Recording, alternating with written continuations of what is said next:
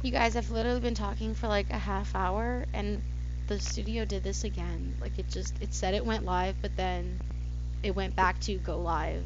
It just didn't do it. I'm so sad. I've been legit talking for like a half hour. Oh my gosh. So here's what happened. Okay.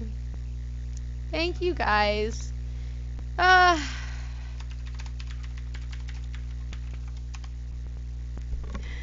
I don't know what to do about this. I'm so sad. Okay, let's try that again. So we're gonna be a little bit behind. Fortunately, we're doing so good. Oh, I'm so sad. Okay. So we have to put out here. Let's gonna go in. Hi everyone, this is Victoria from Money Munch Kids. Are you teaching your kids about money yet? If not, don't worry. We've got a variety of products to help you teach your kids about financial education.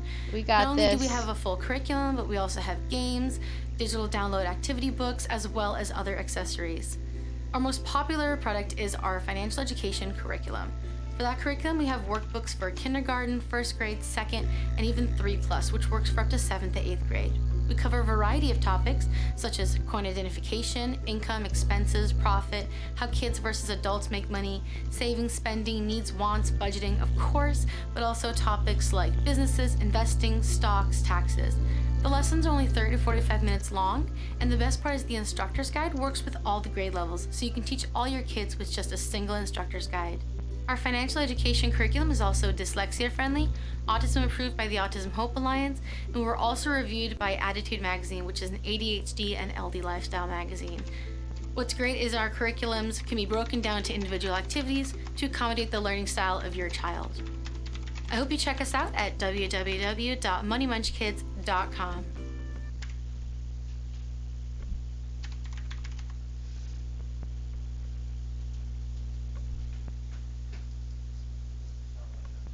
I'm live, hun.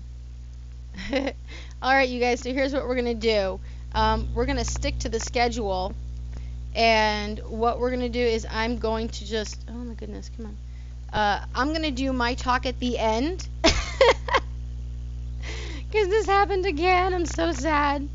Oh, breaks my heart. And I actually saw some people coming on the live stream, so it's really weird because it actually shows you guys popping up as concurrent viewers. So I'm thinking you guys are coming on the stream, but it just wasn't showing me anything that it wasn't live. So that's weird. We'll figure it out eventually. I do want to make sure that I also show you guys Aaron's bookshelf, because that was one of the vendors that sponsored our lunch break. And so I do want to show you that, and then we'll just jump straight into our next talk from Right Start Math. I'll end off the conference, okay? And I'm going to announce that on this Facebook page as well. So Aaron's bookshelf is Osborne Books and More offer thousands of educational and interactive books for children of all ages. Their books are high quality and come with a lifetime guarantee. The ability these books have to create and capture the children's attention and keep them engaged is truly amazing.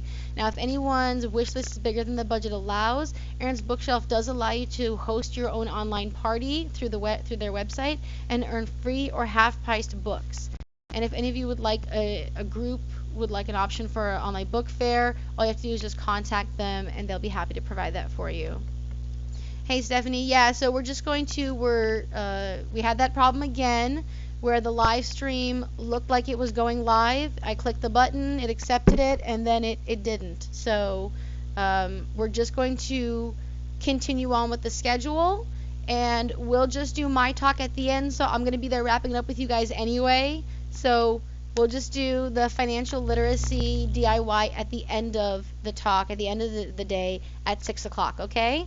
So thank you guys so much. Thank you for Mr. Sandy L.A. Fontaine for letting me know. Again.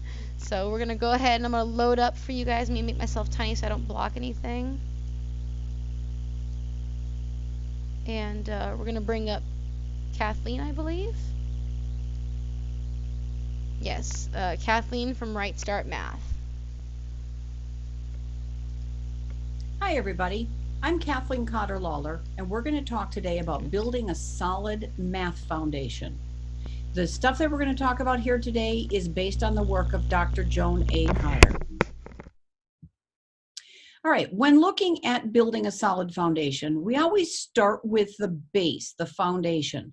This is going to be number sense. Then we've got place value, visualization and strategies, and these things, these components are going to give us our solid understanding. Now, I'm going to talk about each one of these as we go along, but I first want to talk about what most of us do, and we actually start with counting, and then we do memorization and procedures, and place value is just kind of a weird thing that some kids get and some kids don't, and then we try to have the understanding. A lot of times everything just collapses and we have chaos. So we need to start with number sense as our foundation, have place value strong and in the center, with visualization and strategies to build our solid understanding. So like I said, we're going to talk about each piece as we go along here. So number sense, this is the basics. So here we've got a young child showing 2. Nobody has to count it. You can see that that's 2. This is 4. This is 5. What we're doing with this is something called subitizing. Subitizing is something that researchers have been talking about for a number of years, and it's kind of hit the mainstream like maybe in the last 3 to 5 years. Researchers have been using this word and this concept for about 20 years. So what is subitizing? Subitizing is the quick recognition of a quantity without counting. So if I put this up here, how many is there? It's 3. You didn't have to count. You can see it's 3. That's subitizing. So we can just see it's 3. Children who can subitize perform better in mathematics, says one researcher, Butterworth. Subitizing, another researcher says, subitizing allows the child to grasp the whole and the elements at the same time. Another researcher says subitizing seems to be a necessary skill for understanding what the counting process means. So this is important that our children can subitize. So again, quick example, this is, hopefully you just yelled out 3. Here also is 3 and 3. Again, that's subitizing. We're recognizing it, whether it be with fingers, we call these tally marks, or in this case, just tiles. This would be 4 and 5. Now, comparing 5 with 4, you can quickly see that 5 has a middle, whereas 4 does not. So it's an easy way to compare 4 and 5. Again, 5 has a middle, 4 does not. So when I look at this, I can subitize, I can recognize that this is 5. Here, so 5 has a middle. This is 7. The left hand is used for the quantities of 1 to 5 because we read from left to right. So we're helping the child see. We start with here, 5, and 2 more make 7. So we're reading from left to right.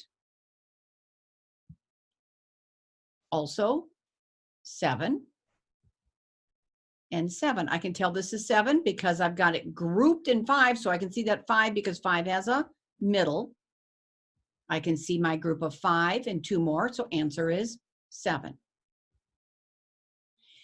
This is an abacus. An abacus, by definition, is beads on a frame. It doesn't tell you how many, what color, how to use it, and they vary greatly between the Chinese, the Japanese, the Slavonic. There's a number of different abacuses out there. But we can use this to help the child with subitizing. So if I would have the child start, I'd say, show me 3. Now, can you put 3 beads on?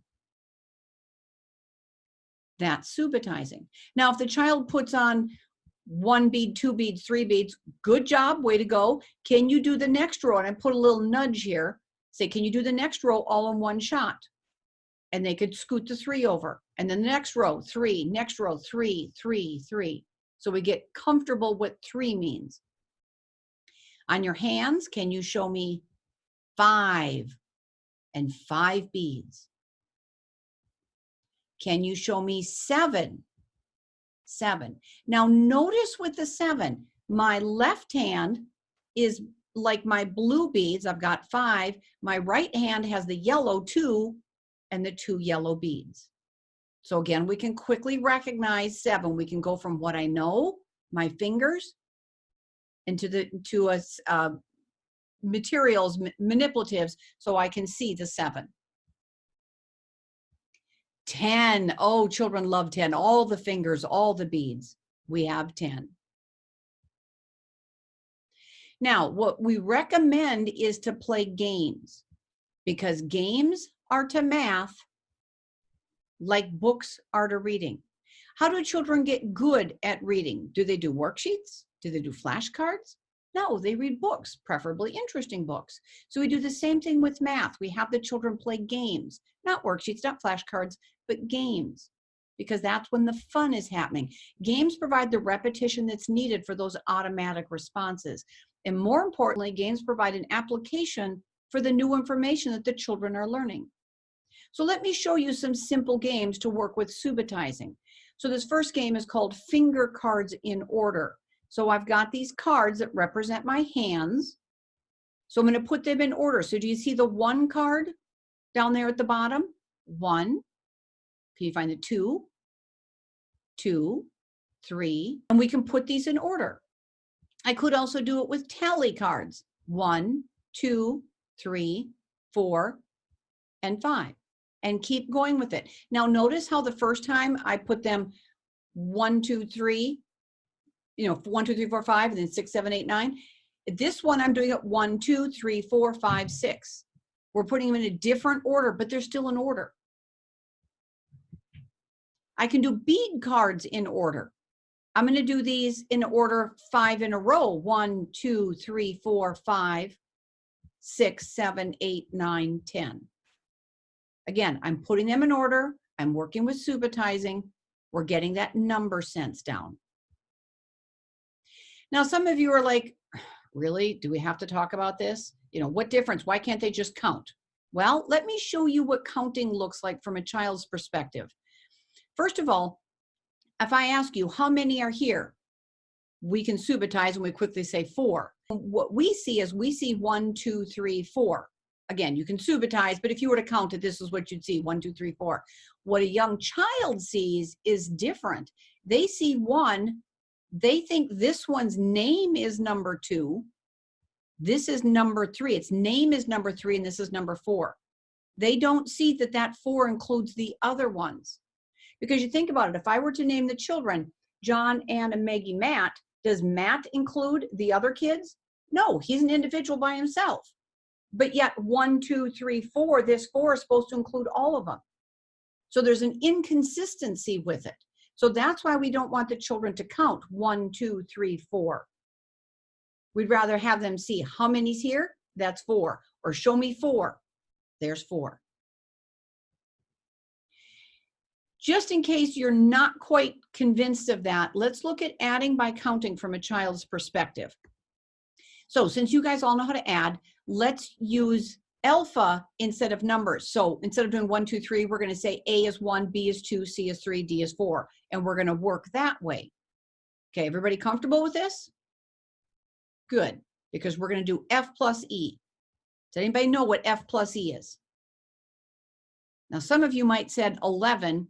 No, we need alpha. So you're over there, okay, A, B, C, D. Okay, well, let me just help you out here. So let's do it this way. I'm going to use my counters. A, B, C, D, E, F. And now I have to count up my E counters. A, B, C, D, E. Now, we adults will often go F, G, H. What do kids usually do? They start over from the beginning. It makes me crazy. A, B, C, D. And if your one-to-one correspondence is right, the answer is K, which it is. This is what adding by counting looks like from a child's perspective. If they don't understand the numbers, if they have no idea what it means, this is what it looks like to them. It's crazy. No wonder why they don't get it. And then just in case you get this one, now I want you to memorize the facts. How's that going for you? Most people are like, no, exactly. We need to understand what the numbers mean. So we need to build that number sense. Place value is the next one we need in order to build a solid foundation. So it's not our addition facts. It's not anything else. It's place value. So let's look at place value from a child's perspective. We're going to continue with the A is 1, B is 2 thing. And so I've got L is written as AB because it's AJ and BAs. What? That doesn't make any sense whatsoever. No, it doesn't. It's just stuff we expect kids to memorize, but let me help you out here. So L12 is written as AB, a 1 and a 2, because it's AJ's, 110, and BA's, 2 1s. That's what place value looks like if you do not understand place. That's what place value looks like if you don't understand the number sense. Children often think of 14 as 14 ones, not as a 10 and 4 more ones. And a part of that is because our English language has things confused. So the language doesn't help us make sense of 10s and 1s. Because if I say 8, 9, 10, 11, 12, 13, you don't even notice I passed 10. But we've got a solution for you, something called transparent place value. And this idea actually comes from the Asian cultures. They do this all the time.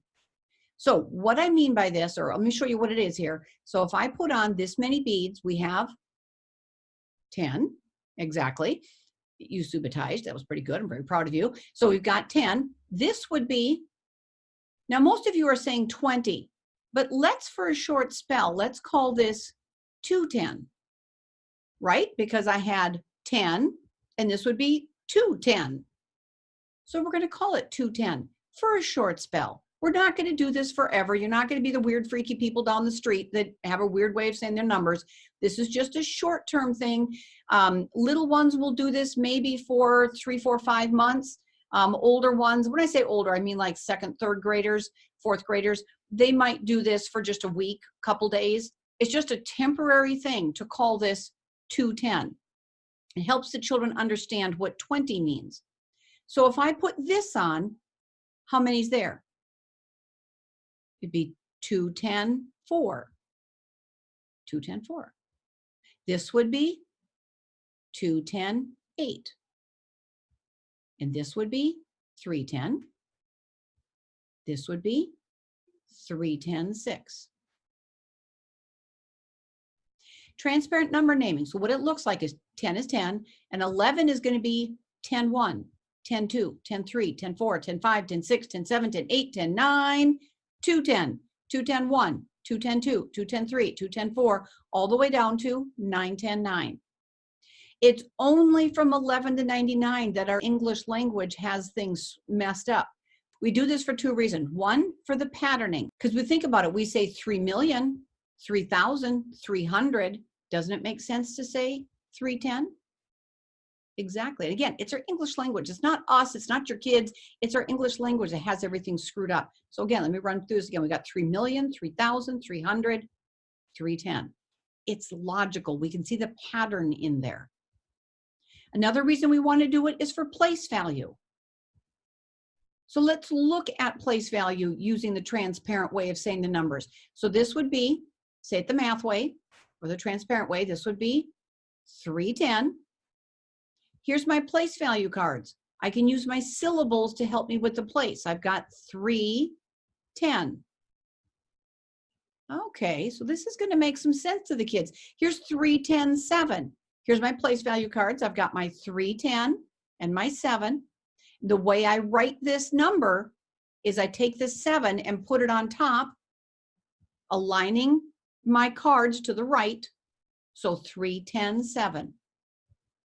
This would be, now some of you struggle a little bit with this. You're like, oh, I got to count that 1, 2, 3, 4, 5, 6.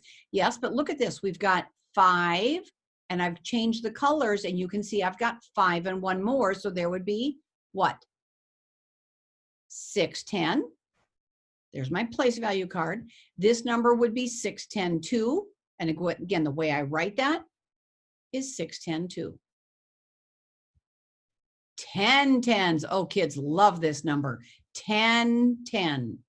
Notice how, again, my placement, the way I say my words helps me with the placement. So I have 10, 10.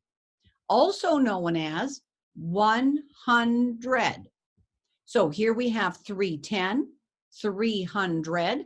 And the bottom one down here, not as easy, you have to kind of work with me on this one, is 3,000.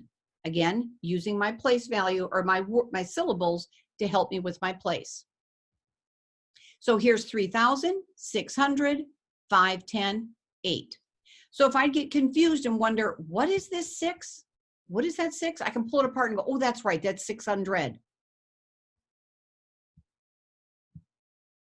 You think about it. How do we teach our kids to learn the to learn the words? When they learn the alphabet, do they learn A, B, C, D? Or do they learn abacada? Abacada, the sounds of the letters is far more useful because then I could do k, at, cat. Oh, cat, I got it. Whereas if I know C-A-T, how does C-A-T become cat? That doesn't make any sense. So we do the same thing with the numbers. We give them the sounds of it. So 310-7 rather than 37. Like I said, the Asian children use this math way of saying the numbers. They understand place value at first grade, whereas only half of the US students understand place value at the end of fourth grade. And those of you that have older students, you know, we're not teaching place value in 5th, 6th, 7th grade because they know it, or do they? Math is a science of patterns, and the math way of saying the numbers helps the children learn their number sense. So like I said, we do this for 2 reasons, patterning and place value, and then we teach the traditional names. So let me show you one of these here. So say this the math way, this would be 410. Now another way of saying 10 is T, so 410 becomes 4T, or we've blurred it over time and call it 40. 410 becomes 4T, 40. What would this be? Say it the math way. Again, notice your color change here. So I have what? 8, 810. So 810 becomes 8T. This one, okay, this is, okay, oh boy, this is 10 and 4 more. This is going to be weird. So actually what we start this out with is we do a word game. So if I say fireplace, you're going to flip it around and say place fire. So newspaper becomes paper news, box mail, mailbox. Okay, so we're comfortable with this word game. Now let's apply this. So say this the math way, I'd have 10-4. Now, if some of you said 1-10-4, that's okay. But in this particular situation, I just want you to say 10-4. So 10-4. Now, another way of saying 10 is teen. So 10-4. So 10 is also teen. So teen-4. And flip it, 14. So what does 14 mean? Well, it's 10 and 4 more. Do another one. Say it the math way. I have 10, 8. By the way, 8 is the hardest number to subitize. So if some of you struggled, that's okay. We're all right there. So 10, 8 becomes teen 8 becomes 18. That's kind of cool, right? All righty. Oh boy, this is going to be difficult. Well, actually, what happened is back in the Middle Ages, they looked at this and they went, well, it's 10 and 1 left over. And they went, ooh, 1 left over. Oh, I know. Let's call it a 1 left. And again, this is a true story. This is back in the Middle Ages. They called this number, we call it 11, but they called it a 1 left. And they flipped it, a left one, and blurred over time. And a left one became 11. Again, true story. Once you know that 11 is 10 and 1 left over, it makes sense. So what do you think happened here? 2 left. Exactly. Except back then they pronounced the W in 2 like we do in twin and 12, twine. They pronounced it two. Two left, 12. Again, true story. Pretty cool, right? Okay, so we've got place value under control. Now we need to work with the walls of our solid foundation to build our house. So we've got visualization. And first of all, what is visualization? It's the ability to form a mental image or vision to imagine. It's basically to be able to see it in your mind's eye. And visualizing is very important for critical thinking. So if your kids are great with visualization, wonderful. If they're not, this will help them to develop it. This visualization is not something we just use in math. We use it in, of course, math, but botany, geography, engineering, construction, spelling, all these different things, we use visualization. Can you imagine if your surgeon didn't visualize when they're getting ready to cut you open? You know, nurse, scalpel, oops, wasn't there. No, if I'm getting sliced open, I want them to make certain that they know where I've left my appendix if they're taking it out. So we need this visualization. So not only mathematics, but there's other things that use visualization. So the other half of visualization is strategies. A strategy is a way to learn a new fact or to recall a forgotten fact. And a visual representation, back to our visualization, a visual representation is a very powerful strategy. And the abacus can provide a model for this visual representation. What is an abacus? It's a visual and tactile manipulative that promotes subitizing, as we know, because we've already talked about that, and it helps develop mental images of quantities, strategies, and mathematical operations. So let's look at adding on the abacus. So if I've got 4 plus 3 equals. Now, first of all, if you're looking at some young children, you want to do 4 and 3 is. Because some children, surprisingly old children sometimes, don't realize that plus means and equals means is. But if you ask a child, if we have 4 puppies and 3 more puppies, how many puppies do we have? They can do that. But if you say 4 plus 3, it equals, they don't know it. So for the wee little ones, you want to start out by saying 4 and 3. And the math way of saying and is plus. The math way of saying is equals. So 4 and 3 more, or plus 3, equals, or is, equals, I push it together. Oh, I've seen that number before. That's 7. That's adding using the abacus. Let's look at another strategy. This is a strategy called complete the 10. So I've got 9 plus 5. So I'm going to put 9 on the first row, 5 on the next. I'm going to complete the 10. So I'm going to trade this bead for this bead. And when I trade them, I want to do it at the same time. So I'm going to do 1, 2, 3, trade. Answer is, say it the math way, 10, 4, or 14. Because you've told the kids adding 9 to the number is the same thing as adding 10 to the number minus 1. What do they hear you say? Rah, rah, rah, rah, rah. They can't, it doesn't make any sense to them. But with this, they can see it. They can do it. Let's do another example here. Again, we're completing the 10. 9 plus 7. 9 on the first row, 7 on the next. I'm going to complete the 10 by trading these 2 beads. So it's going to be 1, 2, 3, trade. Answer is 10, 6, or 16. This next strategy is my personal favorite. This is the 2-5 strategy. Let's do 8 plus 6. 8 on the first row, 6 on the next. Before I do anything, can you see the answer? Look at how many beads, blue beads I have. How many is there? There's 10. How many yellows? 4. Answer is 10 plus 4 or 14. So I've got 10 and 4 more. See how that math way of saying the numbers just makes this so easy. Let's do 7 plus 5. 7 on the first row, 5 on the next. Even before I stop talking, you can see the answer. Sometimes you can see the answer before you even come up with the number. Answer is going to be 10, 2, 10 and 2 more, or 12. Let's do some subtraction strategies. This first strategy is called part from 10. So 15 minus 9. So here I have 110, 5. I can take the 9 from the bottom, the second from, not the bottom row, but the second row, I can take 5 from here and 4 from there. Answer is 6. That's not very exciting, but we got it.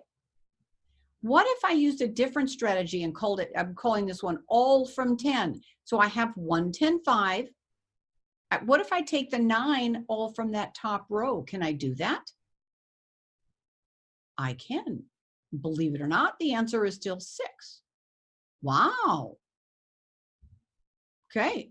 Now, this next strategy is, again, this is one of my favorites. This is one that kind of blows some people's minds away here. This one's called going up. What if I start with 9 and then ask myself, what do I need to go up to 15? Look at that. It's still 6. Now, when would you ever use this in the real world? That's just weird. Well, what if you buy a pack of gum and it's 89 cents and you give the clerk $1? What's your change? Do you do $1 minus 89 cents is and then figure it out that way? No, you went 89, 90, $1. You went up. Let the kids know this now. Now, with all these strategies, the kids are going to find the one that fits them best, and that's fine. If they don't like one, don't use it. I don't care, but we're going to give them strategies. It's kind of like giving them tools in their toolbox. If they don't want to use that particular tool, you want to use a different one, that's fine. We're just going to give them options. This abacus that I'm looking at here actually has a side 2. This side 2 of the abacus is more like a Chinese or Japanese abacus, where all the beads in this row are going to be thousands or worth 1,000. These are hundreds, tens, and ones. So if I've got 8 plus 6, I'm going to do 8. Now, I know some of you want to run a full 8 up here, but this is going to make sense why I'm doing it 2 columns and keeping it even. So I have 10 and 6 more. I push it together. I can see, like we have in the past, answer is 10, 4, or 14. But now here what I can do is I can trade these 10 beads for these beads, this bead over here that represents 10. So this is 10. This represents 10. Are these equal? Yes. And my answer is 10, 4, or 14. This is why you want the children to be able to do their place value using transparent number naming, because then you can see I've got 10 and 4 more. Because again, if they think at 14 is just 14 ones, this is going to be very challenging for them. So make sure they become kind of bilingual with their numbers. So the abacus is needed to develop mental images. We want the children to start out with a real abacus they can see and touch. Then we go to an imaginary. An imaginary abacus is either a real abacus that's right here, but I don't touch it. Or I have a pretend abacus that I use my real finger and I slide the beads. So you can have either way be imaginary. Every now and then you have a child who does both types of imaginary, like my daughter, but most kids will go one kind of imaginary or the other. Then we go to a mental abacus. So like I've used the abacus enough that somebody says 14 or 10 and 4 more, I actually can see it in my mind. I've got a mental abacus and I can see it. If a child is struggling or counting, go back and use the abacus, because obviously their imaginary or mental abacuses aren't working. All right, let's talk about division. This is something that tends to make people cry a lot. I want to show you something real quick with this. First of all, let's just talk about this. We want to call it the division house. This number on the outside is the divisor. Here's my dividend, quotient, and remainder. So let's say we're going to do something called short division. Everyone knows what long division is, but let me show you what short division is. This is really cool. So I have 471 divided by 3. Now, when we're doing this, first of all, you want to give the kids little lines right here, little lines, so they know where to put their numbers. It'll help them in the long run. So I have 3 going into 4. It's actually 400, but how many times does 3 go into 4? 1. How many left over? 1. I'm going to put it right there if that's okay with everybody. So 3 going into 17. How many times? 5. How many left over? 2. 3 goes into 21. 7 times. And done. Awesome. You didn't have to write down all that drizzly stuff down here. This is short division. Let's do another one real quick. Again, let's get our lines. 9 goes into 8. Well, it doesn't. So we're going to say 9 goes into 80. How many times? 8. How many left over? 8. 9 goes into 85. Well, it'll be 9 times. How many left over? 4. 9 goes into 43. How many times? 4. How many left over? 7. That's my remainder. This is short division. Super easy. Teach this to the kids. Let them do short division. Dr. Cotter actually recommends we do short division before we do long division. Short division is fast, it's useful. It helps explain why we do the long division with all that drizzly stuff down over here in the corner. So when we're building a solid foundation, we start with our number sense. Place value kind of centers everything. We use visualization strategies to build solid understanding. So let's apply some of these things that we've been looking at. Now, not necessarily the facts, but just more math. So let's look at some remainder problems.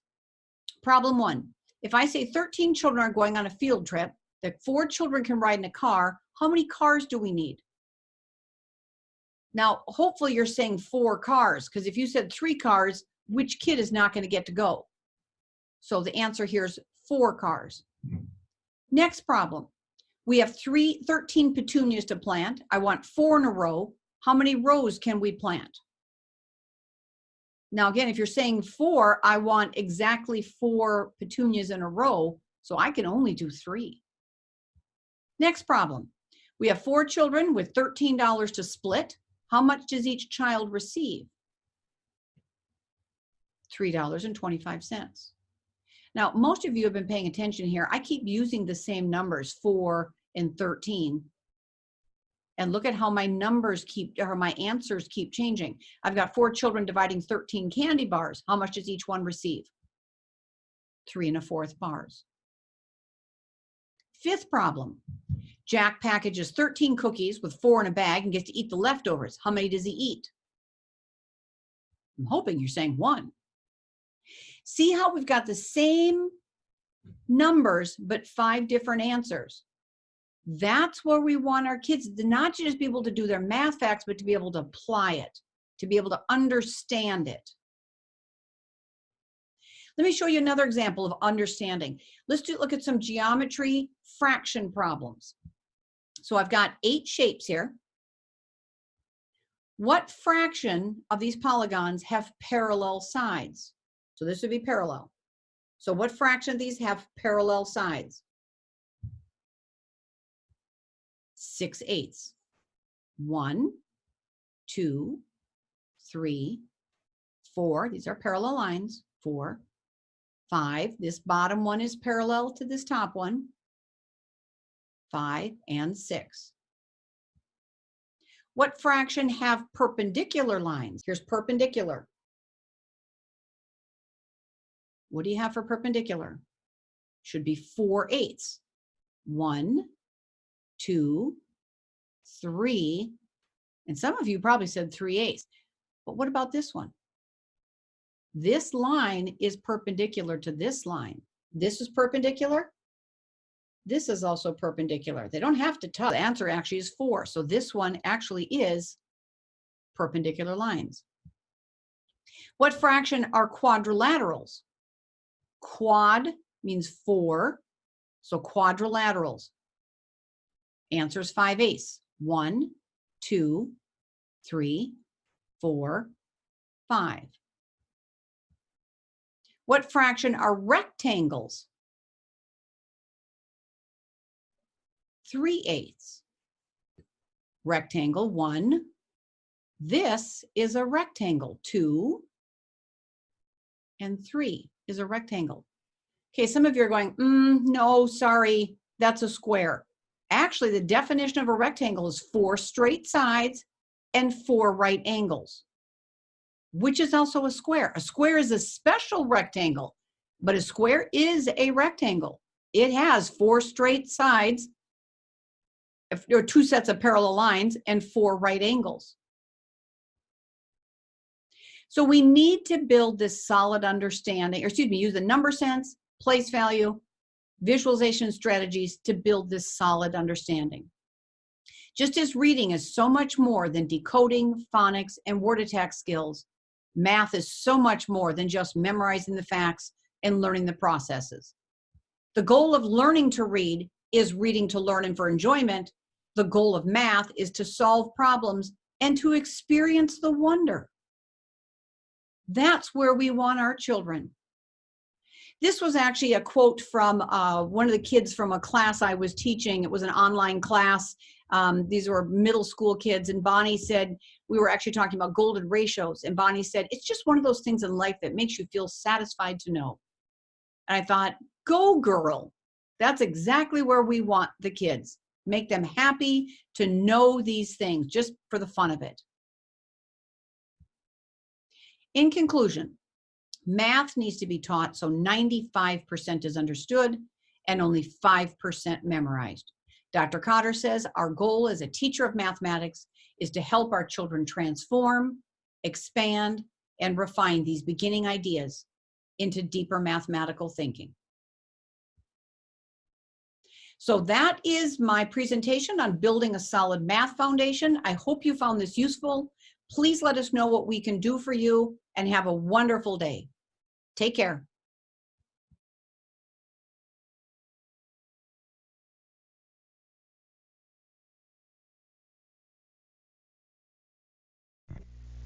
All right, everyone. Before we get into the next presentation by Greg Barron, I just want to bring up here that, I'm sorry, not Greg Barron, by Heather Mortensen, my bad. I just want to bring up that, I thought I was looking at the wrong line. I want to bring up, so we have some really great giveaways. I remember I promised you guys 9 giveaways today. But we have those 9 giveaways, and I'm picking out the winners of our giveaways for the history giveaway from the package of a 6-month membership to Historical Conquest site and the Crafty School Crates box, as well as the free tutoring session from American Academy and that Right Start Math Money Games kit. You had to post a picture of your favorite game. So those are all, I'm picking out the winners right now. But we're going to move on to some more giveaways. Like I said, I promised you 9, and here we go. Ready? We have 3 random attendee giveaways, so you don't even have to be here live to win. Give everyone a fair shot. But we do have some materials, but we do have some giveaways coming up that are relevant to some of the activities that are going on, some of the sessions. I am about to put up a Write Your Own Story giveaway. So we've had a hell of a time here. We've had a lot of fun together. So let's make it last with a fun story. We had 3 days of the conference. So what I'm going to do is I'm going to post this picture up on our Facebook page. And you are going to write 3 words, 1 word for each day. I'm going to start it off for you guys. And we're going to create a story together. How fun is that? And the prize is from Right On Web. Coming up this afternoon, you're going to be able to win a Journalism 101 course. Now, I know she's not doing the Journalism 101 course.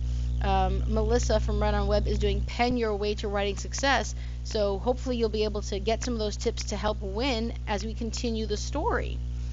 In addition, we are going to be doing a giveaway on from Sped Homeschool. They have a book called Be Angry and Train Your Kids. So I know there's a lot of things that can make us angry and upset right now and really sad as DCH is ending, but I want you to post a picture of something that makes you happy. It could be your plants, your cats, your dogs, your pets, your kids. It could be a bar of chocolate if you like it to be. Whatever it is that puts a smile on your face and makes you happy, just comment on that post, or if you just want to post it online to share the fun joy, just make sure you use that hashtag DCH, because that's what I'm looking for, DCH 2020, for winners of these contests. I'll be able to obviously figure out which one you're entering by what you're posting, but you want to make sure to use the hashtag DCH 2020, or I will not be able to find your posts, okay? So we got those coming up, and like I said, we also have our random attendee winners. You don't have to be here. You could be here, and you could still win. It's absolutely random. So let's see about that. I'm also going to post one more that's about strong connections. So you guys are going to have to comment and make a strong connection. Just tag somebody that you know, someone who might enjoy coming to one of the talks at this conference, and we'll make some strong connections here as well. It'll be great. So I'm going to go ahead and start up the next session, and thank you guys for staying on and participating, and it's been wonderful having you. So here we go. We're going into What Public Schoolers Can Learn from Homeschoolers by Heather Martinson from Celebration Education.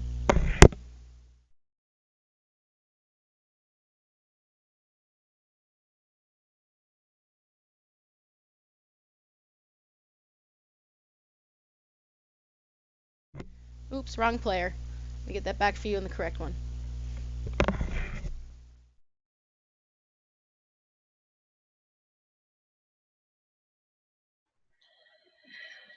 Hi, families.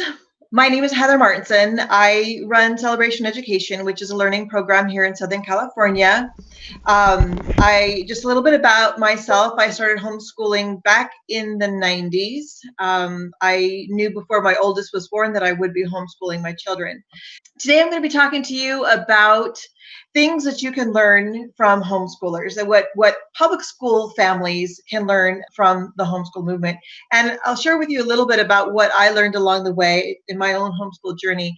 First of all, I want to share with you something interesting about people like Abraham Lincoln, Abigail Adams, Claude Monet, Florence Nightingale. These are people who were not educated in a traditional way, not sitting in a classroom way like most of the kids are today.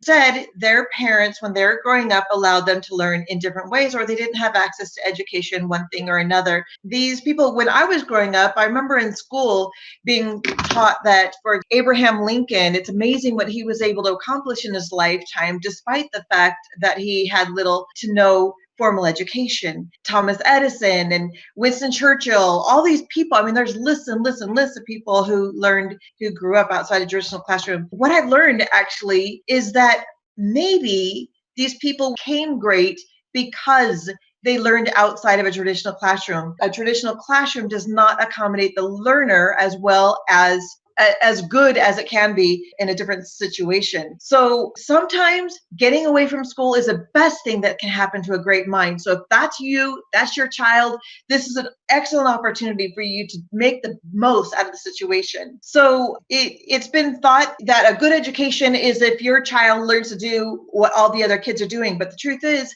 when it comes down to it, is a more powerful approach is if you help your child find their own uniqueness and then expand on what's unique about them, their own personal genius. And then they have the opportunity to be their best, to find their and expand on their greatness. That's what I've learned about homeschooling, is that each child has something unique and wonderful about them. So considering education today, back in 1910, back in 1910, transportation was horse and buggy. Today, transportation is cars and airplanes. Back in 1842, it was printing press was primary form of communication. Today, we have computers, tablets, phones. Back in 1897, a classroom was a box full of desks, and it hasn't changed. We have so much more available to us today that we're limiting ourselves by keeping our children crowded in boxes. There's just so much more to life. So, but yet at the same time, the homeschool movement has been growing. One interesting thing about homeschooling is that every home is an experiment. As each family tries to find and do what's best for their individual children, schoolers, a lot of them are not afraid to try something new. And so every home becomes like a little petri dish or an experiment, and we get to try new things. If something's not working, we don't have to wait for a government far away to change something for us. We can decide, you know what, I want to try this. And you can drop what you're doing, you can close down, retool, and be up and running the next day with a whole new program. That's an advantage that homeschoolers have had. And they've had the opportunity to experiment with a lot of different things and find things that work. And that's what I've done a lot too. So I'm going to share with you, I think it's about 9 lessons that public school families can learn from homeschoolers. First lesson I'm going to share with you is that forcing kids to learn does not mean that they're actually learning. If you're struggling with your kids right now at home, if there are certain lessons that the teacher says that they're supposed to be getting done, and you're saying, okay, you have to sit at the kitchen table until these things are done, you might be missing out on opportunities for them to actually learn. Children actually are natural learners. They like to learn. If they're just given force-fed, boring worksheet type thing, it's not going to be fun. It's not going to be interesting. It's going to be getting in the way of their exploring and learning in other ways. What I've learned through homeschooling is that when you give children a lot of options, a lot of different approaches, different things to try and do, that they are better off. So instead of a one size fits all worksheet, you can offer your children a whole smorgasbord of learning opportunities.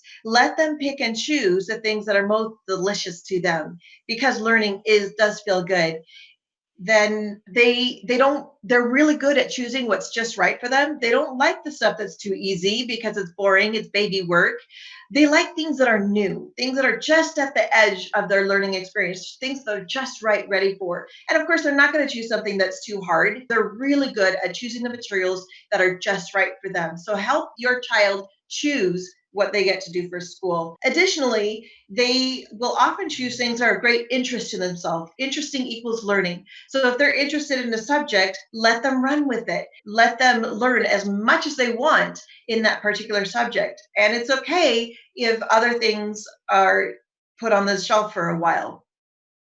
But this is how they're going to have most meaningful experiences. Lesson number 2 is don't limit their learning time.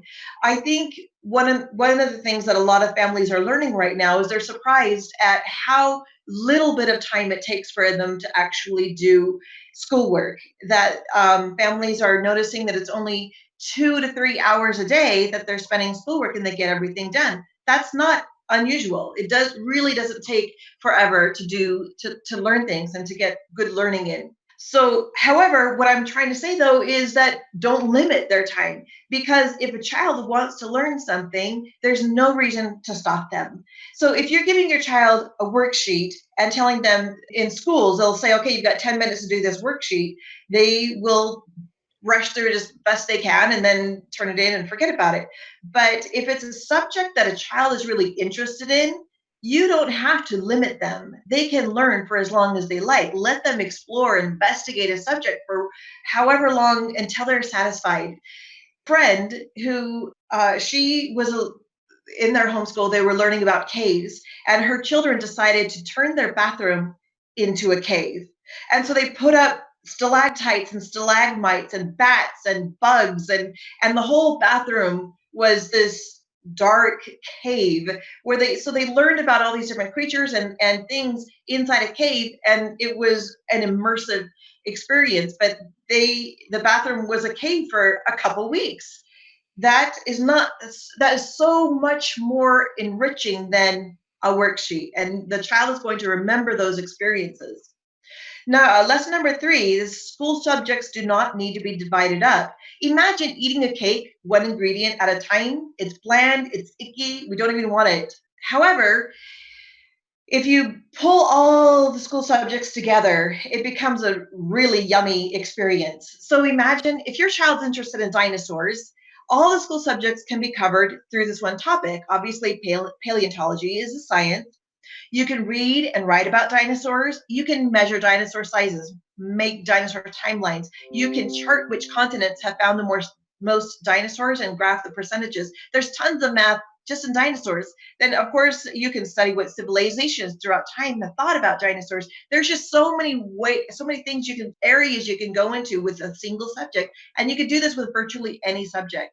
Lesson number 4 is that there's more to school than 3 R's. The schools mostly test and measure reading, writing, and math. And that's because you can't measure creativity. You can't measure how well a person is at interacting with other people. These are not measurable things, but yet these other skills are just as important. So if your child is musically inclined, if they are physically inclined, if they are in tune with nature, there are many other ways, as Howard Gardner called them, intelligences that can increase your child's knowledge and well-being and things that can also help your child do well in life. And it's not always just the 3 R's. We need to respect these other intelligences as well and give space for them and recognize and appreciate them. Lesson number 5, you don't have to sit to learn. Truth is, people need to move. When you're sitting for a long time, your brain starts to slow down and shut down, and it's the learning opportunities actually become harder if you're not moving. And I'm saying you because this is everyone. This is how our brains work. But children in particular, they need to move. They're made to move. So this is why hands-on learning is so much more effective. If you were just to give a child a reading assignment and they read about something, like say if they were to read this paragraph, these are spiny, hard-skinned animals that live on the rocky sea floor. These invertebrates are not fish, they're echinoderms. They move very slowly along the seabed using hundreds of tiny tube feet. This is describing a sea star, but a child reading this paragraph would not know what it was at all. We all have an image of a sea star in our mind, but without having a picture of a real thing, it's not as effective. So words alone are not good enough. Pictures are even better. Pictures can provide graphs, which provide information, even more information. Even better than having a picture of a thing is having the real thing. You can have a sea star that you can touch, turn over, look at, and experience, feel the rough. You can buy these at craft stores. I have some sea star, really just the carcass anymore, but it's something they can experience right at home. Even better than that is if you could have a more immersive experience. For example, if you were to go to the ocean and see a sea star in its natural habitat, then you've got all your senses involved in the learning experience. It's become a more profound experience. They're learning and asking questions. These are the things that while they're asking questions, they're going to be learning even more because they want to know. It's so exciting. And then they go home and they're like, did you know that? And guess what I saw? And you know what happened? And they can't wait to tell you all the things they learned, because that's what happens when you take them to see the thing in real life. And of course, that's just going to lead back to the books a lot of times, or online, where you're going to be searching more information and trying to find out more about the subject. Again, this is because we're not limiting the time, right? We don't need to stop them from learning. Okay, lesson number 5, we don't need no stinking tests. Okay, so when you're working one-on-one with a child, you know what they know. There's not a reason to test them. As a matter of fact, most traditional tests are poor assessment tools. Bloom's taxonomy of educational objectives teaches us that knowledge and comprehension is what most tests are based on. Can you recall this thing and write it down, or just fill in the bubble? And that's very, very superficial. When we want to dive down deeper into learning experiences, we're going to do things like apply information, analyze information, synthesize the information into something else, or use it in a new setting. Or we're even going to evaluate whether this information is good enough. Should I even bother with it? These types of experiences are far more valuable than just plain returning information to the teacher. So, and that's when the assessment itself is a learning experience. So give your children lots of time to show their work in the form of projects and activities, cutting things, dissecting things, creating things, making a poster. It's all more immersive and interesting and memorable than filling in worksheets. So unfortunately, these types of experiences are more difficult to quantify. That's why people want to test. But if you know what your child is doing, and you know that they understand the content was intended, then you're good. You don't need to test them. You're talking to them right now. Lesson number 6 is that standards disrespect the learner and the learning process. It's a myth that high standards means no child is left behind. The truth is, there is no such thing as a standard child. Even if there was one, I'm pretty sure you would want that child to be yours. Standards are there to attempt to make sure that all children perform according to those standards. But truth is, standards, no matter how high you make them, are really just simply a compilation of information that the average child should be able to learn at a given age. So personally, I don't want my children to be average. I'm not interested in a standardized child or a common child. Rather than making sure that my child does not fall behind, I want my child to be their own personal best. I don't want to spend all my time working with my child to make sure they keep up, but I want to find what my child is good at and help them go forward, move forward, and become their best. I believe that every child has their own abilities, and that the more time you spend helping them catch up, the less time they have to become their unique self. Not only that, but when they are their unique self, they have better abilities in order to help and work through those areas that they would otherwise fall behind in. You may be familiar with the fable called Animal School, a fable by George Rebus. You can look it up later, but the basic thing is that all animals got together and they were going to form a school. So the curriculum was climbing, swimming, and flying. The duck was really good at swimming, better than the instructor, but he didn't do very well in flying. He was passing grades, and he was poor in running. So he had to stay after school and drop swimming in order to practice running. And of course, that just made his webbed feet get torn up and bad, and he became actually bad at swimming. But then he was average, and that's exactly what they wanted, was average, that everyone was able to pass the certain standard, right? Of course, there's several other animals that they talked about, and by the end of the year, there was an abnormal eel that could swim exceedingly well and also run, climb, and fly a little, had the highest average, and was valedictorian. Of course, the eagle, he was a problem child, and he was disciplined because in the climbing class, he beat all the others to the top of the tree because he used his own way to get there. So the standards are what's holding your children back.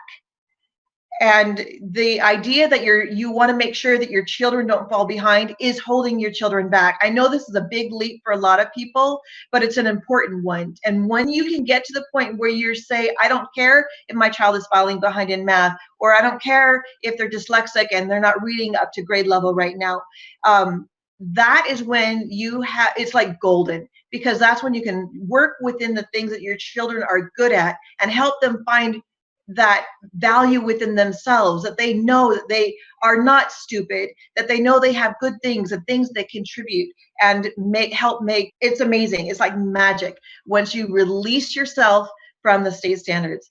All right, so next, lesson number 7. You don't need to threaten or reward your children to make them learn. Threatening your children is using fear as a motivator, and fear is not a good motivator. Fear is like, if you don't get this done, you don't get to go on, get to go on the tablet, or if you don't get this done, you're gonna have to work through dinner. Whatever you use as threats is not a good motivator. Matter of fact, it can be debilitating for many children. They feel threatened, then they don't use their higher brain, they use their fight or flight reflex. It's not helpful to the child when they're supposed to be using the upper thinking in their higher brain. A better motivator than fear is hope. If you promise that if you get this done, I'll give you a treat, or if you get this done, we'll go for a walk. This is nice. It's better. It's a positive thing. However, even that, some children feel it's a threat because they don't get the thing if they don't finish it. But even then, both threat and hope are extrinsic motivators. They are things that are coming from outside of them to help push them forward. And I recognize that these things work. Sometimes it's what you need to do to help them do their chores or whatever that needs to be done. But they're still not as good as a third and final motivator, which is completely intrinsic, without you having to threat or promise, but that the children learn because they like to learn. This is the best motivator. The brain is a self-congratulator. That means we feel good when we're learning things, when we feel good when we accomplish things. We want to help our children get to the point where they are having those successes on their own without our interference with the motivation or the threat. Information that they learn in the classroom, it can be forgotten, but self-motivation is a lifelong skill that can apply to success in all areas of life, including education as they continue to grow older, because they will drive themselves to know more. It's very important. Lesson number 8. Children can learn without credentialed teachers. I'm sure you're learning this about now. Children are constantly learning. We can actually hardly stop them because they naturally learn through their own experiences. They learn to speak English from you. It's an immersion program, right? You speak English and they learn English. So what's interesting is learning to read can be just as easy as speaking English. It is our language in printed format. If they never see the printed format, they can't learn it. But if you're reading to your child every day and you're pointing to the words and you're sounding out the words, if you're modeling for them, just like you did when you spoke to them as they're learning to speak, they will learn to read. You really can't hold them back. Also, credentialed teachers are designed for a large group of children learning the same thing all at the same time. They don't have the time to give individualized attention to your children like you can. So when you are working with your children, they get one-on-one attention, and it's far more valuable than whatever degrees and credentials that child's teacher might have. So a couple other ways that children can learn is from peers. When children collaborate, when they have the opportunity to be in a setting where they're working with 2 or 3 other kids and they discuss and learn amongst each other, they can learn a lot. And if you have a chance to look up Sugatra Mitra, I'm not sure if I'm saying his name right, Sugata Mitra. It was an experiment in India. There's a TED Talk on this, where they put a computer out for children to explore, and they taught themselves computing, and they taught themselves English. They taught themselves many things just because it was there. So they can learn on their own. They can learn from their peers, and there's many ways that children can learn. Okay, final lesson. Lesson number 9 is that learning is the excitement of the hunt. So my children were in school for a year and a half while I was working full time, and they were close enough in age that they were put in a combination class. So on their very first day of school, the teacher announced to them that she's going to be nice today and she's not going to give homework on their first day of school. So basically, what my children learned on their very first day in school is that learning is bad. The teacher was nice and so didn't give them homework. And I was like brokenhearted because my children had enjoyed learning and knew that learning was good and fun and interesting. And then the teacher in one day taught them learning is bad. So my opinion, if you're not having fun in your learning, you're missing out. When children are enjoying themselves in their learning, they're in a prime position to learn. The emotion is a gatekeeper to learning. When you feel good, you learn better. It's easy. And having fun ensures that there's increased interest and the information is more memorable. So like one thing that we do in Celebration Education, I mean, just like theme parks, you go to a theme park or a theme restaurant and you immerse yourself in the theme. It becomes interesting and fun, and you just love being part of it. We use themes for our school. So then all of our school subjects each week is a different topic that we integrate all the school subjects into.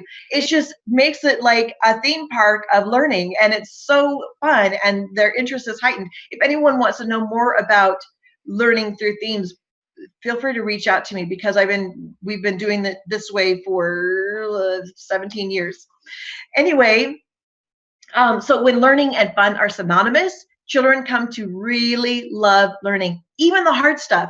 My son, who is dyslexic, he really struggled with reading somewhat, but more writing. But he was the kid of mine who got into reading in high school because he chose it. Very difficult novels. He was what's his name? Steinbeck. Yes, he was into Steinbeck. I wouldn't read it, but he liked reading Steinbeck in his teen years. And Michelangelo, when he was 15, there was a time when he was working on a sculpture and he was invited by a friend to go on a hunt. Michelangelo turned him down because he was working on this thing. And everyone, and his friend was like, come on, everybody's going, you gotta come. And he's like, you know what? For me, marble has the excitement of the hunt. So Michelangelo would rather work than play. And I have seen that in my own kids as well, that they get so involved in something that they're researching and wanting to know about and creating and building, and it just becomes this experience where this is good, this is fun, this is what they want to do. So it's time to set your children free and let them learn. So, I know that most schools are nowhere near capable of making drastic changes like the ones I just talked about, but the rules are about to change. In this day and age, we're learning faster and faster and faster what it means for a person to be learning. And perhaps more and more families are going to discover that they really actually don't want their child to be sitting in a classroom full of 30 people, 30 other kids anymore.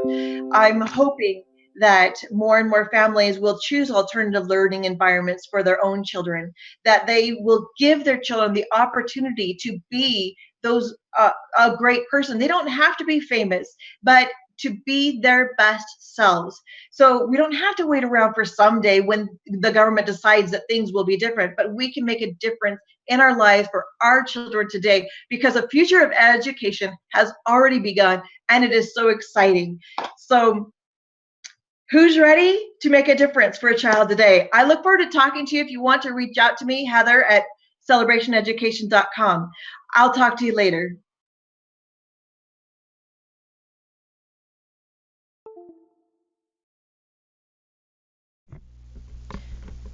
Hello, everybody. So that was Heather Mortensen, and we're about to take our break here. But before we do, I just want to let you know that Lourdes Frontan, you are the winner of the "What subject did you have difficulty in?" giveaway from with the sponsor help of American Academy of Strategic Education. So I've already tagged you guys on Facebook on the thread, and congratulations. Now, as I mentioned here, we are taking our break here, and our breaks are always sponsored by some of our lovely vendors and sponsors. So our first one here is, let me just open this up for you guys, is Cred. I think they're called Cred Education. Yeah, Cred Education app. So you can go to credapp.com, and that's right here. I'll show that to you guys. And so we actually had a talk earlier yesterday from Nadi Patel, and she was actually talking about the intrinsic versus extrinsic motivation for kids, and it was fabulous. I'm just going to tell you a little bit about her. She spent over a decade leading strategy and launching products in the tech world. That's pretty cool, so we can really understand as to why she then went toward creating an app. And her roots have always been in supporting education, both from consulting for school districts and building job training programs, and even helping managing Chicago's largest after-school network. So when she went back, she quit Silicon Valley and became a teacher, only to realize that teachers are not trained nor really equipped to manage the emotional and behavioral challenges of today's youth. And that's when CRED came along, a program that helps adults promote positive behavior without relying on negative consequences, which we also just saw a little bit about from Heather's talk. She developed it using the self-determination research to promote autonomy. We've been talking a lot about that. Positive attention, another topic we've been talking about, and skill building for young people. So if parents want to encourage their kids to make good decisions, be it spending time studying or doing extra homework and building new skills, like all of us, kids need to see the value and empowerment of making those decisions. I always tell parents, you need to tell the kids why should they care. Not why do you care, or why are they going to care in the future when they understand the adult perspective, but why should they care right now, right? So, and Cred Rewards app helps with that. It is downloadable on the Google Play Store. I just checked because I have a little brother, and it's also, I guess, on the Apple Play Store. That's awesome. And it is powered by a positive behavior intervention support framework, or PBIS, which shifts the focus from a punitive discipline perspective to a more positive interaction between the students or the kids and the teachers, or the between the students and the teachers and the kids and the parents, facilitating better outcomes. So that's really great because, of course, normally you'll hear the talk about the carrot and the stick, but research has shown that a mix is most likely the best approach to it, and more heavily reliant on reward-based. It tends to have more reward-based systems tends to have more. I lost the word, you guys. Oh, help me here. Help me in the chat. It has better results. Oh, my goodness. I lost those words. So, and that's actually something that I talk about in many of my talks as well. So thank you so much for Cred for helping to sponsor this little break here as you guys take a breath. I know there's a lot of information coming at you guys, so we're going to take a little mental break here. And, of course, I want to show, here we go, Monica Cochran right here. And she did one of our talks on strength and resilience, and she's going to be doing another one in, is it the next one that's coming up? It is literally the next one that's coming up. Awesome. Strength-based resilience to cope with COVID-19, which of course is super relevant right now. We have a lot of kids struggling and feeling emotions, and there's a lot of emotion and just things going around about what's going on, and so we want to be able to help kids get through this, right? So Monica, you can find her at learningwithoutborders.com. She has an MED and has worked with children, parents, and other adults in a wide variety of educational, hospital, and business settings for over 40 years. That's amazing. And I'm so glad that we have her on board with us for the DCH. So she's been active in alternative education since 1978. She's home educated 2 of her own kids, has worked with other home education and distance learning families. In 1997, she has a vast amount of experience in helping learners of all ages, abilities, and learning styles enjoy learning. She especially enjoys helping learners who have both unique talents and unique challenges to help develop their strengths and create learning experiences that work for them. Currently, Monica works with learners and families from all around the world through her private practice, Learning Without Borders. I love that. I love the utilization of technology and the ability to help families from all around the world. I love when businesses and when specialists like Monica do that. So, as I noted, she has a Bachelor's of Science degree from the University of Pittsburgh with the multidisciplinary program in child development, social work, and early childhood education. She also has a master's degree from Eastern Michigan University and in special education with certifications in learning disabilities and emotional impairment. She also earned a primary Montessori certification from the American Montessori Society and is an advanced DIR practitioner. So in addition, I want to note here, because her and I talked about it, that I'm just going to read the section here so you'll get it at the end here. Educational consulting work with learners all over the world with vast experience and personalized learning, education therapy, parent education and coaching. So she's going to help you guys be able to help your kids better. Transition planning, and most recently, this is the part that her and I talked a little bit about, which I thought was really cool, in DIR, floor time, and safe and sound protocols. So she's using sound to be able to help learners to be able to learn better. How awesome is that? So want to take a look at Monica at Learning Without Borders, and we are going to do that by listening to her talk now. So give me 1 second while I load this up for you guys.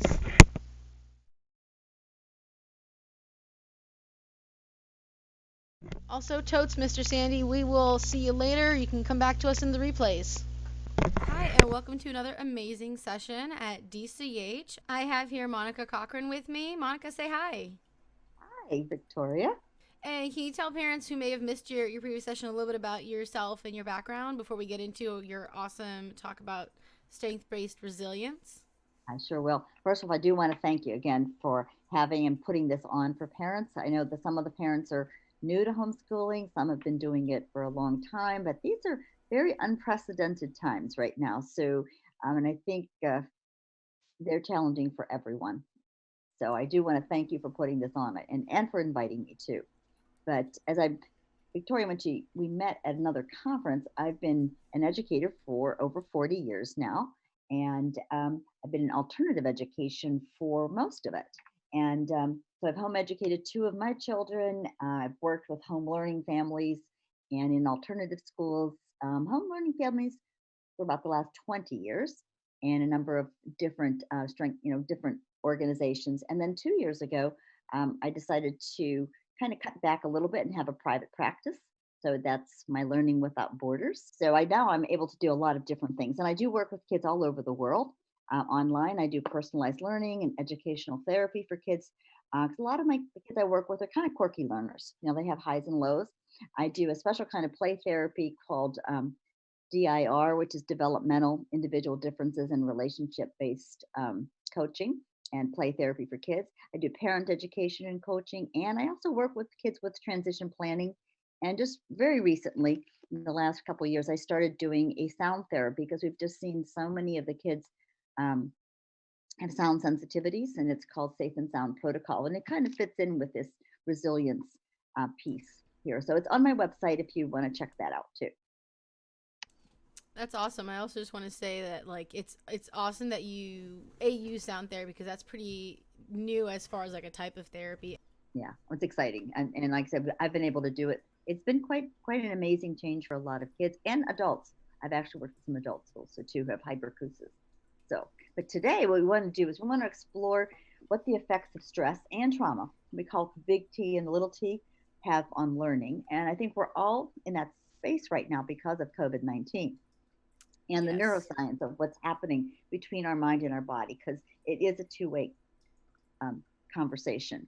And then we want to how to look for strengths in ourselves and others to develop resourcefulness and resilience, right? Because right now this is a challenging time. And then some, I call it concrete strategies just to stay sane, because this is a crazy time.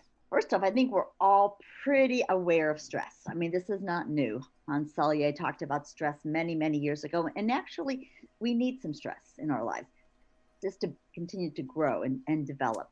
However, Yes. it's the type of stress we're having right now that's so different, right? And so I want to kind of move into that a little bit because like I said, we've all had stress. However, this is more prolonged and it's different because it's a different pattern of stress. And this is from Bruce Perry's work, and he's done a lot of work in trauma. And I was at a great webinar with him, and he offered to share it. He said because it's important for people to know this. We have patterns of stress. Sometimes when stress is predictable, it's moderate, and we feel like we have some control, it helps us develop our window of tolerance for it. And it actually helps us develop resilience. However, when the stress is unpredictable, it's extreme, it's prolonged, we have a lot of uncertainty, it actually activates sensitization, right? We get more sensitized to it, and we almost have triggers. Sometimes we don't even know what those are, and that increases our vulnerability. And that's kind of right now for a lot of people where we're at. So we're looking to see if we can make some shifts here so that we can all cope better. I actually also want to point out because I mean obviously there's a lot going on in the world right now, but of course this is going to be up for people to see long after everything has gone back to normal, quote unquote. And I want to bring up that there's other examples of unpredictable stress. Yeah, I was we met at a conference down in San Diego, and I go to conferences all over the place. And this past year, I drove up to last year I drove up to San Jose. Yeah, I'm not good with directions. I drove 5 hours away, and I was getting there for a day ahead of time, and I was on this 2-lane highway that I've never driven on my entire life, and I blew a tire. I actually didn't blow a tire. I slowly leaked the tire, and it took me a while to figure it out. So by the time I figured it out, the tire was deformed. and I couldn't Yes. drive on it anymore. And Right. it was around like 10 or 11 o'clock at night, Oh, yes. going up toward the Bay Area. And so it was foggy, and it was a Oh, really yeah. dark, and I was alone. And for the record, and this is not a moment of pride, but it's just an applicable thing, I've never had to change a tire. Right. So I mean, which I didn't that night either. I have roadside assistance for that.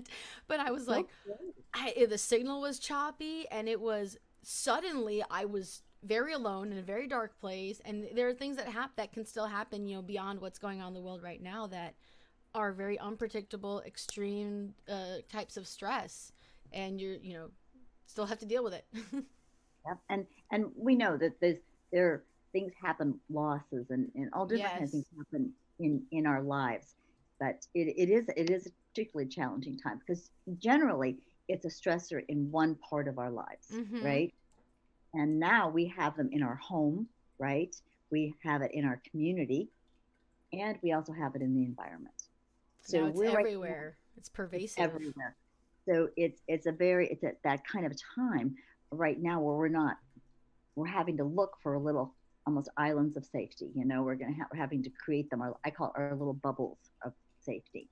So this is kind of a different time, and that it kind of exacerbates everything. So this is a concept that I learned about from Dr. Stephen Porges, who had coined this term to help explain what happens in our bodies. What happens subconsciously, we have a danger detection system, and that's what our nervous system uses to evaluate risk outside of our awareness. So this is when you're getting the feeling in your stomach, right? You're Those things are happening. You're not even quite aware of it yet. So it's kind of like our TSA agent, and it's working really hard to keep us safe. And right now, it's like that hypervigilance that we have, and we're all kind of, it's like when we go someplace new, right? We're always now we're like that. Now we're looking around at who has a mask on, who doesn't have a mask on, how close Mm-hmm. are they, right? And so what were some typical situations now are feeling more threatening than they used to. So our neuroception can go offline a little bit. And so when that happens, when our neuroception gets triggered, and by the way, you don't need to look at all those little words. It was primarily for the pictures, right? When our neuroception gets triggered and we go into what we call fight and flight, those red parts of the brain light up. And that's our limbic system down here, and it's our brain stem, right? And when this is a real important part because this is what keeps us breathing, and this gives us our emotions and gives that adrenaline when we need it. But it also means that usually our prefrontal cortex goes offline. All right. And that's our thinking part up here, this green one over here. That's where we can plan.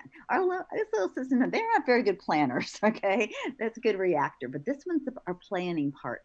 And this is the part that's right behind, goes off the top of our cortex, and Mm-hmm. especially the part right in the front. And so that's a really important piece here because if we can't calm our limbic system and our body down, then we can't access our thinking skills. Yeah, so we're functioning basically on a reactive basis instead of being able Oh, to yeah. look at a larger plan and organize our lives and our thoughts, Mhm. which you need to Very relax much. to be able to have a clear mind to do. Yeah. And this is what I use when I talk with kids about this because I tell them, your body is connected to your brain, and there's this one big nerve. It's called the vagus nerve, and it goes two ways. And we usually think that it's our brain giving our body all of the signals, but actually, this particular, we're getting like a lot of our signals from our body to our brain. And when we're feeling good, then we have what we call social engagement. We're happy, we have compassion, we're mindful, we're curious, we're enjoying being with other people. And then sometimes we go into this red section, and it's kind of that fight and flight, right? And we all do it. You see this little curvy line here? We all go in and out of it all the time, and that's good. But sometimes when we have a lot of it, we go up, all the way up, and sometimes we go all the way into freezing and shutting down, right? And then we have to spend all that energy deactivating. So what we would like to do is kind of, we call it call it flatten the curve in COVID. We want to flatten the curve in how we handle the stresses in our lives, how we're handling these different feelings that were coming up, these different responses.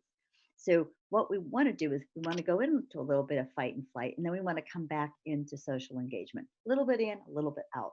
And that takes us becoming a little bit more aware of when that's happening, right? and then we have some strategies to help us go down.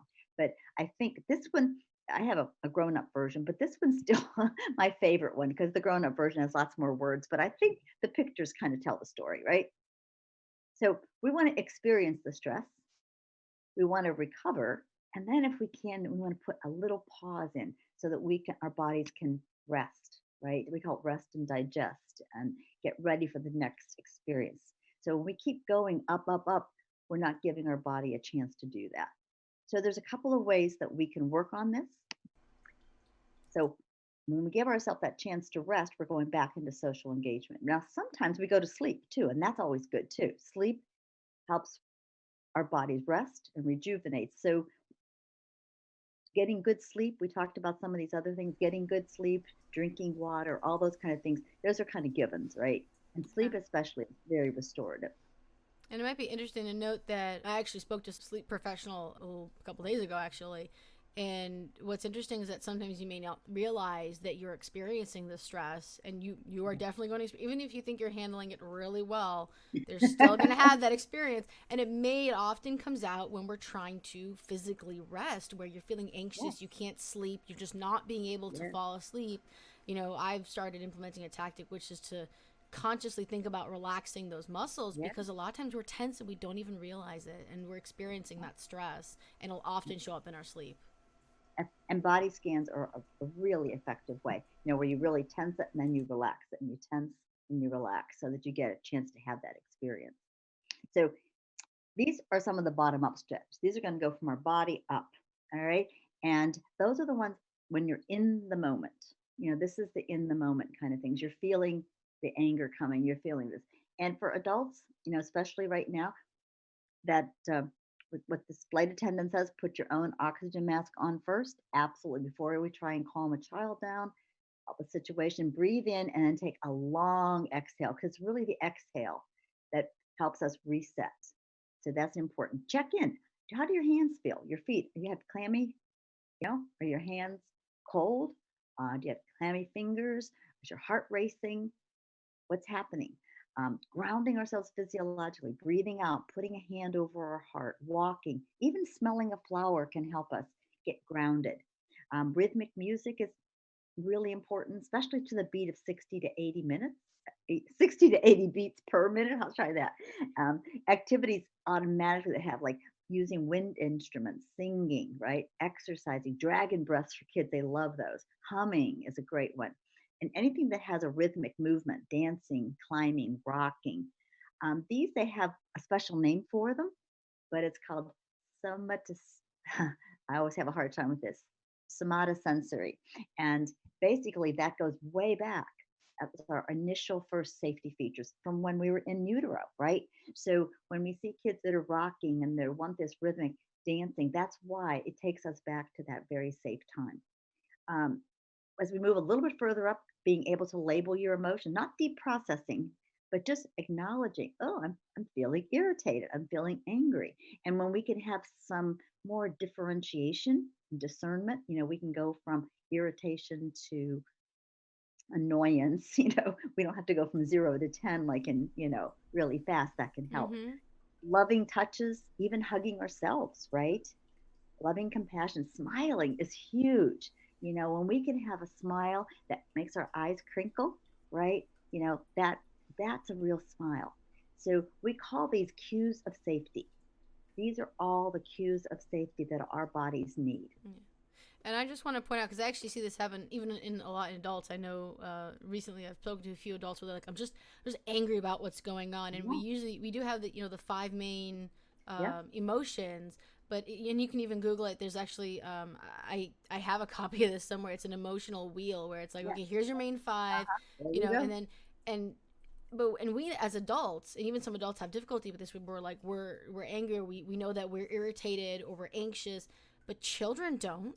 They're just like, they're scared and they're angry, and they don't know the deeper levels of beyond those first 5. They don't know the combination. So they can't come and tell you, hey, I'm anxious. Because I'm, because I'm a little scared, I'm worried. But I think that's important for parents to remember, because we tend to think everyone works the way we do. and for kids, it usually comes out in whining. It comes out in some hyperactivity. It comes out because they're not yet even able to put that pause between what's Mhm. going on and their behavior, their actions. So that's really deep. Oops, That was me. Sorry. that's you. Okay. So this is why we want to talk a little bit about strengths, because when we can get our bodies calmed down, then we can activate some top down strategies and the ones that are going to work. So I know right now I'm being flooded with all different kinds of ideas on what I can do to manage this. But when I use my strengths and I look at the kids that I'm working with and we use their strengths, then we're just much more in touch with what's going on. So strengths are what we're born with, right? They're the way we see the world, and they're used in a lot of different areas of our lives. So when I look at it, the formula is talent plus time plus practice equals strength. So that's an important thing. 'Cause that's the way we're going to be able to use our upper thinking. And then when we know our strengths, then we can use some of these top down strategies that everybody's talking about. You want to use the ones that match your strengths. Okay, so when we know our strengths, then we can begin to figure out which of these top down strategies are going to work. And we want to use the ones that work with our strengths. Trying to borrow what works for someone else usually doesn't work very well. So once we know what our strengths are and we know what our children's strengths are, then we can think about their thinking. Then we can begin to challenge our anxious thoughts. We can choose how we're going to interact with news and social media. We can begin to plan our day and proactively create some pauses. We can do dinners. We can have Zoom calls and have dinner with each other, I right? was just gonna say, We, oh, virtual dinners. virtual dinners are a I thing. actually had Yeah, a virtual. virtual tea time the other day, actually. So I you can did. still do that. You know. I did. I had one too, just yesterday, as a matter of fact. Yay. And then the other thing, once you're aware of your strengths, you can now partner with someone who has strengths you don't have, and that then you're really, collaborating. You can make plans for the future because this too will pass, right? And there is hope, and we want to make sure we're giving that message to our children. And then we can tend and befriend, right? That's we can tend. We could be a child, it could be another adult, because sometimes reaching out to help other people, we feel better. And then we can just be intentional and make some time during this pause for an interest you might want to just develop a little bit, a hobby. Encourage your kids to do things they might not have had time before, right? They now they've got some downtime. And then you can schedule whether it's meditation, your exercise, right? Now's the time when you can begin to think about your thinking and actually mark it out in your schedule so that you don't have to, because we are talking about people getting decision fatigue. That if we have no routine, that's why Yes. we're recommending creating, because you cannot be making decisions all day long. You're going to get tired. And they're concerned about this in education and healthcare, that we're, without those routines, without those rhythms in our lives, then we have to make too many decisions every day, and that's just too hard. I'm So very sure there are some families who relate where someone's like, I don't even care what's for dinner. It could be a right, bowl of cereal or a piece of toast. right, I'm just done. right. And that's why we're already back. Right now we have to use a bottom up strategy because I'm Yep. already down. Right, I've got to use a because I can't even think.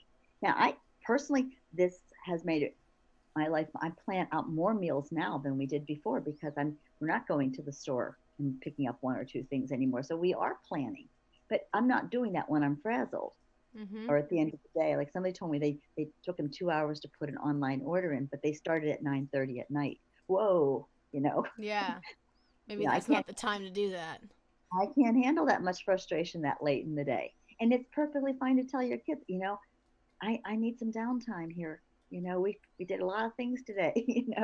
You don't need to go to sleep, but I need some space here. So, but we can do that much better when we're taking care of ourselves. So I looked at my own strengths, and I've done this a number of times. I've used a lot of different systems, but I did use the Gallup one about, oh, I don't know, 10 years ago. And I've done it again, and they might move a little bit, but they pretty much come up like this. So mine are input. I love input. I love learning new things. I'm a learner. I enjoy the process of learning as much as what I learn. Okay. I love playing with ideas. I love connecting ideas. I like seeing if they can fit together. I love to connect with people. I love to individualize things to figure out how can it work for that person. So obviously you can see from my work, I'm able to use my strengths. But when I think in terms now of the situation that we're in, then I have to look again and I have to look at that list and see what fits for me. right? Telling me I should limit myself to just a little bit of news. I'm kind of a learner, and that's how I process, and that's how I do things. So I think those are some really important things to know. And I think one of my families was just sending me a video, which I've been asking them to do of what's happening at home so I can help them learn better. I apologize. So these are my strengths. So when I look at lists that are coming, and I'm getting them every day from different organizations, I look at them, and I certainly agree with getting good sleep and hydrating, those bottom up. But for the top down ones, me borrowing somebody else's strategy that doesn't match my strength doesn't usually work. So those were Yeah. mine, and I was using me there. So, So lots again. I think there's So, lots of just a question here. You said on the other note, you said Strength Finder. Is this what you were talking about when you're saying Gallup? Because it noticed Strength Finder, you did mention Gallup. So, is that this book that you were referencing? this is one of they have many books. Got Okay, it. they've been doing this for 40 years. When I'm working with parents, I like to recommend this one particularly, just so that when you can wrap your head around. It's because it is a shift. It's a paradigm shift. We have been coached to we got to fix our kids, and you got to fix these learning problems, right? We have to take care, and this is a big paradigm shift. It's not that you're not going to work on things that they're not good Yeah. at, but we're gonna shift that paradigm to what they are good at, and recruit those into helping them with things they're not. And again, because I've spent so much time working with what I call quirky learners, and they have high points and low points, it's essential to recruit their strengths. Oh You know, yeah, it's because you have to give them the confidence to think that they can improve on things that they want to work on, by building on their strengths and instill that into them. so the reason I mentioned these, the the Gallup tools are cost money, right? The core value index, they have a free trial. Values and actions, BIA, or character strengths too, and they have and then they have a premium. So it all depends on how deep you want to go. But you don't even have to use a tool if you don't want to. Again, you can just begin looking at your children and looking to see their strengths. So as much as I love using their tools and things, it's not essential to be able to do this work. So if anybody's curious and wants to dig deeper into these, I do workshops on this. I'm going to be doing one with a colleague this weekend, and it's 4 Saturdays, between now and the middle of May. And then also, way before COVID happened, we had planned to do a workshop on, we call it the big T's and the little T's, the trauma, what's happened to this child. So we're looking at the whys behind what their learning issues are, and the whys behind sometimes behavior in group settings or at home. So that was on our club, but now I think there's going to be a lot more people needing to know what can we do, how can we take a look, because behavior is usually just the tip of the iceberg. You have to It's kind of usually dig caused down. by something. Yeah, there's factors always. So those are things that are coming. If you're curious, I have someone said, well, you didn't give me anything today that I could. I have a blog post I just did, and I did a Facebook on some of these strategies. It's called How to Stay Safe, Healthy, and Sane. And the sane part is the one I had lots of things. You're welcome to check out my website or email me, and I'm happy to send you any of the resources that are here. Thank you. Awesome. So thank you so much, Monica. And like she said, we want to bring attention to these thoughts and to these habits and behaviors. And for a lot of the, beyond the suggestions that she already gave in going from bottom up and top down, like you said, it's on her Facebook or her website where you can get more specific to-dos, and you can just contact her as well. So I do want to appreciate you for being such an amazing resource for our parents. And I wish so many people I knew who don't have kids would be listening to this too. So, Well, thank you because so this much. is so important. Thank you so much. You guys, will see you again online.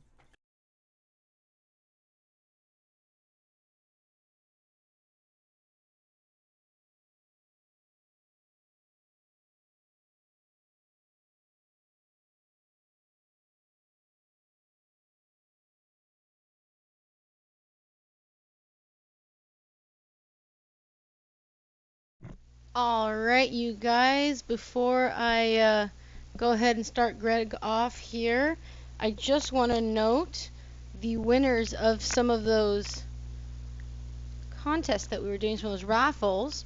And so, first, is Stephanie, are you still on?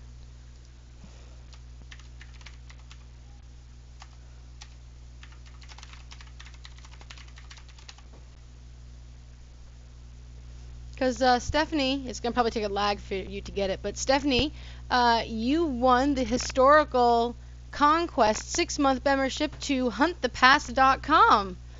And I also want to note here, and duly note, this is there's no preferential treatment. This is I pick you guys out of a random generator, okay? Was it the next winner did some amazing stuff? Oh, good. Okay, Steph, you're gonna get it in like a second.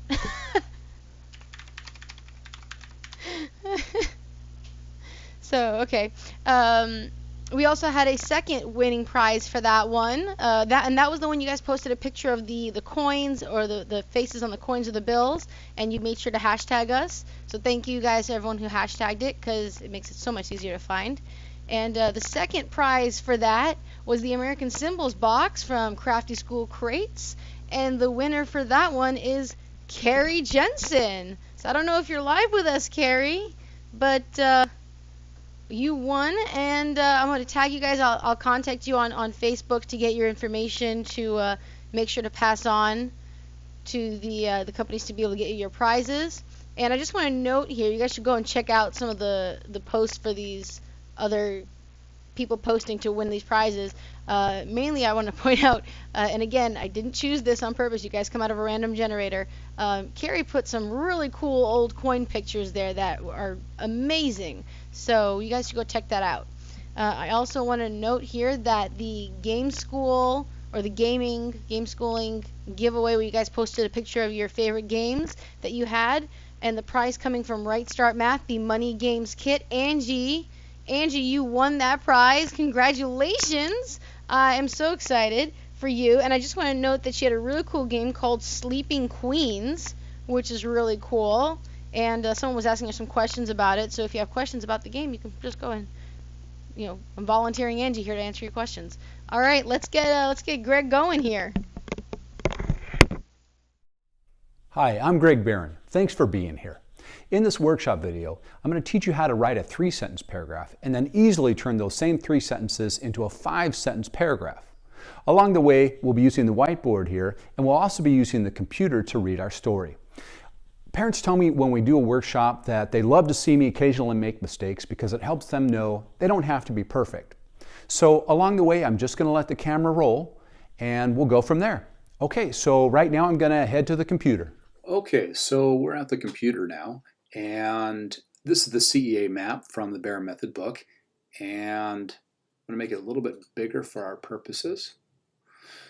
So CEA, claim, evidence, analysis, those are super important, and we're going to first work with just these ideas, claim, evidence, analysis, and write 3 sentences from those. So we're going to write a claim first, and then we're going to support it with evidence, and we're going to analyze. So we're going to have 3 sentences total. However, when we're done with that, we're going to write this 5-sentence paragraph. So we're going to have the claim, and claim is the point we're trying to make. We're going to support the claim with some information about the claim, and of course then we're going to have evidence that proves our claim. Analysis of evidence, this shows how the evidence proves the claim, and summation sentence, the act of summarizing. So all these sentences here will become our paragraph, and you'll notice too when I write the paragraph on the whiteboard, I'm going to use the colors. Super important to use the colors. The blue, the green, and the red. That's super important to do, and I really recommend that you have your kids write in the colors. They can write in Sharpies, or they type in colors, or write in pen, blue, green, red pens. As a matter of fact, while I'm on the whiteboard doing the writing, definitely write along with us. And if you have blue, green, and red pens at the time, it'd be cool to use. Okay, so we're going to apply this method to a story, and it's called Puppies for Sale. Now, I'm going to use this writing program called Cami. It's great because with this program, I can upload a PDF into the program, and then I can annotate the program while it's here. So I'll show you what that means in just a minute. Okay, but let's go first let's check out our writing prompt right here. This is super important. So, oops, see, it just highlighted. And so let's undo that. And so here's our writing prompt. What is one theme in Puppies for Sale, and what does that theme teach the reader? And so we're going to read the short story called Puppies for Sale. Okay, so let's go ahead and start reading the story. And I'm going to show you right now, this is a great way to read a short story and then go back and analyze the short story for evidence we can use with our writing. And let me stop there. Okay, so Puppies for Sale. A store owner was tacking a sign above his door that read Puppies for Sale. Signs like that have a way of attracting small children. Sure enough, a little girl appeared by the store owner's sign. How much are you going to sell the puppies for? She asked. The store owner replied, anywhere from $30 to $50. The little girl reached in her pocket and pulled out some change. I have $2.37, she said. May I please look at them? The store owner smiled and whistled. Out of the kennel came Lady, who ran down the aisle of his store, followed by 5 teeny tiny balls of fur. One puppy was lagging considerably behind. Immediately, the little girl singled out the lagging, limping puppy and said, "What's wrong with that little dog?" The store owner explained that the veterinarian had examined the little puppy and discovered it didn't have a hip socket. It would always limp and it would always be lame. The little girl became excited. "That is the little puppy I want to buy."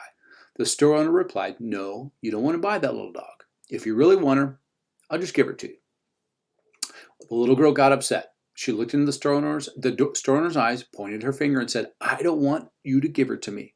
That dog is worth every bit as much as all the other dogs. I'll pay full price. In fact, I'll give you $2.37 now and 50 cents a month until I have her paid for." The store owner countered, "You don't really want to buy this little dog. She's never going to be able to run and jump and play with you like the other puppies."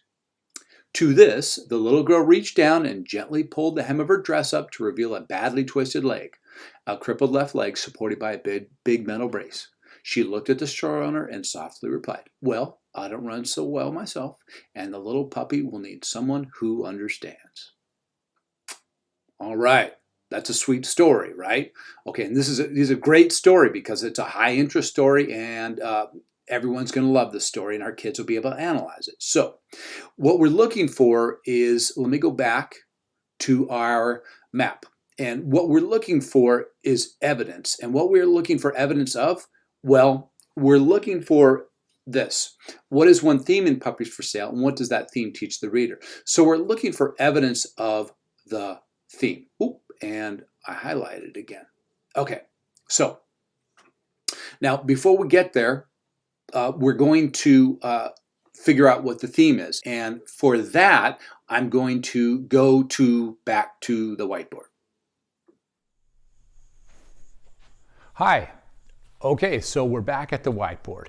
Now, I talked about finding evidence to support a theme that we're going to write about, because the prompt is, what's one theme in Puppies for Sale, and how does that theme affect the reader? Now, in order to find the theme, what I do is I would talk to my child about specific themes that are in the story. And I try to simplify this as much as possible. Try to get down to maybe 1, 2, 3 words at the most that define or maybe summarize what the theme is. Now, the best way to do this, and I would use this a lot when we're writing, we're gonna make a map, okay? We're gonna brainstorm a bit. So in the middle of our map here, we're gonna say theme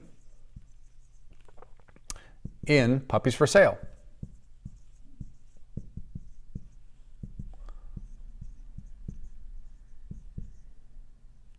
Okay, so we're going to look for possible themes in Puppies for Sale. So there's several of them. There's lots of them, right?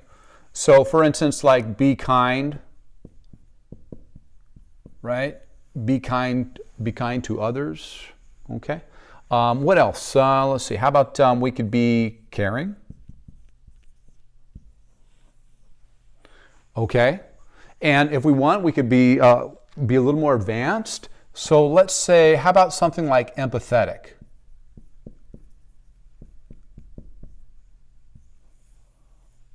Okay, so we're bringing our ideas out, and this is exactly what I would do with my child.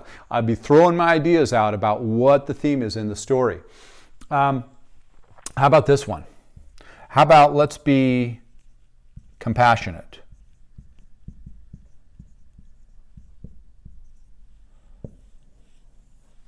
Yeah, to be compassionate. Okay, so we have several themes there to choose from. And big tip here, go with this one that you feel strongly about.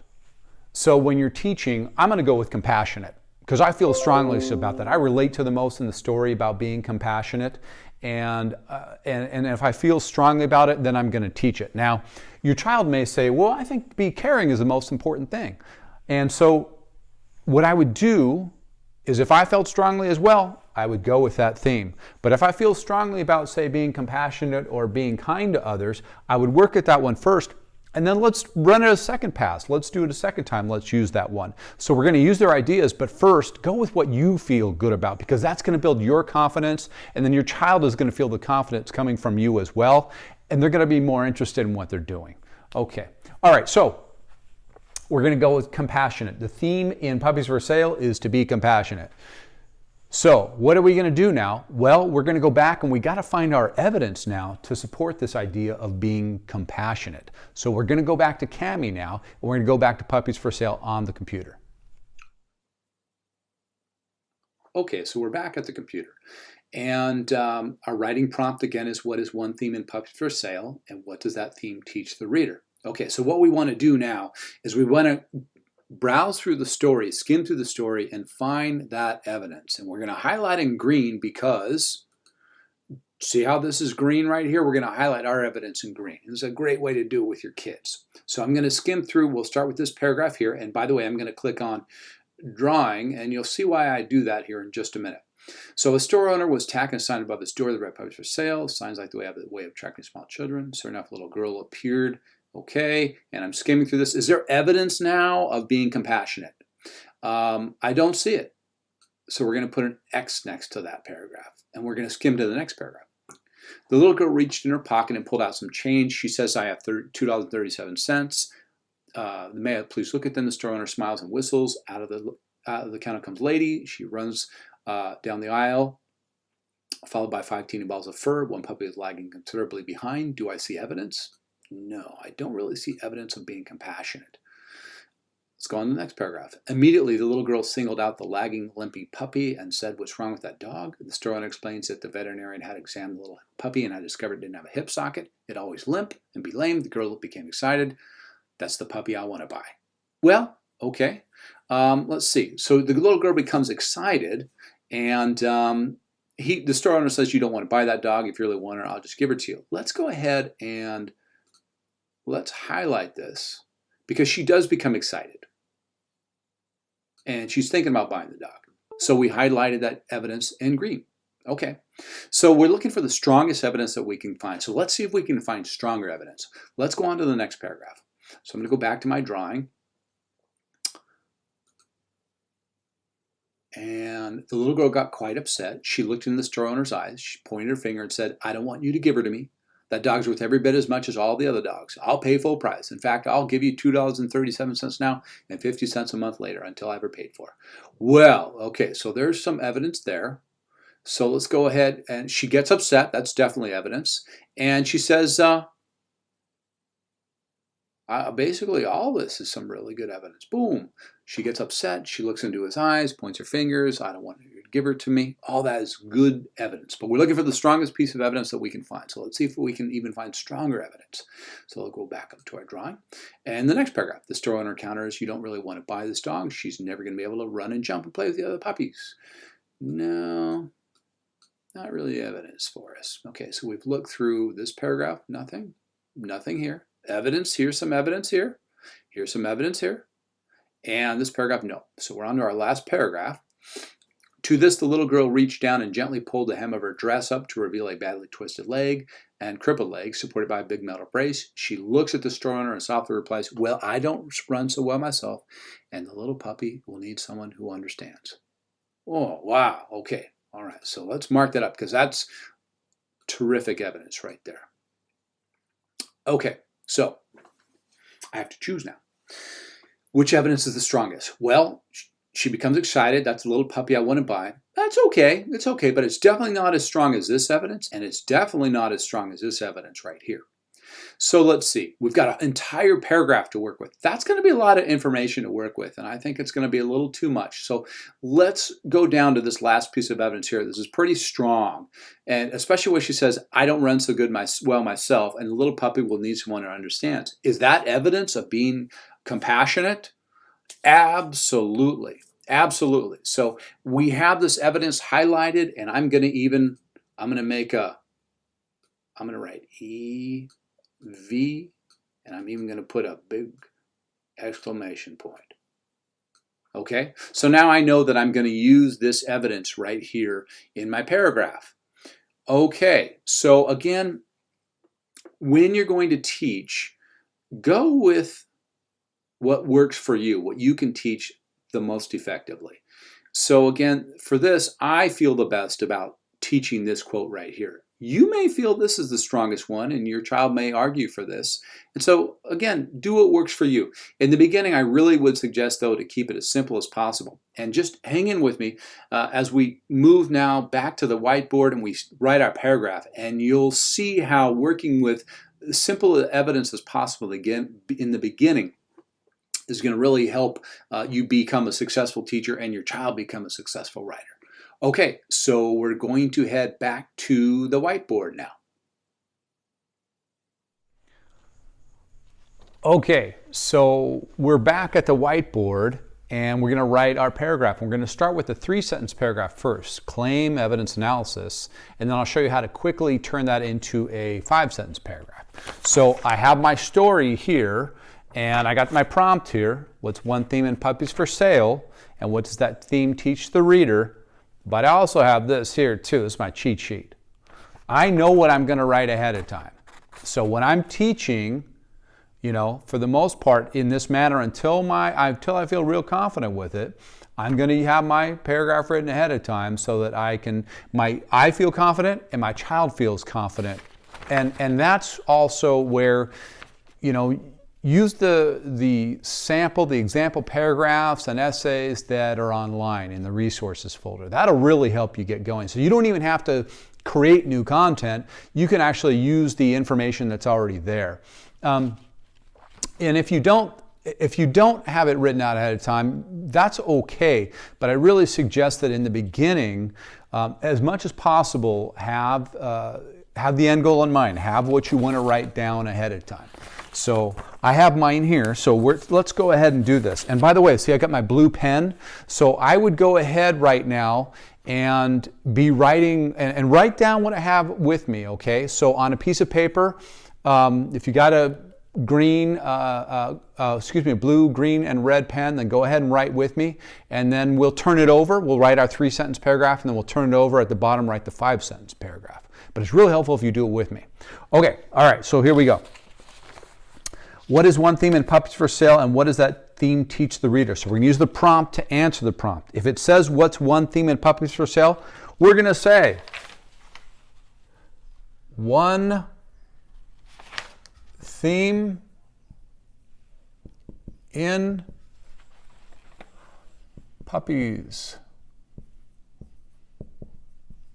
for Sale is to be compassionate.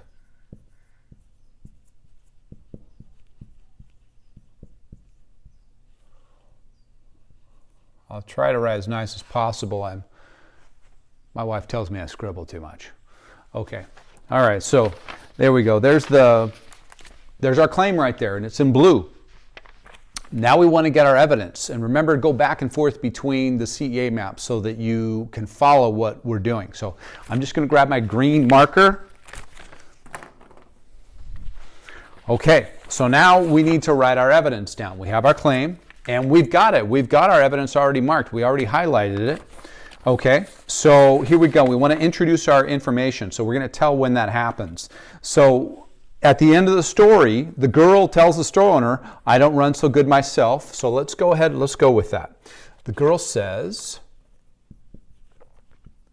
the girl, tells the store owner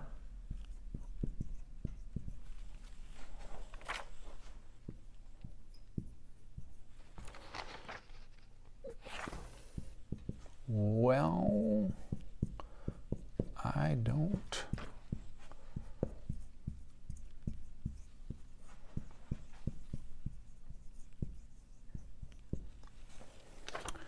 I'm going to go myself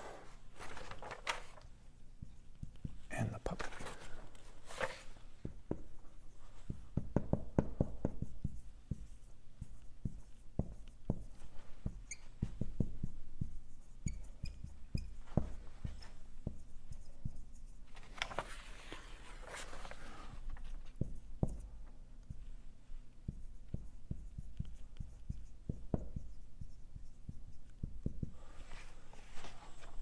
Okay, we have our evidence written down.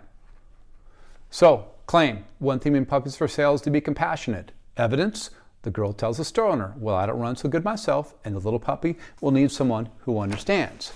Okay, next up, and you'll want to do this with your child as well, you'll ask them what comes next, what color comes next, and they'll say red, and that's where you want to get to, where they're associating the color with the concept as much as possible. So, let me grab the red marker now.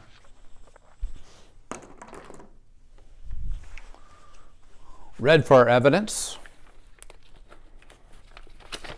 Okay. So now we want to analyze this. And in the CEA maps, it shows you transitions to use to introduce your evidence. And I really recommend you use those. You can use them all the time, especially in the beginning. Your kids will get great at doing this, using transitions, but use the samples right there. So now, this is a quote. So we're going to say this. It's a quote. We could just say this shows, but we'll go ahead and say this quote shows. So now, what does it show? Well, who's the subject of the story? Well, it's not the puppy, it's not the store owner, it's the girl. This shows that the girl, what about?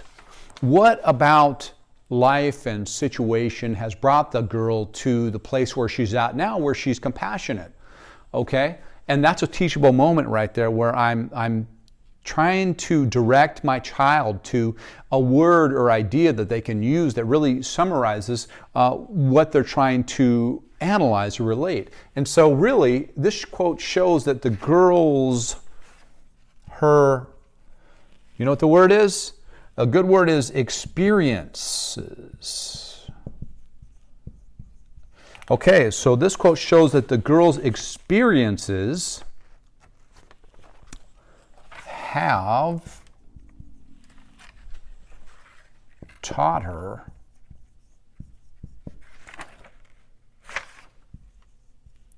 to value others. Now, you could have definitely something different to value others, something similar to that, or something similar to that, and that's good. Now, let me show you something right here. This is really, so now the method is all about, let's say we start at second grade. Well, it could start at second grade, go all the way, you're going to use this all the way through 70 years old. We're always going to be claim evidence analysis. So let's say though, with a second grader, we want to simplify things. And that's what I would do. If I'm teaching this to a second grader or I'm teaching it to a senior in high school, I'm teaching the same pattern, exact same pattern. What I'm doing is I'm just changing the language a bit. So here's what we do here. This quote shows the girl's experiences have taught her to value others. I'm going to change this just to be kind to others.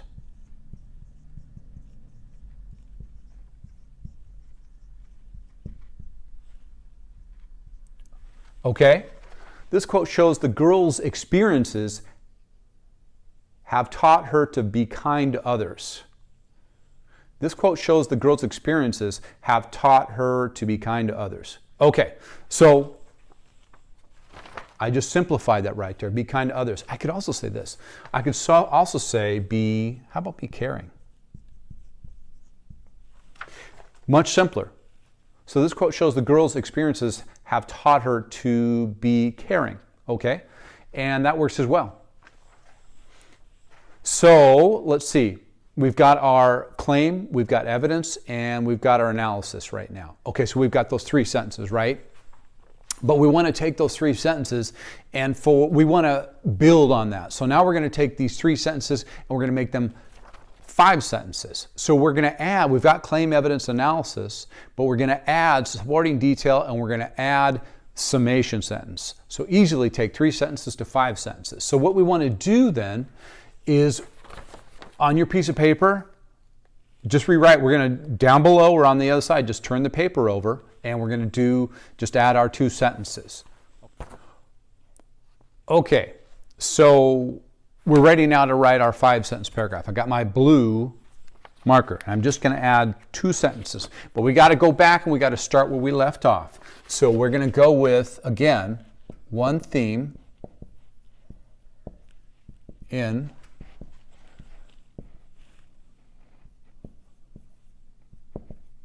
puppies for sale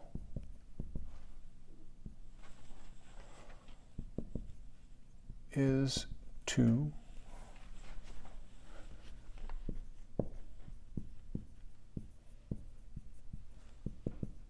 be compassionate. Okay, that's the exact same claim that we had before, okay? But we need to add a supporting detail now. And if you're confused, look at the CEA paragraph map. The second one will be the supporting detail. And supporting detail is just going to add some information about the claim. And in this case, when you're working with fiction, this is a really good time to tell what happens in the story. If you're working with nonfiction, the supporting detail, it's a good time to maybe define an unfamiliar term or, explain something more about the story. Okay, so in this case, and I always suggest that when you're working with fiction, go with this transition. Go within the story, because this tells the reader what's going to happen next. You know, the reader knows that you're going to talk about what happened in the story, and that'll be our claim. Our supporting detail. So in the story, well, who's the subject? A young girl, and she has with a crippled leg. Let's see. She buys a puppy.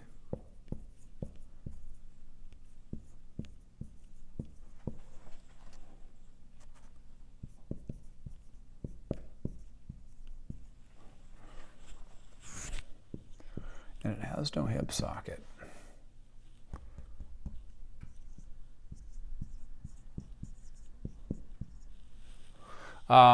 In the story, a young girl with a crippled leg buys a puppy that has no hip socket, or who's missing a hip socket. Either way, we have our claim and we have our supporting detail. So now, boom, we already have 2 sentences now. So now we're going to move on to the next sentence. So this is a good time, and I would ask my child, what color comes next? And they're going to say green, and you're going to say yes, because that's the evidence. Okay, so we're just going to have the same exact evidence that we had from the 3-sentence paragraph. Okay, so we had prior, the girl tells the store owner, and we're just going to say that. The girl, the store owner,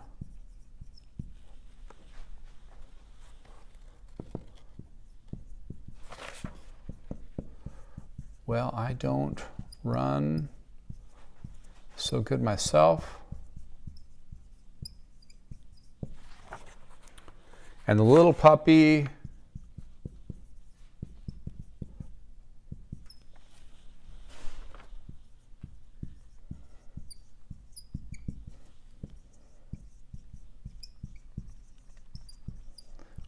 someone who understands.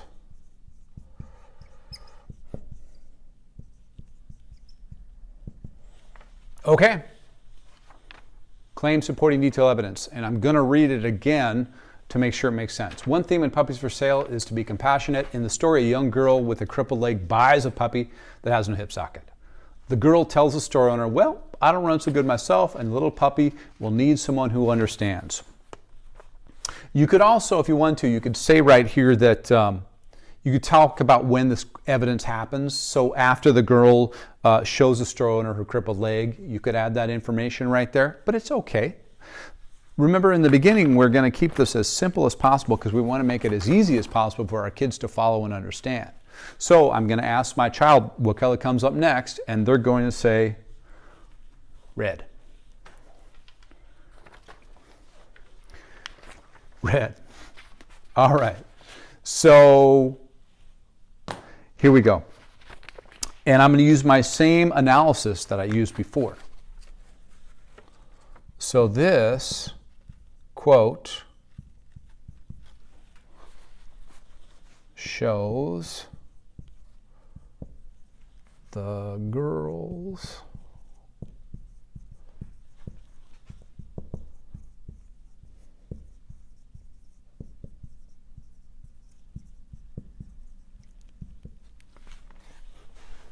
her to value others.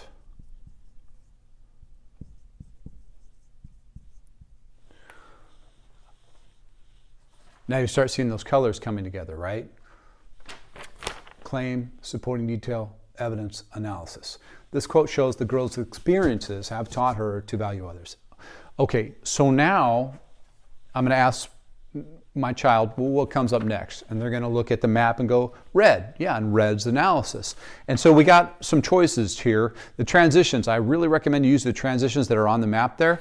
Therefore, consequently, as a result, any of those work fine. And just for that, just ask your child which one they prefer. And we'll just go with therefore. So we've answered a large part of the prompt, which is, what's the theme in the story? But it also asks us, what's the reader learn from the theme? And so that's what we're going to answer in this last sentence here. So therefore, well, the girl, what does she do for us? Well, she teaches us. She teaches us being kind,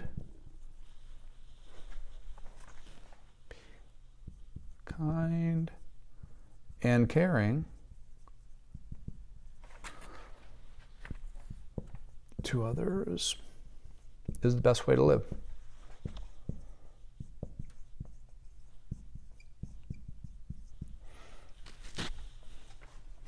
Okay, right? So there's our claim, supporting detail, evidence, our analysis, and our summation sentence. Therefore, the girl teaches us being kind and caring to others is the best way to live, right? She's basically sharing with us that, hey, to be understanding and kind person, that's a good way. That's what we all want to be. So I'm going to look at this. I got my 5 sentences right now, and say this is a little advanced. So let's say I want to simplify things. So now I'm going to go back and remember how, and this is a good time if your child, if they had some different ideas for the theme, you can put those in right now, because you can definitely simplify what we've done. So let's say this. One theme in Puppies for Sale is to be compassionate. Now let's say compassionate is a little more advanced than maybe a 3rd grader. So we want to simplify that. So instead, what could we say? Well, now's where we could say how to be caring, because our kids will understand that. What about the word loving?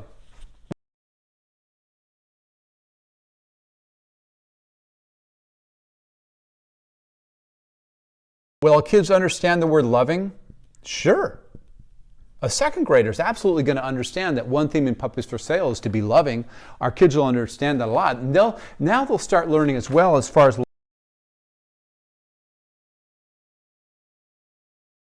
languages goes, that caring and loving are synonyms for being compassionate, and the diction just rises as we move along through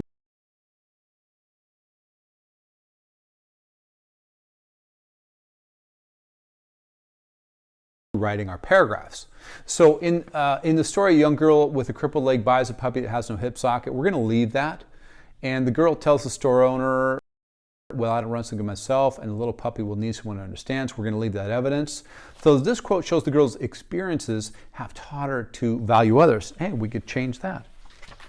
Instead of valuing others, we could simply say, how about if we just said to be caring? Or how about right here if we say, ooh, I may be losing you on the camera there. How about if we just say to be kind? And that works too. So there's repetition at times, and that's okay. That's what we want our kids to understand, that effective writing does repeat itself at times. And because we're trying to get a message across, and what we do is we just find synonyms for some of those words. So let's read it now. Let's read it this way. One theme in Puppies for Sale is to be loving.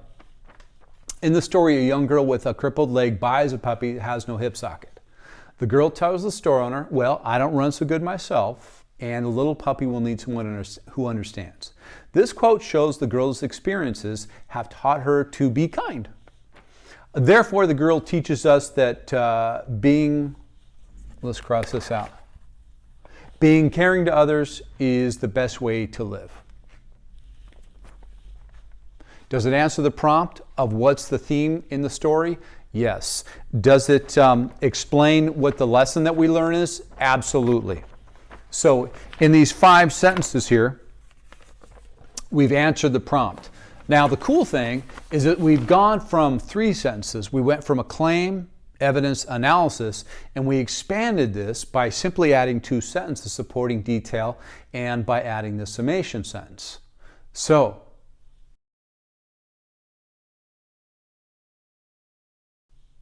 that's it. Now, if you wanted to, you could expand this 1 paragraph into a 3-paragraph essay, by the way, right? We could talk about our essay could be, let's say, write a multi-paragraph essay about theme in Puppies for Sale. So I'd just add my introduction, and I'd add a short conclusion, and I'd have a 3-paragraph essay. And that's what I would do for these paragraphs that I'm doing. I would use the same ones that I'm using for my single paragraphs, and when they're ready for the multi-paragraph essay, I use these paragraphs here as body paragraphs.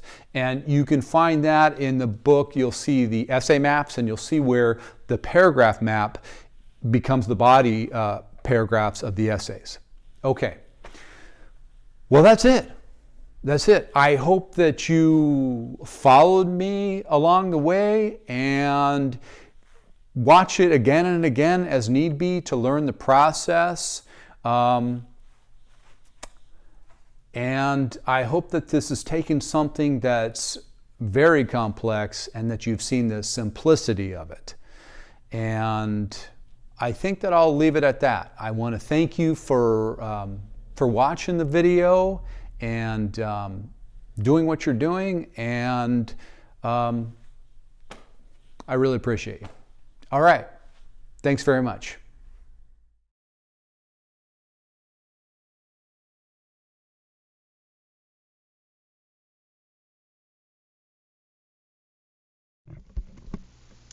And I'm back. Well, that was Greg Barron from Greg Barron Writing, the Greg Barron Writing Method. And I was just typing out the answer to Zaf here, so I'll just go ahead and say it too. Yes, so you can get a copy of the outline of Greg's style. And yeah, he actually has a book that you can purchase on Amazon. In fact, most of the presenters are also vendors. They're also, a lot of them are homeschool vendors specifically. So you can purchase all of their materials. And that's why I highly suggest that you guys go check out each of the vendors' websites so that you can see all of the things that they offer, because obviously we have some that offer several different items. So, and it's just a wealth of knowledge, and I've gotten to know many. Well, hello there. I've gotten to know many of these people. So, hi Melissa, and Melissa is joining us right now. And so speaking of products and wealth of knowledge, we have Melissa who's going to be doing pen. Write your way to writing success. And so Melissa, I don't know if you were on before, if you're still on the Facebook group or not, but I'm also doing a writing giveaway and giving away the let me just look back at it here, giving away your Journalism 101 course by people being part of writing a story. So I'm going to be posting that on the Facebook. So as the writing, one of the writing experts here, I'd love for you to join in on that. And let's go ahead and start with Melissa's speech here. So she's on the chat if you want to ask questions. She'll be right here to answer them. And thank you so much for joining us. And welcome to some writing practice and instruction. I am so excited to help you today as we do some practice with writing. Now, writing seems to be one of those topics that a lot of families, a lot of homeschooling moms feel ill-equipped. First off, they're asking, what do I teach? How do I teach it? How do I know that what my child is doing is even grade level appropriate? And what if I have a reluctant writer or a writer who, once I even give a suggestion to, we start doing this? Do you relate? Probably. So I want to take writing, which can be kind of a confusing and complex topic, and I want to narrow it down to such a simplistic thought and idea that any curriculum that you pick up from this day forward, you're going to be able to tell if it's material that your child needs for writing practice. Now, what I have done is I've actually created a great little mnemonic device. I'm going to move myself over here. And I teach families to pen their way to writing success. Now, PEN I use as an acronym to remind us that there are actually only 3 categories that writing falls into. Anything that you're going to have your child write, it's going to fall into one of these 3 categories. And if you can remember the acronym PEN, which comes in handy since it's writing, then you can remember to check that any curriculum has these 3 pieces.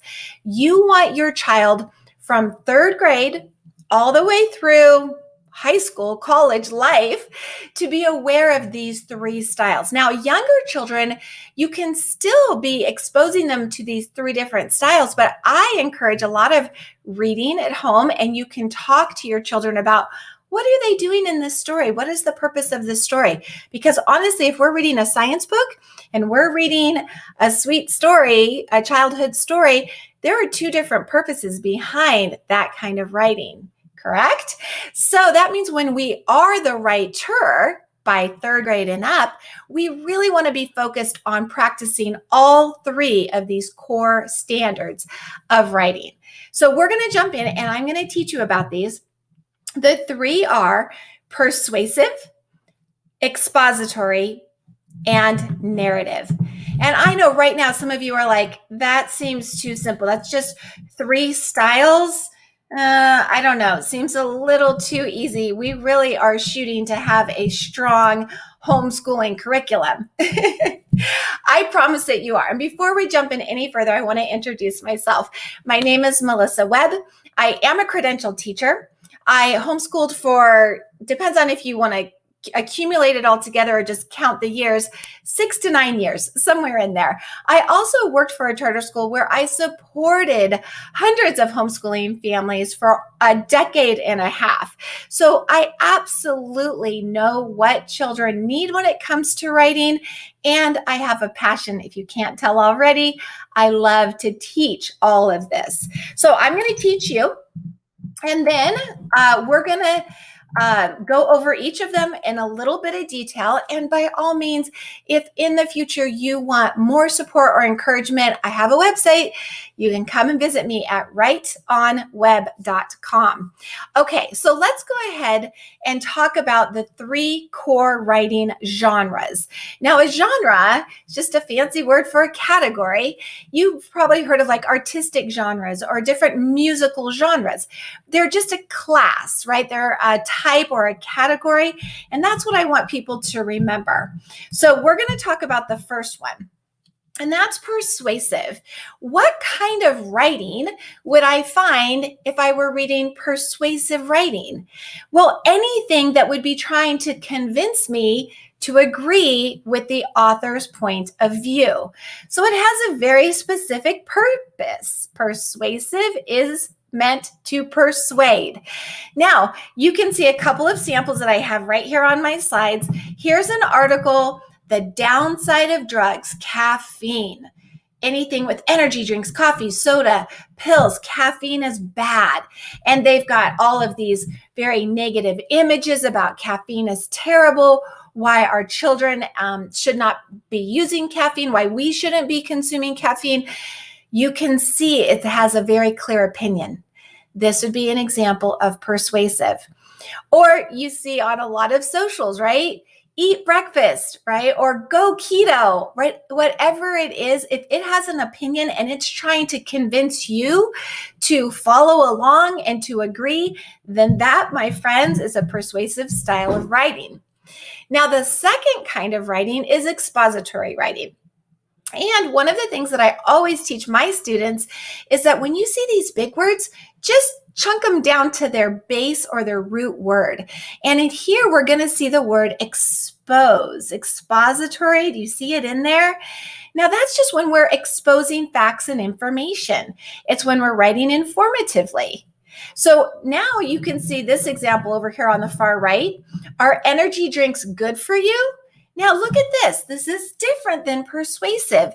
The opinion is eliminated, and we have to be able to write this way as well, because we can't always be giving our opinions. Sometimes we want to say, hey, I did some research. I learned A and I learned B, and now you get to choose for yourself. It's very important that children understand these two different styles. So this article here talks about pros and cons of energy drinks. Very different approach. Is one better? No. Is one more important? No. Is learning both of them important? Absolutely. Now, this is often where you'll find an example of a research paper, right? A lot of homeschool moms assign research papers. It was like the number one writing assignment that I saw families ask their children to do. They would have maybe just read about tigers or watched a really cool documentary on tigers, or maybe they even went on a field trip to the zoo and learned about tigers. Now we're going to write a research paper, which might talk about a paragraph about its habitat, and a paragraph about the tiger anatomy, or that it's on the endangered species list in certain countries. So now we're just giving all that information in organized structure, and we're being informative. That is an example of expository. Okay, but there's a third category, a third style, which a lot of kids love, and that would be the narrative. Now, a narrative also has a purpose, because every writing should have purpose behind it. Narratives narrate. They tell stories. They entertain. That's the whole point of a narrative genre or writing style. So they could be true stories, right? They could be imagined stories. Fictional and non-fictional pieces can move into this narrative structure, but we need to know what's the purpose. Are we writing to persuade? Are we writing to inform? Or are we writing to entertain? Once we know that, then we know the genre that we're going to be doing. Now, when you pick up any curriculum, it's so important that you look at that table of contents and you find what in this book will have us practicing persuasively, in the expository practice, and some narrative. You need in a school year to be practicing all three. Now, I do get this question all the time, like, wait a minute, but can't books, movies, documentaries, papers, can't they be a little of all of these things? A little persuasive, a little expository, and a little narrative? Absolutely, they can. In fact, here are two stories. One called That's Why We Don't Eat Animals. Now, this is obviously a narration. It's a narrative. It's a children's book. It's got great colorful illustrations, and it's telling a story. However, do you also see that it has a point behind it, an opinion, right? This is a story about being vegan. So they're being persuasive. They're also being expository as they teach about that, and they're telling it in a story-like format. Now, of course, this is more advanced writing. When students understand that there are the 3 styles and they've done specific practice in all 3, as they get older, especially in those high school years, they should be blending them all beautifully and creating stories that have many of these components. But foundationally, we always want to make sure that a student understands what's the purpose of what he or she is writing and which of the categories does this fall into. This is another example, by the way, a book called My Big Dumb Invisible Dragon. It's a story about a young boy whose mother passes away, and how he feels like there's this big, dumb, invisible dragon that nobody else can see. Nobody else sees the size and the enormity of this. So yes, it's told in a story type fashion. It's a narrative. However, it's also a great expository because it's informing people of what it's like for children when they've lost somebody that they've loved. And it's also persuasive in the sense that you can see that people really should be getting help and talking to people, and how that's a big part of his journey. Okay, so back to what we talked about. PEN is the acronym that I want you to remember. If you can remember this simple little acronym, persuasive expository narrative, you will absolutely be able to pen your way to writing success. Now, in this slide, I just want to talk about some of the different examples. So a lot of times, families will ask me, they'll say, okay, well, I was going to actually have my child write a letter to our local representative. You know, we just found out about something going on in our city and we're really not happy about it. And I thought this might be a good writing practice. What do you think? I say, great. What's the purpose? Well, we want to persuade, government officials to, reconsider what they're doing. Great. That's a persuasive practice, right? Or, and so you can see right here on this slide, and feel free to take a screenshot so that you can refer back to this later. But these are some examples of ways you could have your child practice persuasive if your writing curriculum, if the textbook that you're using doesn't have enough or any at all. Yes, it's true.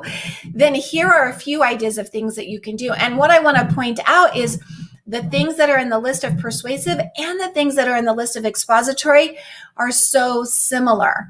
The difference is in persuasive, you have to have an opinion, and it typically has a call to action at the end. What do you want your reader to do now that you've explained how important of an issue that this is, right? Whereas expository, we're just being informative. I'm just telling you about something that I learned about.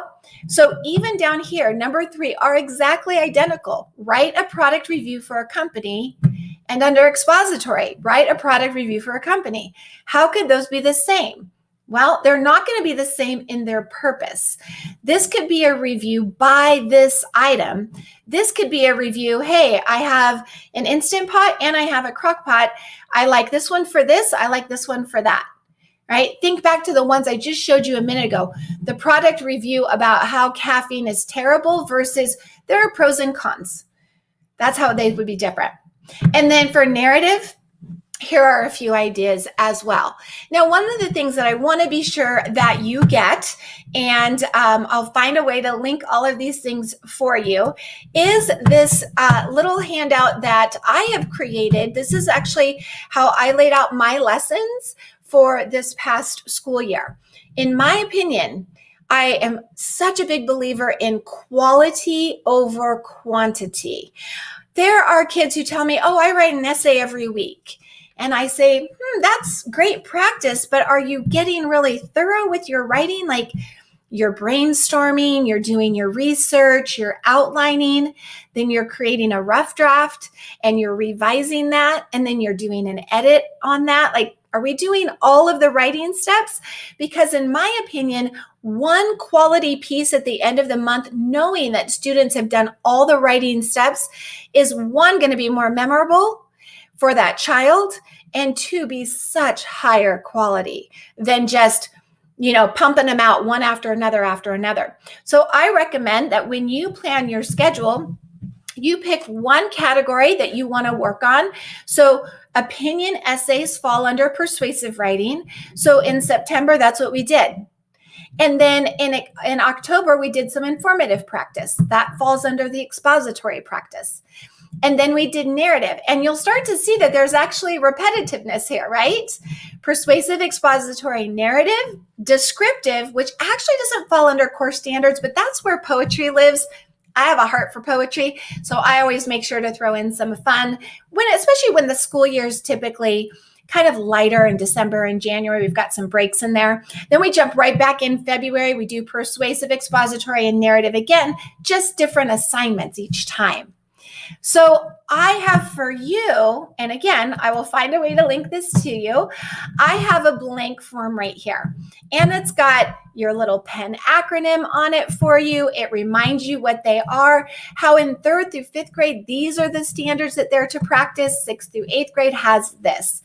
Now, when you start to plan out for the next year, you've got your own little plan of action, and you should be set to go.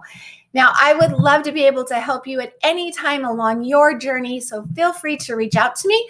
My website is rightonweb.com. You'll see that right down here at the bottom. And you can certainly email me anytime at melissa@rightonweb.com. Until we meet again, I hope you embrace writing. Have some fun with it, because it certainly should be a good time. And until I see you next time, write on.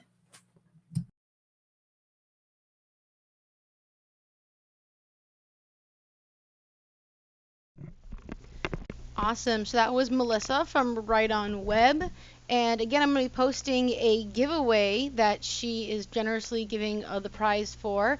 And we're going to create our own little narrative of a story. And that's going to be on the Facebook page for a digital conference for homeschooling. So make sure you guys are on the page. I also want to note here that, oh, hey, Zaf. Oh yeah, like a lot of expository writing is very common in science. So I also want to note here, you guys, if you haven't already done so, you want to make sure and go like the Money Munch Kids Facebook page. We are the host for the digital conference for homeschooling, and we're the host of that Facebook page. So make sure that you follow and like our page so that you can see more content. That's going to be added from. Hold on. That's going to be added after the conference. Everybody, welcome to You Can Be a Great Math Teacher. Sorry, the automatically started. So this is You Can Be a Great Math Teacher by Rachel Anderson from Right Start Math. Now, Melissa's still on the chat if you guys have questions for her. And Melissa, don't forget to check on the Facebook page. I think we have some people asking some questions too. So here we go with Rachel from Right Start Math. My name is Rachel Anderson, and I'm here to walk you through this workshop. Just a little bit about me. I am a homeschooling mom of 15 years already. I can't believe it's gone by that fast. I have one student who's graduated already, and another one who is supposed to graduate this year. We'll see what happens with this COVID stuff going on. It's exciting to see them grow up and get out of my house, if you will. But I have two more that I'm still homeschooling. I've homeschooled from the very, very beginning, including math. And so we're going to talk about math today and what it takes to be a great math teacher. So let's get started. The first question is identifying where you are. Do you personally struggle with math? And if so, the question comes in, what can I use to avoid that same fate with your child? You want them to do well with math, just like in every other subject, right? What if, though, you are good at math? What curriculum do you use, and how can you teach it? I know for me, I'm a piano major, and so music came so naturally for me. But when I started teaching piano lessons, some of the elements, basic elements that came to me so naturally made it extremely difficult to teach. For example, like, how do you teach a beat? How do you teach, a rhythm? That was really difficult for me. And it might be the same thing with you. If you're good at math, some of the basic elements that came natural to you are difficult to then teach your child. Should you include manipulatives? Should you not include manipulatives? If you do, which ones do you choose? And then what in the world do you do with them once you get them home? What does it take to be the best math teacher for your child? 40% of what your child learns depends on you. And I would venture to say, if you are a homeschooling mom, that percentage is significantly increased. but you're doing a great job. You've already taught them how to speak. You've taught them how to feed themselves, hopefully. You've taught them how to dress themselves. They've learned their colors, their shapes, and their sounds. You are giving them the opportunities to learn. And so you're doing a great job so far. But with teaching math, there is a science to teaching math. In fact, there's new research on how children learn, how their brain works, how they absorb the information. There's also an art to teaching math. Each child is different. And if you have more than one child, you know how that is. They all behave differently. They have different type of personalities. But if you are their teacher, you also discover that they learn differently. I have 4 kids. They all learn very differently. What one worked for one doesn't necessarily work for another. In fact, you have to tweak the lessons to get each individual child to understand what they're learning. I have 2 struggling learners in my home. And so when I would approach a lesson, whether it be math or any other subject, I would find myself having to stop and either review the topic again, or rewording a phrase, or saying something in such a way that I know that child will be able to understand. So you will find yourself taking a lesson, and then what works with one child may not work quite with another one, so you have to kind of tweak it up a little bit. Mental development depends on giving opportunities to learn. Complex activities create significant brain development. Research finds that the same development does not happen with rote learning. Rote learning is simply memorized learning. For example, learning the alphabet or skip counting. It's interesting to know that your brain does not develop as much when they're rote learning as when they are doing complex activities, puzzle solving, that type of thing. Intelligence is not fixed. Yay! That's the good news for me. We can continue to grow our intelligence, but that is grown by learning. I love this quote. It says, "What you have been obliged to discover by yourself leaves a path in your mind that you can use again when the need arises." So what this is saying is that the things you've had to work for, the things that you've had to struggle in to learn, that kind of burns a pathway in your mind so that you can remember, you can figure out how to learn later on. A good example of this was I used to work in a company in the retirement program, and I had to balance millions of dollars each week when payroll was done. And one week I was off, get this, $32.56. And I worked days and days and days running all kinds of reports and figuring out ways to find that $32.56. Here's the thing. 25 plus years later, I still remember the exact dollar value. I've burned that pathway in my mind, I can assure you. But the same thing happens with our child. When we have worked to discover, worked to figure something out, we leave a pathway for them to use later on when they are learning another concept. So we're going to cover several different topics, things that you can use in your math class. Here are the topics, and then we'll go through them one by one. Watch their attitude with math, nurture a strong number sense, allow time for thinking, foster self-confidence and independent thinking, provide games and puzzles, encourage hard work and growth mindset, and choose a good math curriculum. So let's start with watching your attitude with math. Never tell your child that you are bad at math, you personally. Never tell them that you dislike math, especially mothers to daughters. Research shows that as soon as a mother shares her negative ideas with her daughter, the daughter's achievements drop. Interestingly enough, it does not react the same way with sons. But I would just say this, when you present a negative view towards something, in a sense, you're giving license to your child to adopt that. And if you are a math struggler and you're trying to break that rotation, make sure that you don't give them permission to react the same way to math as you do. So present yourself in such a way that math is not that bad. We can work through this. Math is actually fun. It's interesting. So don't let them adopt your deep down feelings. Math education depends on what the teacher believes, what the teacher knows and does. Believe in the importance of math for daily living, future careers, and understanding of our world. You know, math is used in every single career, whether they're going to be a McDonald's worker or an engineer. It doesn't matter the career. So your belief in that and your encouragement for your child to absorb what they need to use for their future helps them grow an interest and a like for math. Know that the math brain is a myth. I've heard so many people say, well, I just don't have that math brain, or I just don't think like that. My mind doesn't work that way. But that's a myth. Everybody has the capability to learn math. Instead, radiate joy for math and help your child develop a love for math. I always love that phrase, radiate joy, because I can just picture some of you guys right now. You're saying, excuse me, I have absolutely no joy with this particular subject, and that's okay. But you are to demonstrate this interest in math. Help your child to realize that there is something to be discovered in math, just like science. In fact, math is a science. What are we going to learn today?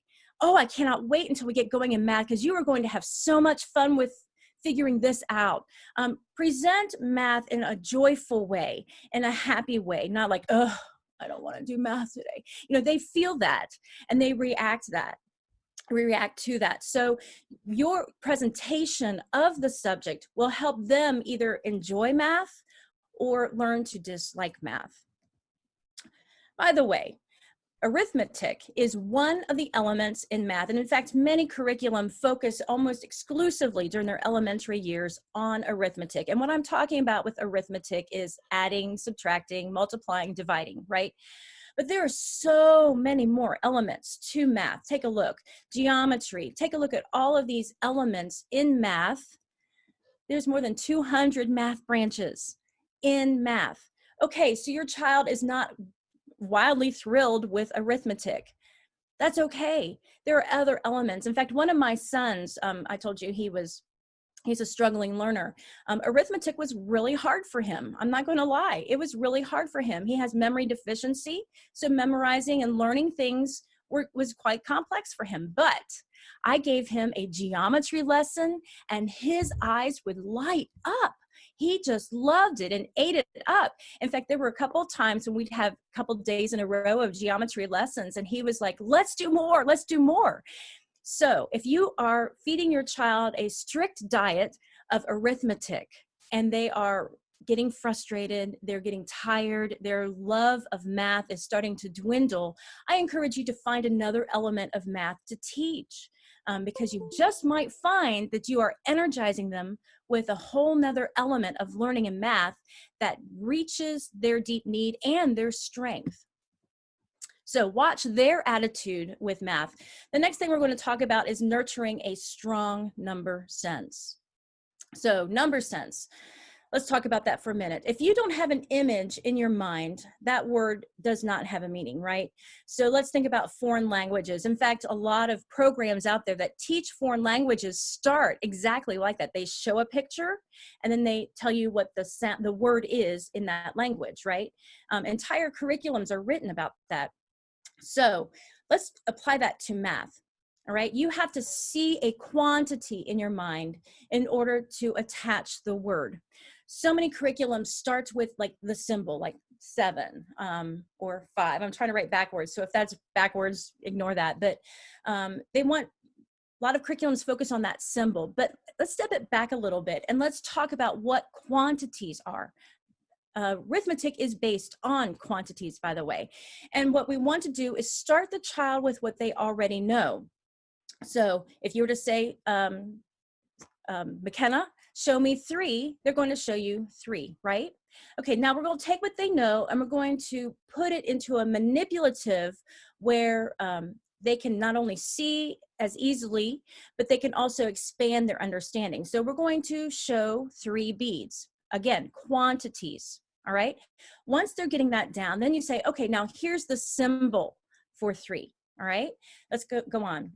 How many is that? And if you are on the other side of that screen, go ahead and shout out that number. Nobody's going to hear you, so we're not going to giggle or anything. So how many is that? That's 5, right? So show me 5 beads, and we have the 5 blue beads. Now take a look. All of my fingers in one hand covers all of the blue beads, right? Okay, so we're associating something that they know with something that's easy for them to grasp. Then we show them the symbol. All right, how about this number? How many is that? 7, right. 7, so we'll show 7 beads. Now take a look. Again, we have all the blue beads representing the one hand, and we have 2 yellow beads representing the other hand. 7, easy to see, easy to identify. Once they get that, then we show them the symbol. 10, everybody's favorite, 10. And then we show the beads, the correlating to the number 10, which would be 5 blue beads, 5 yellow beads. And then again, this is the symbol for 10. Now, how do we take what we've learned associating the abacus to arithmetic? So let's start with this problem. What is 4 plus 3? I'm going to scoot 4 beads over, and I'm going to scoot another 3 beads over and squish them together. We've seen that before, haven't we? How many is that? That's 7. So we start with a problem in symbols. We break it down into beads to help them understand, to visualize, and then we take it back up into symbols. So yes, I can hear some of you say, yeah, but I teach my child to count. I mean, that's not a problem. We use a number line or whatever. So let me tell you what that looks like for the child.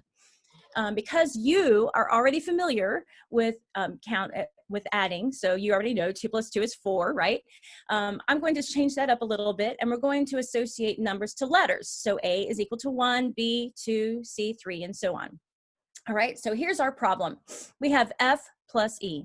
What is F plus E? Well, let's get our number line out, ready? And we're going to go up to F, A, B, C, D, E, F, good. And we're going to add to that E. A, B, C, D, E. Very good. Now, unfortunately, we have to start all the way at the beginning to figure out what the solution is. So let's count up. A, B, C, D, E, F, G, H, I, J. Okay, K. There we go. So F plus E equals K. Now we've got it, right? So I'm going to give you a whole bunch of problems here, and we're going to solve them because you know how to do it, right? Okay, so what is E plus I? Anybody? E plus I? Okay, maybe that's a little too hard. Let's go back to D plus C. Anybody on that one? Come on, come on, come on, come on. No, that's hard, isn't it? And yet we're asking our children to do the exact same thing, but with numbers. However, if we have our equation and we can see how many they are, the quantity, taking a look at the quantity, it makes much more sense, and it's much easier to get to that answer, isn't it? Visualizing the answer. Place value from a child's perspective. I love this. L is written AB because it is A, J, and B, A's. What was that? Okay, let me break it down. L, which is 12, is written 1, 2 because it is 1, 10, and 2 ones. That's what place value looks like from a child. Children think of 14 as 14 individual ones and not a 10 and 4 ones. And one of the reasons is because our teens number doesn't make any sense. The pattern is lost. It's not created until we get to 20. You know, when you're counting 1, 2, 3, 4, 5, 6, 7, 8, 9, 10, 11, 12, 13, 14, all of those weird numbers, then all of a sudden you hit this pattern. 20. 21, 22, 23, 24, 25, 26, 27, 28, 29, 30. You know, I'm talking about that pattern. But those middle numbers, those teen numbers, there's no pattern in them. So they don't see how the place value works, 10s and 1s. So we're going to have the child speak in place value. We call it transparent place value. And this is generally how it works. So tell me, how many 10s are there? There's 1 10, right? Okay. How many 10s are there now? There are 2 10s, right? So let's build upon that. Let's talk about 10s and 1s. We discovered that that is 2 10, and then how many 1s are there? 4. So we're going to call that number 2 10 4. How many are there now? Let's try it out. 2 10 8. Good. How about now? Go ahead and say it to your screen. Give yourself some practice. 3, 10. How about now? How many beads are showing there? 3, 10, 6. Okay, so let's apply that. When you're having your child, instead of having your child count, we're going to have our children speak in place value. And it's going to look something like this: 10, 10, 1, 10, 2, 10, 3, 10, 4, and so forth. 2, 10, 2, 10, 1, 2, 10, 2, 2, 10, 3, all the way up to 9, 10, 9. And I'm already hearing you guys say that. I'm hearing it through your screen. You're saying, oh, but wait a minute, my child already knows how to count. This is going to confuse them. And I'm going to say back to you, yes, your child may already know this, but it's not going to confuse them. Children are so much more resilient than we give them credit for. And when my kids were in math and I transitioned them into place value number naming, my child would say, let's say 22. They would say, that answer is 22. And I say, great, but can we say this in the math way? How would you say this number in the math way? Oh, 210, 2. Okay, so you can transition them over into place value naming of numbers. It's not going to throw them off, but it will give them a huge leg up in their understanding of place value. Why do we do this? There's 2 reasons. One, for patterning. I kind of already discussed that a little bit, but I want to demonstrate what the pattern looks like. So we're talking about 3,000,000, 3,000, 300, and then you hear 30? No, 310. Do you hear that? If I were to say 3,000,000, 3,000, 330, you lose that. But if I go back and say 3,000,000, 3,000, 300, 310, we see that pattern, okay? It also helps them really establish place value in their mind. Children learn in so many different ways. They learn visually, they learn kinesthetically, they also learn auditorily. That's a new word, I just created it. But anyway, by them hearing themselves saying the place value out loud, it helps absorb that concept so much greater than if they were to just see it on paper. Okay, so having them say that number in a place value way really gives them a leg up in their learning. So we discovered that this is 310, right? All right, let's add the visual element to it. And we're going to use place value cards. So here is 310, and I love how this works. You're going to just like be like, ah, this is great. I love how this works. Okay, so 310 has 2 syllables, 310. 30 or 310 has 2 digits, 2 syllables, 310, 2 digits, okay? What about this number? We said this was 310, 7, right? We're going to pull our place value cards, 310 and 7. And we're going to tell our kids that when we write that number, we're going to squish it together. We're going to line it up on the right-hand side, and we're going to squish that number and layer that 7 on top of the 3. Now, if you are not sure if your child understands place value very well, I would recommend you asking them this question. If you see this number, 3, 7, next to each other, which number is greater, the 3 or the 7? Most kids who do not understand place value, what are they going to say? They're going to say that number 7 is bigger, aren't they? You're going to pull those cards apart. Pull those cards apart. And you're going to say, wait a minute, what does that 3 represent? It's not just 3, right? It's representing 3 tens. So the 3 tens is larger than 7, right? So that's a good way for you to figure out if your child is grasping place value or not. Let's continue on. How many is this? 610, which, by the way, I want you to take a look at the abacus. Notice the bead color changes. You have 5 rows that start with the blue beads. And then you have the next 5 rows that start with the yellow beads. Why do we do that? Why is it flipped like that? Because we don't want you to have to count the rows. So just like on the very top row, you have 5 blue beads and 5 yellow beads. You don't have to count 6, right? You have 5 and then 1 more bead. Same thing with the rows. 5 rows and then it flips to 6. So just pointing that out. So 610 has 5 rows of blue beads and 1 extra row that starts with the yellow beads. All right, what's this number? 610, 2. And we're going to show the cards and then we're going to stack them up. How many is this?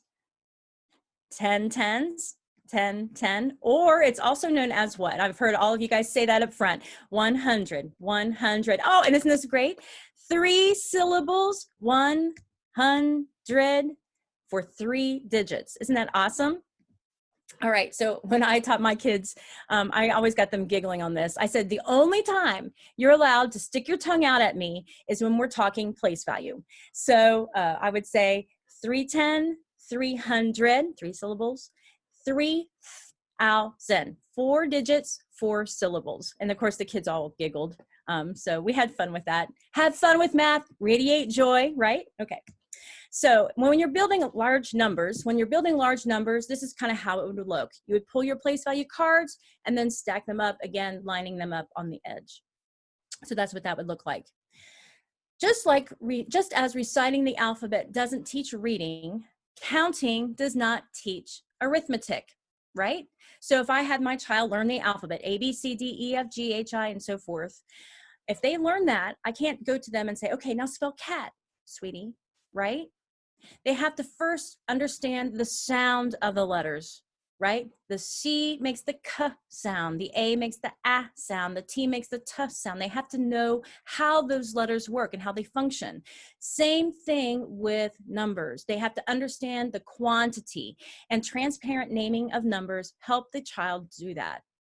Interestingly enough, Asian children learn math using the math way of naming numbers. It's built into their language. I had a student come to me, an exchange student come to me, I think it was in Indianapolis a couple years ago. And he came to my table because he was fascinated with some of the manipulatives I had out. And I asked him, I said, so where are you from? And he said, Japan. And I said, great, can you tell me how you say the number 11?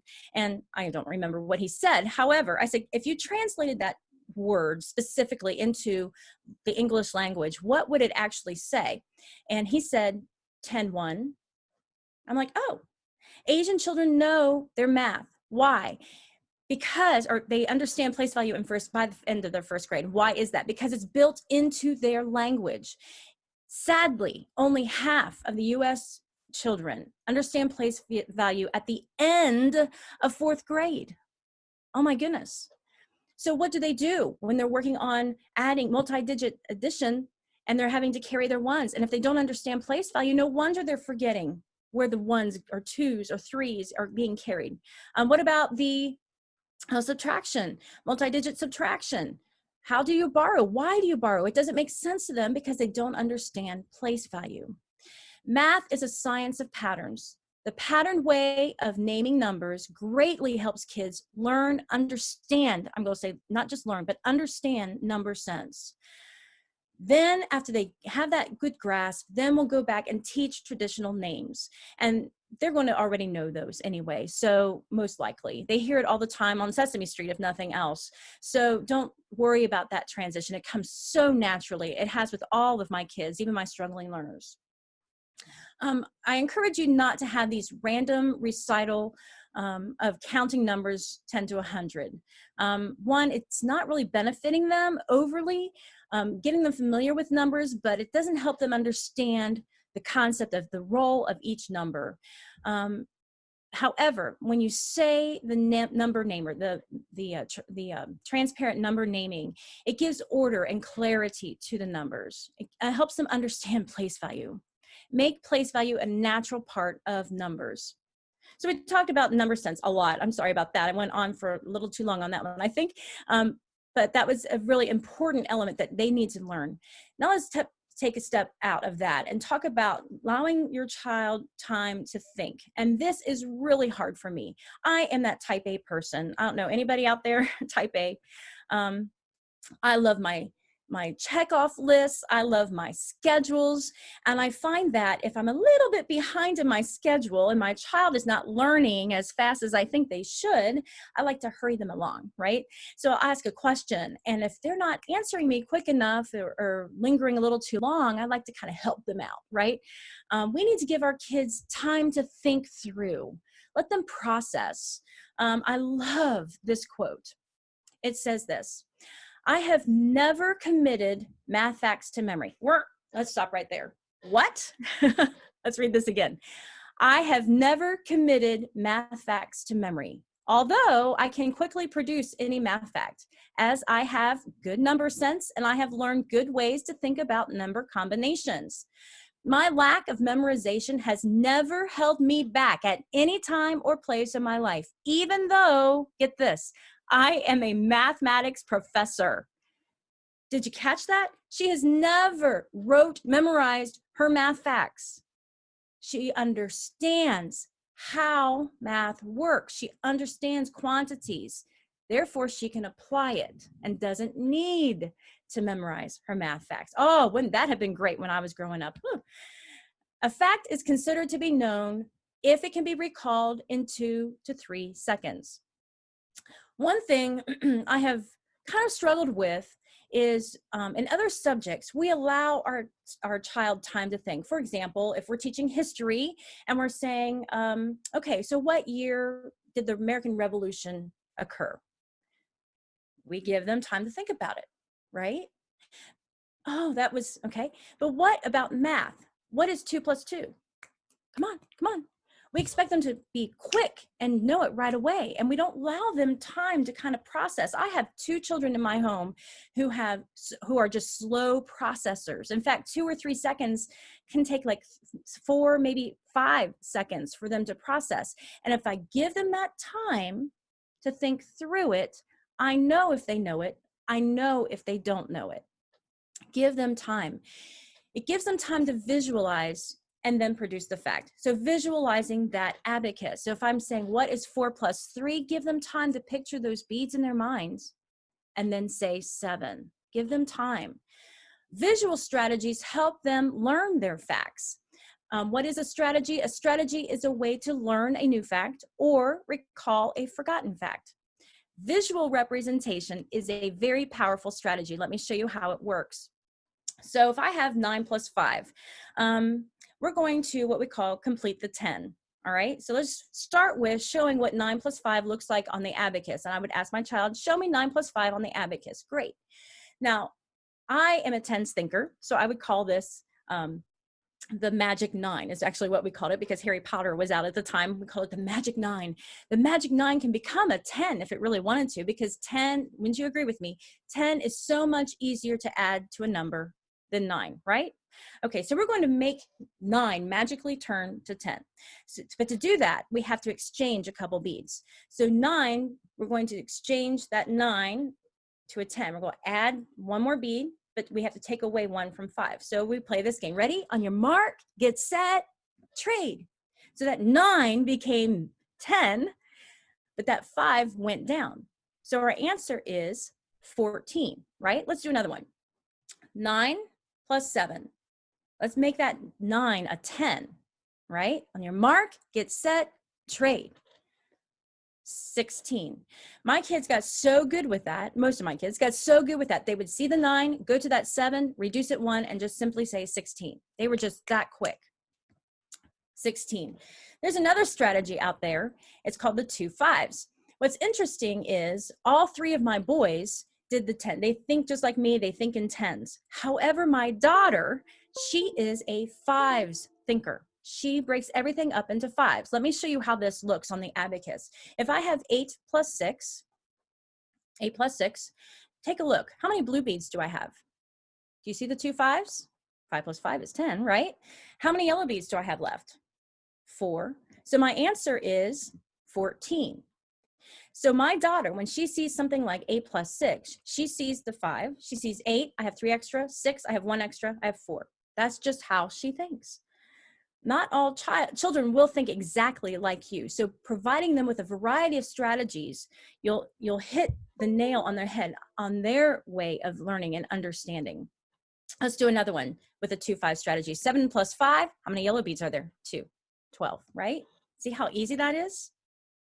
Cool. Subtraction. Okay, this is what I call the cleanup method. Okay, so we'll take 15 minus 9. And we're going to take the 5 away first, part of the 9, and then the remaining 4, and we're left with 6. That's one way. Another way is we'll take all of the 9 from the top wire, 15. So we're going to subtract 9 from the 10. which gives us, again, amazingly enough, 6, right? I have a son who does every single subtraction problem as an addition problem. That's just how he thinks. So to do this strategy, he's going to start with the 9. And he's going to ask himself, what do I need to add to 9 to get to 15? And the answer is 6. Now, question, did it matter which method you used? Does it matter how you thought? No. The answer is the same regardless of your preferred strategy, right? And so what we want to do is give our kids various ways to solve a problem, and they are going to adopt one. One's just going to just be like, yeah, that's it. That's how I understand it. That's how I think. And then you've given them the strategies they need to get to those solutions much quicker. Visual strategies help them learn their facts. Rely on number sense. Avoid flashcards, speed drills, and time tests. These create anxiety, especially with girls. I'm going to ask you to raise your hand if you struggle with anxiety for math. If that is you, probably, and you will probably, I can see your heads nodding already. One of the reasons for that anxiety is because of those timed drills, those timed tests.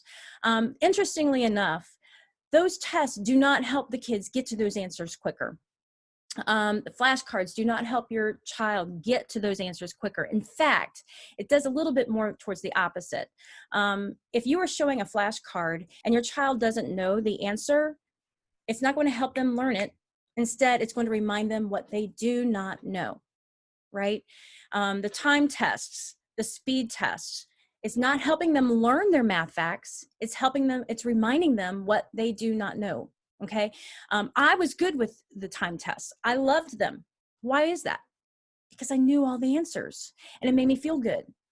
Okay. So it didn't necessarily help me learn anymore. I just got a little bit of encouragement, a pat on my back. However, the child that is struggling, these things are stressful for them. It worries them, and they don't want to look bad in front of their mom and dad, right? So let's pull those away from your math teaching diet and instead give them tools that they can use to help your child learn their math facts. Foster self-confidence and independent thinking. Be encouraging. I know you guys are already doing that, but be encouraging, even especially when they are struggling on a concept. If your child is just like, with something, say, hey, you are doing a great job.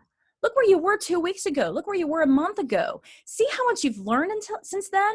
You're doing great. Let's just keep plugging away. And in 2 weeks, you're going to be like, yes, I got this. So encourage your child to work through those stresses. Realize that there is more than one way to do calculations. Some are more efficient than others, and your child may not think the way you do, which means if you are teaching them one specific way because it works for you, have them learn a different way, even if it's not comfortable for you, because your child may think this other way, okay? There's more than one way to solve a problem. Not everything needs to be written down. I have 2 children with dyslexia, and writing is unbearable for them at times. So we would do a lot of things verbally, or I would have them write on the whiteboard, or I would write on the whiteboard for them. Ask the child to explain their logic. One day, one of my struggling learners, I gave them a really difficult problem, and I thought, there's no way he's going to solve this. In my head, I didn't say that out loud, but of course, and he answered it, and he answered it correctly. And I'm like, was that a guess? Did he really know what he was doing? So I said, can you tell me how you got to that answer? And I still don't know to this day what he did, but he was showing me all of this with his hands, and he explained it in his language. I don't know what he was saying, but he got it right. And I gave him another problem, and he got it right. And so his method of solving the problem worked for him. I didn't understand it, but by him explaining it to me, let me know that he knew what he was doing. Help your child identify where errors are made so they can avoid them in the future. Sometimes as math moms, we love to get our ink pen out and we love to mark the answers and give the worksheet back and say, okay, fix the ones you got wrong, or just put the answers or put the grade in the grade book. What I like to do is circle up one or two problems that they struggled on, that I see something in there that they've been struggling with a little bit lately. And I want them to evaluate where their error was made. And what that does is a couple things. Is one, it doesn't let them know that I've marked all of these wrong on their paper and they're getting a bad grade. But instead, we're focusing in on this one problem, and they are actually evaluating, figuring out what they did wrong, which then helps them in future problems. Oh yeah, this is the kind of problem where I forget to carry my number or whatever it is. Help them identify where those errors are. You not telling them where they are, but them figuring it out. And then that helps them avoid those same problems in the future. Mastery is achieved through thinking, not blindly following an example, okay? Mastery is not practicing some rule over and over and over again. I'm going to bring up Pythagorean theorem, right? Pythagorean theorem. How many of you remember what the Pythagorean theorem is? But I know we had to do it over and over and over in school. Mastery is not doing something over and over and over. It's actually understanding what you're doing. It's a continuing process of learning. Some frustration is a normal part of learning. I've mentioned that before. Sometimes there are days when your child is going to be frustrated. Help them learn to push through those. Develop a concentration on them. In this day of digital everything, kids are like these quick things. Concentration, though, is pulling out of that quick world and developing an element of being able to focus in for a period of time. Now, if you have an ADHD child, your time may be very small. Start very simple. Focus in on 5 seconds. If you have a good independent learner, it might be 30 minutes, but develop that over time, okay? Develop it. So a 5-year-old is going to have a shorter time, but over the years, you want to develop that into longer and longer periods of time for their deep concentration to occur. Foster confidence and independent thinking. Provide games and puzzles. Why play games? Games are to math like books are to reading. Games provide interesting repetition that are required for automatic responses. More importantly, games provide an application for learning new information. So I'm going to cover 2 games real quick. Go to the dump, which is like a Go Fish game. So when you're playing Go Fish, you're matching like a card for card, right? So if I have a 2, I'm matching the 2. However, in this particular game, we're going to find pairs that total 10. So our pairs are going to be 1 and 9. 1 plus 9 equals 10. 4 plus 6 equals 10, right? And so those are going to be our pairs. When we play games, though, one thing I'd like to share with you is always, always, always have your abacus or tool so that they can look up the answers, the problems that they do not know. So if I have a 3 in my hand and I do not remember what goes with 3 to total 10, look it up. That's what helps break through the numbers, the problems that they do not know. The looking up of the resource, okay? You have that resource available so they can figure out the things that they do not know. Another game I'm going to share with you is Ring Around the Products. Multiplication is hard for many kids, so having a fun way of practicing their multiplication facts is a great way for them to practice and learn their math facts. Okay, so we're going to start with instructions. This is a game to review multiplication math facts. The goal, of course, is to collect the most cards.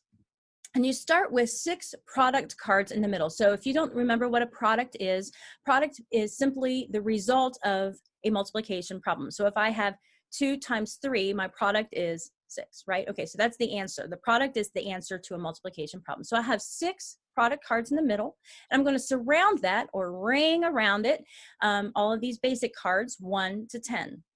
All right, now we're going to play the game. 54, we'll start with 54. What 2 numbers multiply together to equal 54? Anybody? 9 times 6 equals 54. So I have my pairs. So I'm going to pull those off to the side. That's where I'm going to start my stacks. My next number and my next product number is 12. What 2 numbers multiply together to equal 12? Well, I know 3 and 4 multiply together to equal 12, but I don't have a 4 on this list, so that doesn't work. What about 6 and 2? There we go, 6 and 2. So I'm going to pull those off to the side. 42, what 2 numbers multiply together to equal 42? I know 7 times 6, I don't have a 6, so that one won't work. Okay, let's go to the next one. 50, 5 times 10, that one's an easy one. But I don't have the 10, so we'll move on. 15, 3 times 5 equals 15, so I can add that to my pile. And 9 is 3 times 3, but I only have 1 3, so that won't work. So I'll just fill in my, oh yeah, I forgot, 1 times 9 also. Thank you, whoever said that. 1 times 9 also equals 9, but I don't have the 9. So we'll fill in the rest of the cards and we'll continue on. A fun way to practice multiplication. By the way, when I played games with my kids, particularly one child, I had to set the timer because he just wanted to play these card games all day long. And can you imagine saying to your child what I said to mine? Parker, we need to stop practicing our math facts. We need to do history. All because he wanted to keep playing card games. Isn't that amazing? Wouldn't you love to hear yourself saying that in your home? So provide games and puzzles. They're fun for the kids, engaging for the kids, but it gives them a way to practice. Encourage hard work and growth mindset. Encourage your child to persist, to learn, to grow. Encourage them to do this. I know it's hard today, and maybe we'll put it away from today, but we'll hit this again tomorrow. Let's push through this. I know that you've got this in you. Take a little break and come back to it. Encourage your child to keep working on it. They're going to need that in the rest of their life. So this is a life skill that you're teaching them. Don't constantly dispense rewards, verbal or otherwise. If you were that parent that hands an M&M to them every time they get a correct answer, I would encourage you to maybe find another way. Yes, we want to encourage them verbally, but help them develop this self-sense of accomplishment. I did this. Yes, I did this. It causes, if you don't, it causes the child to rely on you for the assurance, and you're not always going to be there in every element of their life. They need to rely on their own self-encouragement as they grow.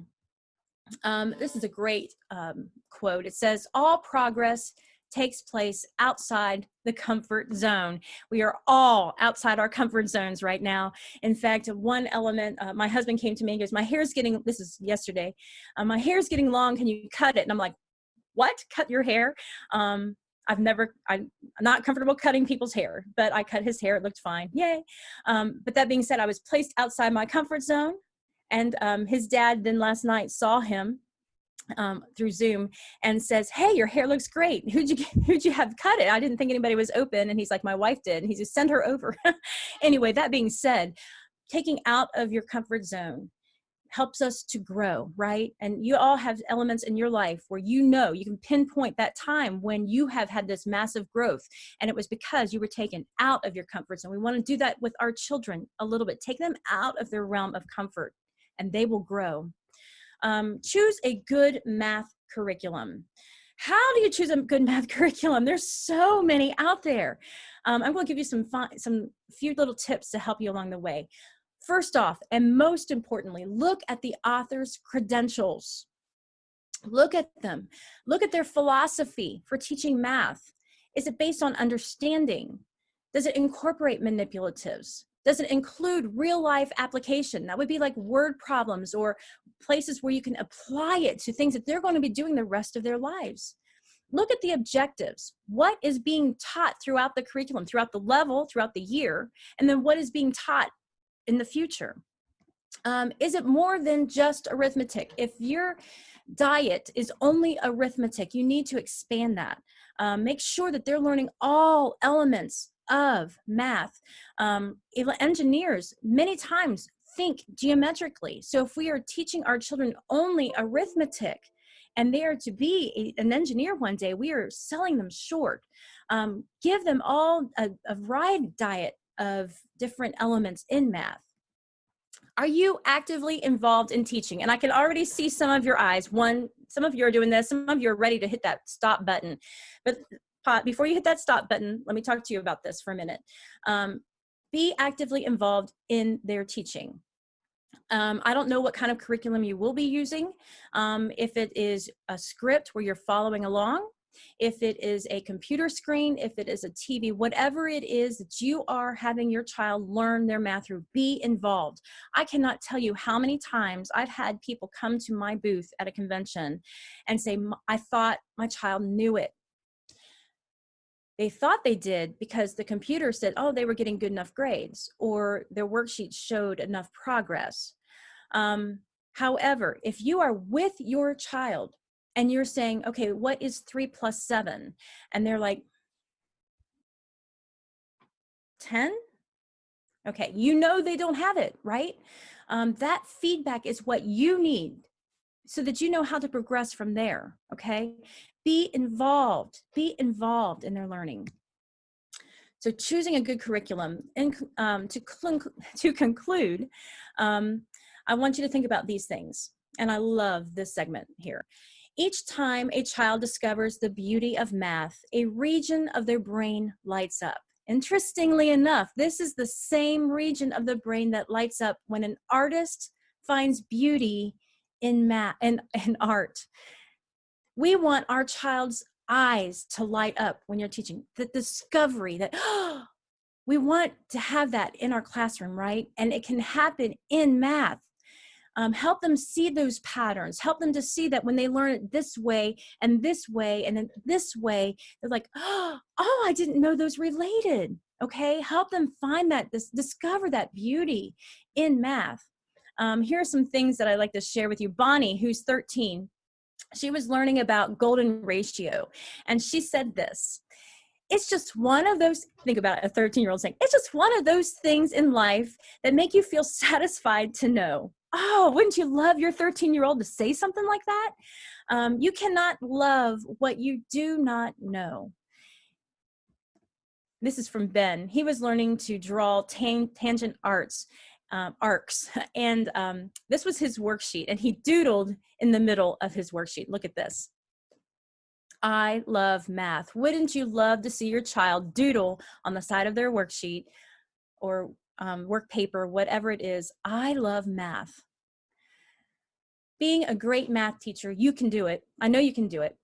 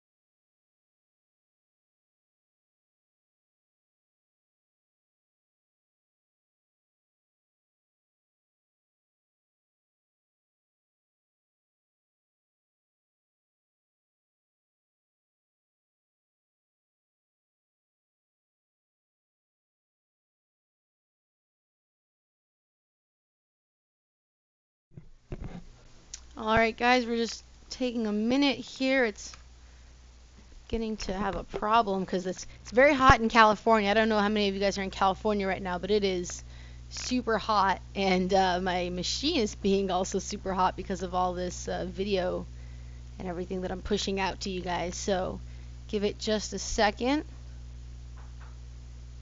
And I want to note that I'm going to be announcing some fun little extra tidbits at the end here on top of redoing my financial education, how to teach financial education DIY at the end of the conference around 6. We have 2 more speakers left. We've got Heidi, who should be loading up right now. Yep, okay, here we go. Hi, I'm Heidi Christensen from the Genius Paradigm. In this presentation, I'm going to talk about 6 characteristics that you and your student need to develop in order to live your genius. I also have a presentation on helping your child find their genius. I hope you can watch that one as well. Okay, well, I started this journey of looking at genius by researching what those that society already recognized as geniuses say about it. I wanted to find out what characteristics they thought were important. I looked at quotes from Einstein, Edison, Michelangelo, etc., but that wasn't enough.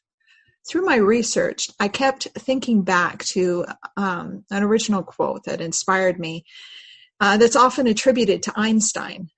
Everybody is a genius, but if you judge a fish by its ability to climb a tree, it will live its whole life believing that it is stupid.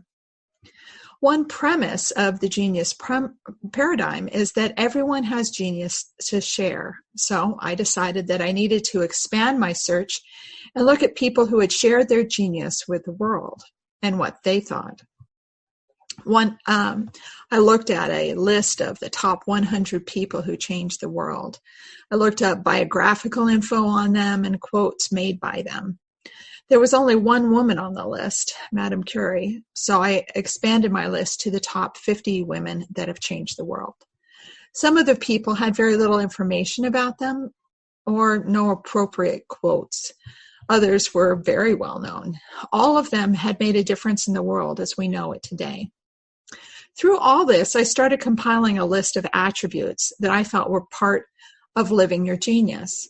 One weekend, when my adult kids were home, I printed out and cut apart all the attributes I had put down, and I asked them for help. I figured they had lived this journey with me for pretty much their whole lives, so who better to ask? We spread the words all over the table, and I asked them to sort them, preferably into 4 to 6 piles, but they could go more if they felt they needed it.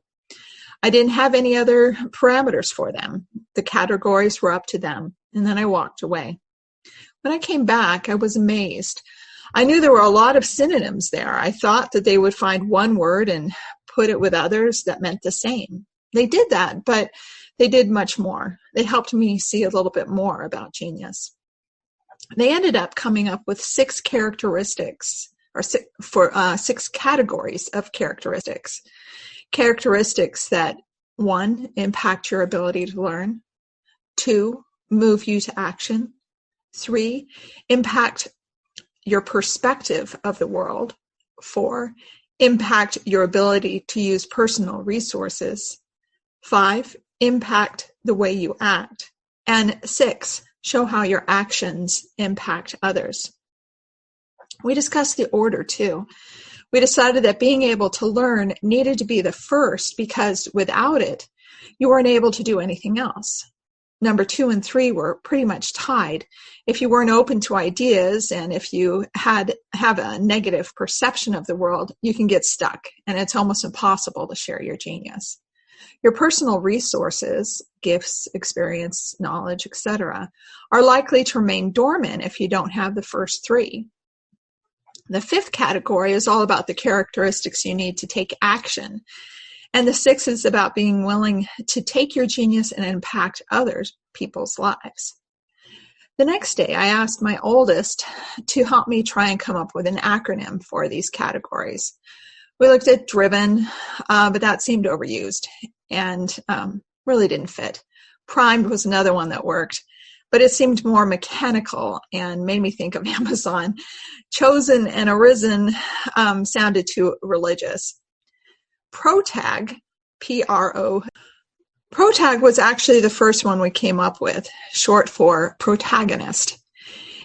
It's an acronym for perspicacious, resolute, optimistic, talented, action-oriented, and generous. I thought it might work, but I was looking for a real word, so we kept trying, but it won out in the end. A protagonist is basically the leading character in a story. Years ago, I read a book by Donald Miller called A Million Miles in 1,000 Years. The main message I got out of it was to make your life the story you want to live. It also reminds me of the movie The Holiday that came out in 2006 when Iris, played by Kate Winslet, tells Arthur, played by Eli Wallach, about her problems with her love life. And Arthur, who's a retired screenwriter, tells her, in the movies, we have leading ladies and we have the best friend. You, I can tell, are a leading lady. But for some reason, you're behaving like the best friend. Iris responds, you are so right. You're supposed to be the leading lady of your own life. Anyway, a genius paradigm is about being willing to create the story that you want to live and being the main character in it. The Urban Dictionary is the only place where I found a definition for protag. And they define it as someone who likes anime and dyes their hair unnatural colors such as blue, purple, or any other color, and ends up looking like an anime protagonist. Since I don't have any experience with anime, I asked my kids. They said that when you look at a lineup of characters in anime, all of them are drawn without much color or detail, except for the protagonist, who has more details and very colorful hair. I don't envision everyone that's living their genius having colorful, spiky hair, but I do see them as being willing to be different. So protag works.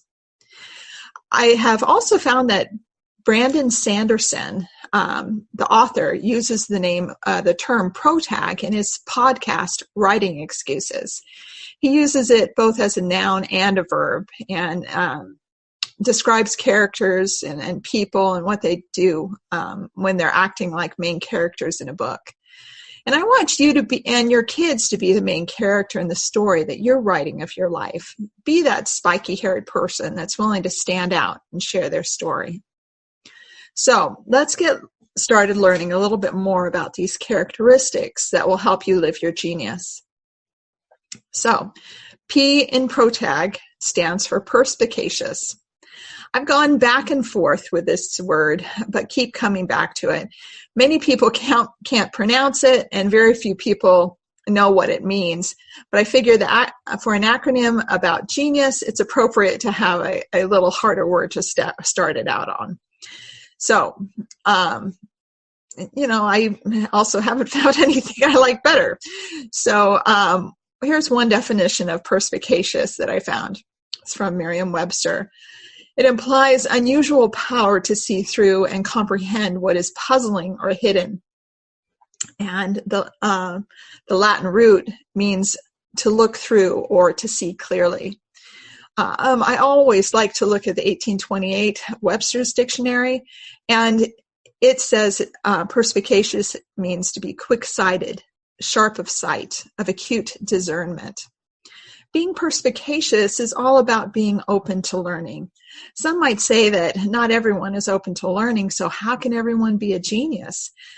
Well, everyone is open to some kind of learning. It may be a teenager that's open to learning about makeup or the newest celebrity fad.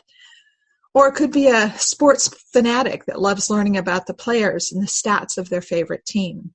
I'm not talking about just academia. It all boils down to your mindset. You can't be perspicacious unless you have a growth mindset. What does that mean? It means that when you come upon something that challenges you, you must be willing to see that you may not know the answer, but that doesn't mean you never will. As Carol Dweck shares in her TEDx talk, it is the power of yet. She shared how in her research, the people that saw a challenge as something they didn't know yet, but could know with some work, that had the ability to learn. If someone doesn't feel like they can learn, whether they think they are stupid or it just isn't something that they are gifted enough to learn, they can't. They have a fixed mindset and their learning is fixed in place. They can't change unless they become open to growth. In order to grow and learn, you have to be willing to make some mistakes along the way. You won't be perfect or have all the right answers. Our society's focus on not losing is creating a generation of fixed mindset kids who don't know how to come in last place or feel the feeling of making a mistake. Or when they do, they aren't taught what an opportunity it is. When you're given the opportunity to fail, you're given the freedom to take risks and think differently. You don't have to be like everyone else or solve something just like they do. You can be innovative and creative. And if it doesn't work, you do it again. Share with your kids the idea of growth and fixed mindsets. Give them the opportunity to fail and help them learn from failure. Make it a normal part of their education. Teach them that to learn is to make mistakes. And model it for them yourself. Point out when you've made a mistake and talk to them about what you've learned from it. Okay, let's go on to the R in ProTag, which is for resolute. You need to have a why or purpose that moves you into action. Sharing your genius, having a genius paradigm, means that you have something that is pushing you forward, a resolution to do more. The Merriam-Webster dictionary defined it as marked by firm determination, bold and steady. Dictionary.com adds, set in purpose or opinion. Collins' definition puts it a little bit differently, and they put it as determined not to change their mind or change their course of action. The Etymology Dictionary shares this about the roots of the word, and it's the notion is of breaking something into parts as a way to arrive at the truth of it and thus make the final determination. All of those have something to do with this idea of being resolute. Many people know of the idea of New Year's resolutions, and the word's probably gotten a really bad rap because of it, as most of these resolutions end up not coming to fruition. But this is more, and it means more. You have in you the grit, the drive, and the willpower to push forward to do what you need to do to share your genius.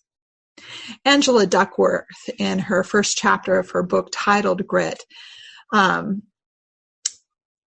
talks about genius, and she shares how her father would often tell her when she was young that she was no genius, and it's interesting that her life's work showed him to be so wrong. Her research showed the necessary ingredients for genius is persistence and determination to do something. In Daniel Pink's book, Drive, he shares how there are 3 drives, but only 2 of them are really recognized, even though there has been compelling evidence for the 3rd one for decades. The first one is the biological drive. This is the one you need or you die. You have to eat, keep yourself safe, and procreate for the species to endure. The second drive is the one that most people are familiar with, the carrot or the stick. These are the extrinsic motivators like rewards or punishments. Businesses use these all the time, and the current school system is built around it. Problem is, they don't work. More and more jobs of today require the 3rd drive, intrinsic motivation. The 3rd drive was first witnessed in an experiment with monkeys. The researcher wanted to see if monkeys could solve a puzzle. So in order to get them familiar with the puzzle, they put it into their cage for a couple weeks before the experiment. And they were just blown away by the outcome. They solved the puzzles without any rewards. They enjoyed it and liked doing it. And when they did give rewards, it took the monkeys longer, and they weren't as focused. This was early in the 20th century, and this was groundbreaking, but very hard for people to swallow. It took a couple of decades for another researcher to continue the research, and this one used the human equivalent of monkeys for test subjects, grad students. They again used puzzles and had 2 different groups. Each test subject came in 3 different days, and they had to play a popular game, putting puzzles into different shapes, and they did the puzzles for a bit, and then the researcher left them alone for 8 minutes. And that's where the real research began. They wanted to see which group continued their focus on the puzzle. The first group wasn't paid and was never told they would be paid. The second group wasn't paid the first day and was told the second day they would be paid and were given money after they were done for the day. But on the third day, they were told they ran out of money, so they weren't able to pay them. What they found was really interesting. The group that was never paid never lost their interest in the puzzle, and during the 8 minutes by themselves, actually increased their playing over time. The test group that was paid on the second day had a short-term increase in motivation, but when the pay was removed, they substantially decreased their engagement. So our current educational system is built on the second drive. Grades are either a carrot or a stick. Helping our students instead develop their third drive by allowing them to play and learn how and what they want, at least to a point. I'm not advocating illiteracy, but if allowing them to do that can help prepare our kids for the future, at least as long as we also help them develop grit. They can't be afraid of failure. So let's go on to O in ProTag for optimistic. So being optimistic is an inclination to put the most favorable construction upon actions and events and to anticipate the best possible outcome. When you think of optimism, what do you think of? A person with their head in the sand or Pollyanna-ish? It is a particular perspective of the world and plays a big part in a person's paradigm. Two books that have taught me about optimism are Viktor Frankl's Man's Search for Meaning and Corrie ten Boom's The Hiding Place. Both of these books are autobiographies of the author's time during World War II. Frankl was Jewish and spent time as a prisoner in Auschwitz, while ten Boom helped Jews and was sentenced to a work camp. Both suffered horrific things, but were able to find something to hold on to get them through the experience. Viktor Frankl was only 24 when he went to a concentration camp. He was newly married and had a book he was working on and wanted to get published. He seemed to have his entire life ahead of him, and then everything changed. As a psychologist, he took a little different look at what was going on in the camps. He noticed things that others didn't, and it's what kept him alive. He was behind an electrified fence and was being treated horribly and had no control of his life, but he found that the Nazis couldn't control how he thought. He was the only one that had that control, and he worked hard to keep it. He noticed that when confronted with something, even something he had no control over, he did have control over how he responded. Corrie ten Boom writes in her book about how her sister responded to things. When they were put into a building that was infested with fleas, she chose to respond with gratitude. The guards didn't like to go into their building because of the insects, so they were able to read their smuggled Bible to the other women and give them some hope. Corrie and her sister also could see a brighter future ahead of them. They even planned a way to help those that were mistreating them. Frankl, upon release, learned that his wife and other family members had been murdered, and Corrie also had family members that died in the camps. But both of them continued to find optimism to help them share their genius. Can you imagine being grateful for fleas? It was what enabled Corrie ten Boom to survive the experience she went through, but she also had beneficial effects on her state of mind. Brene Brown shared in one of her TED Talks how gratitude helps her when her thoughts turn to pessimism. She shared how she imagined horrible things happening, like people attacking her and her husband while they were out on a date night, and how their babysitter would have to deal with it with the kids. It was the worst case scenario running rampant in her thoughts. And what helps her get through times like this is listing things she's grateful for, even the most mundane things, so that she could get past her pessimism and get back to the optimistic mindset. Helping your child be optimistic means you need to be optimistic. You need to work at how you respond to the circumstances you are put in and be grateful for whatever you can, even if it is fleas. Model it and then bring your child into it. Write in gratitude journals together. When challenges come up, decide how to deal with them in a positive way. One family I know does this in just an amazing way. When the father was diagnosed with cancer, they went out to celebrate. They chose how they were going to meet the challenge, and they modeled it for their kids. This same man, when he went to his cancer treatments, he wore a top hat filled with little stuffed animals that he shared with the children that were also getting cancer treatments. He chose to take the opportunity to spread love and joy. And I'm grateful to say he is completely free of cancer now. So anyway, I wanted to go on to the T in ProTag at this point, and that is for talented. Now, talented is defined as a natural gift or ability, and sometimes the word genius is even given to people who exhibit talent. One other definition of talent that was used in ancient times is it was a unit of money. The Bible parable about talents is actually about money and investments. I like to think of it as being applicable to the current definition too. So talent is about using your personal resources. These resources could be your interest, your time, knowledge, opportunity, etc. Angela Duckworth's research showed that talent and intelligence don't automatically point to success. In some ways, natural talent can make it harder to succeed.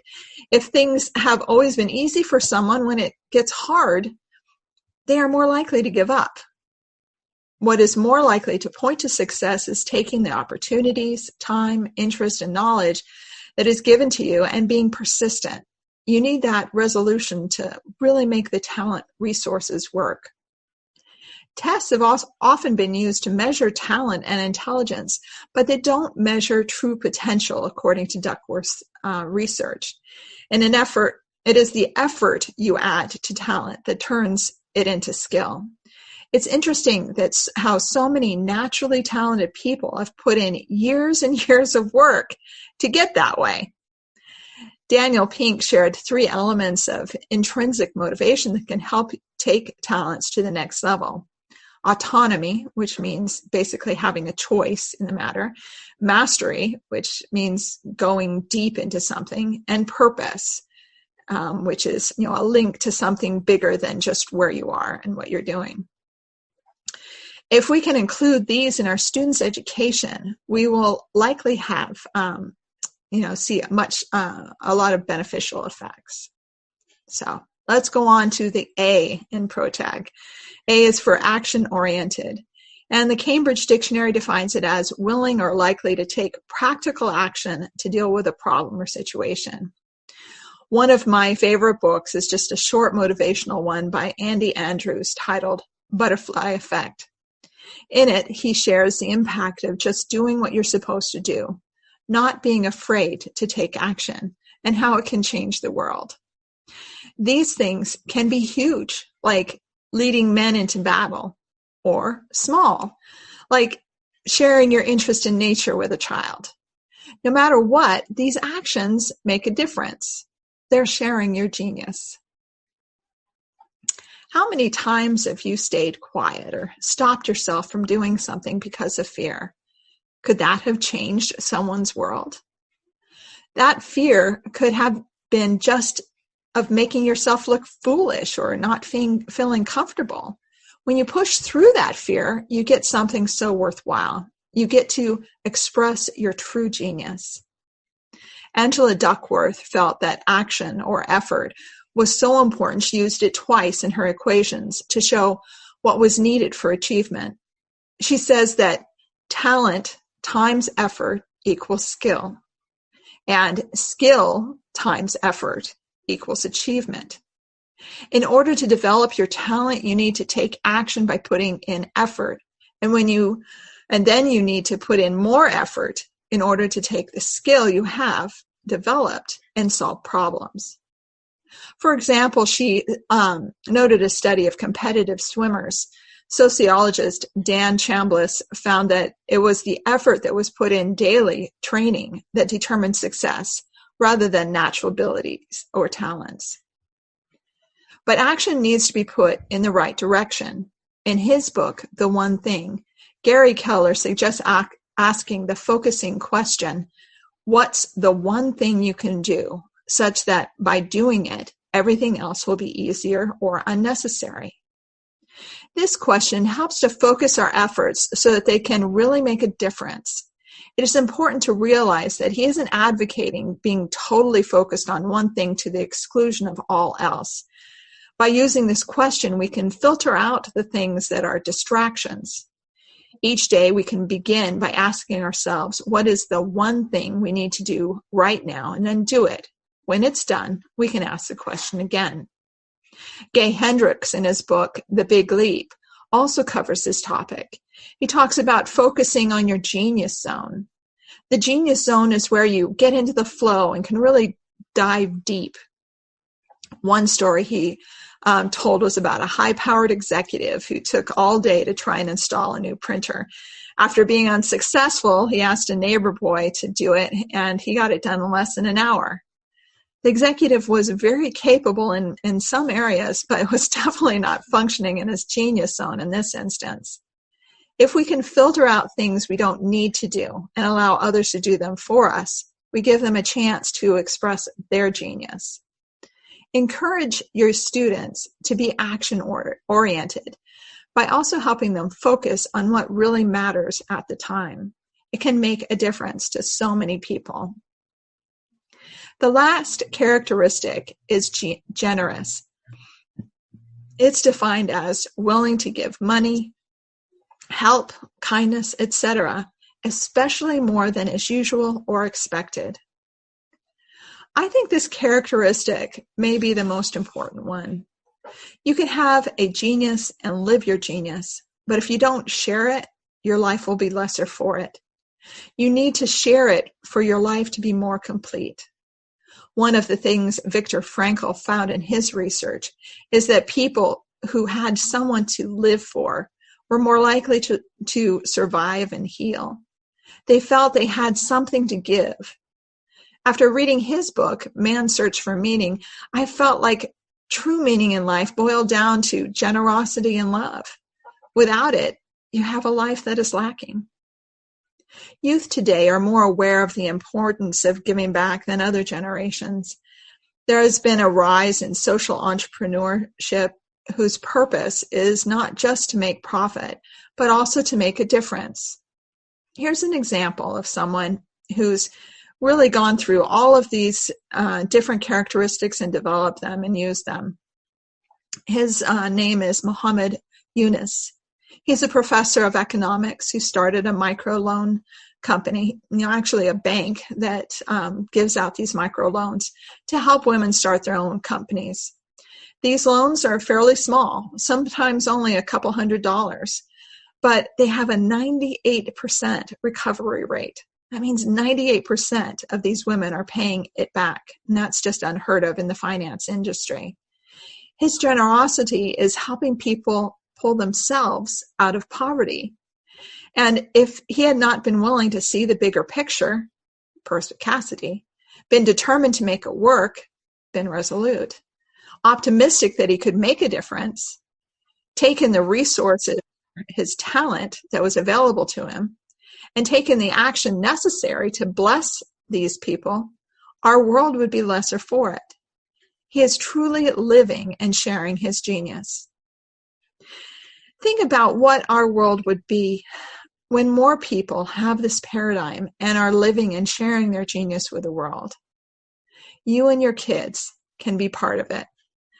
I hope that you've enjoyed this presentation. And if you have any questions and would like to contact me for any reason, I've put all of my contact info right here, and I would love to hear from you. Have a wonderful day. Bye-bye.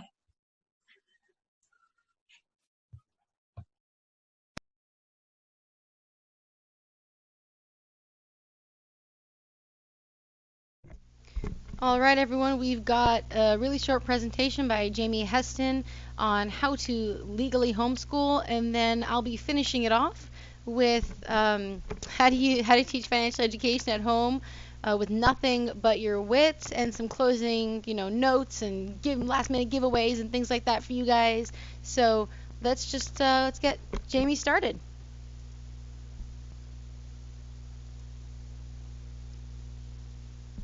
Hi, everyone. My name is Jamie Heston. I'm a board member with the Homeschool Association of California. I'm a homeschool veteran, homeschool consultant, and a community organizer.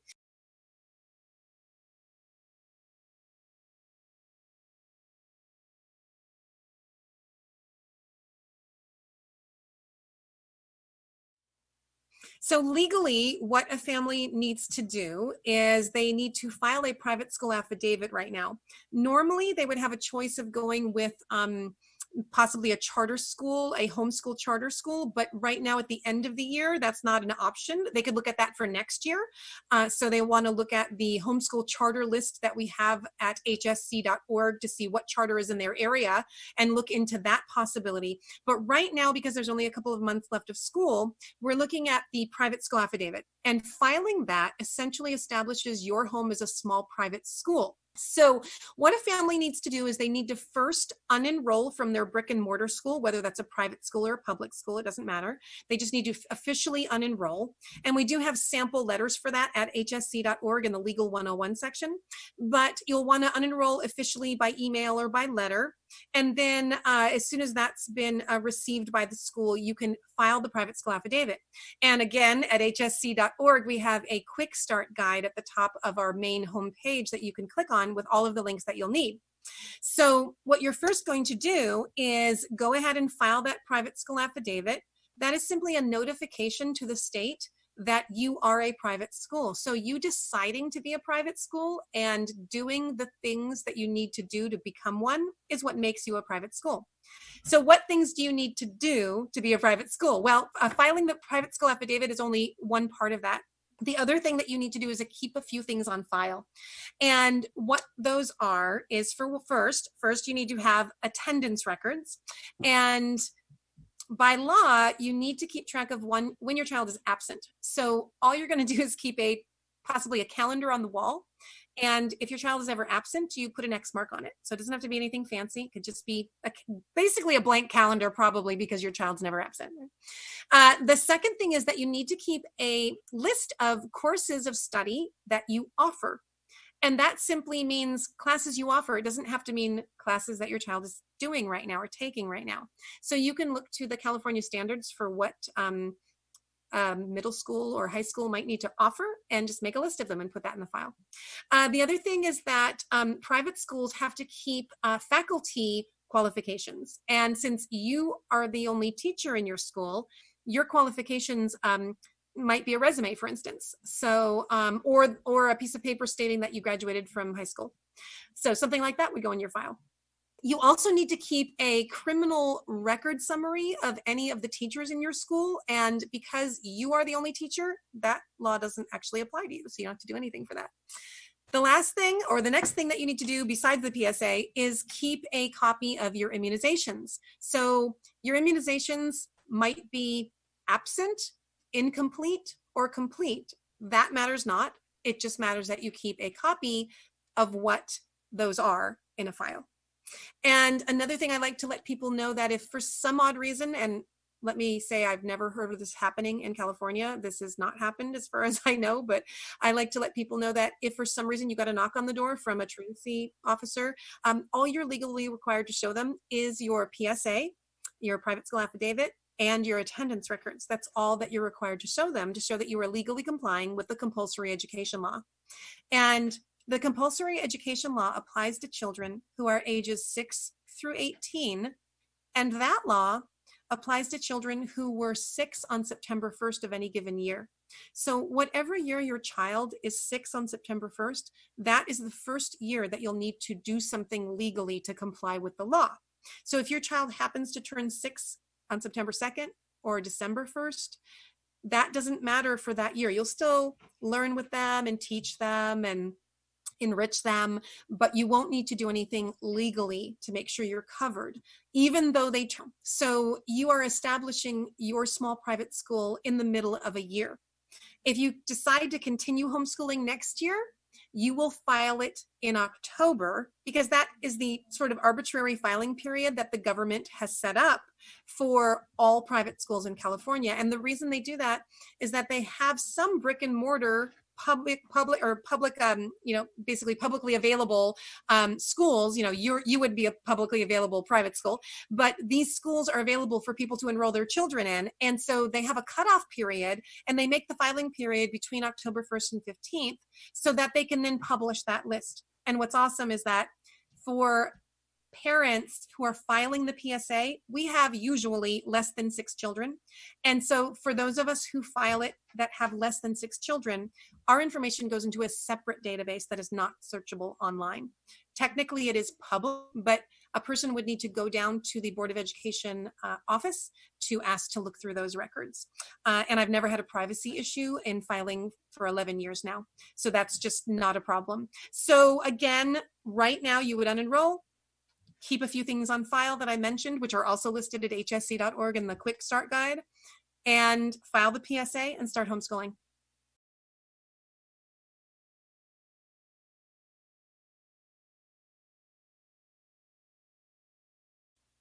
So parents can go to hsc.org and click on the Quick Start Guide. And in the Quick Start Guide, we have links to Spanish instructions, English instructions that tell you how to file the private school affidavit, and a link to the private school affidavit, actually, which is housed at the Board of Education website. And the Board of Education website also has a little bit of additional information as well. But just going to the hsc.org Quick Start Guide will give you everything that you need to know. Also, hsc.org and myself, we do Homeschool 101 sessions on a regular basis. So if you check out our Facebook group, we do have them posted there as events. So in the future, if someone needs more detailed information, they can certainly attend one of those as well, where we go into more depth about filing the private school affidavit and how to get started homeschooling, especially on a longer term basis in a world where we all get to be together.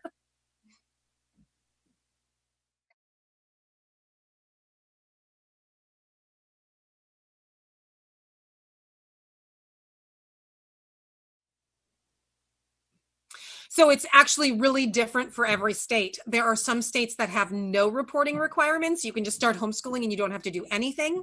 There are some states where you have to check in and you have to submit your plan for the year, and there's testing. So it's really different for every state. So if you're not in California, then this advice does not apply to you, and you should contact your local homeschool group. You can usually find a state homeschool group. If you just look up your state name and homeschool group, it'll come up, or association, something like that. Like ours is called the Homeschool Association of California. So there might be one for, different states. And you can also probably get in touch with local homeschool groups just by looking on Facebook or Meetup or Google Groups, and find your local homeschoolers. Again, find a veteran homeschooler in your area who's going to know this information for your state, so that you're doing it the right way, because we do want to make sure that everybody who's homeschooling is doing it correctly, legally, and abiding by their state law.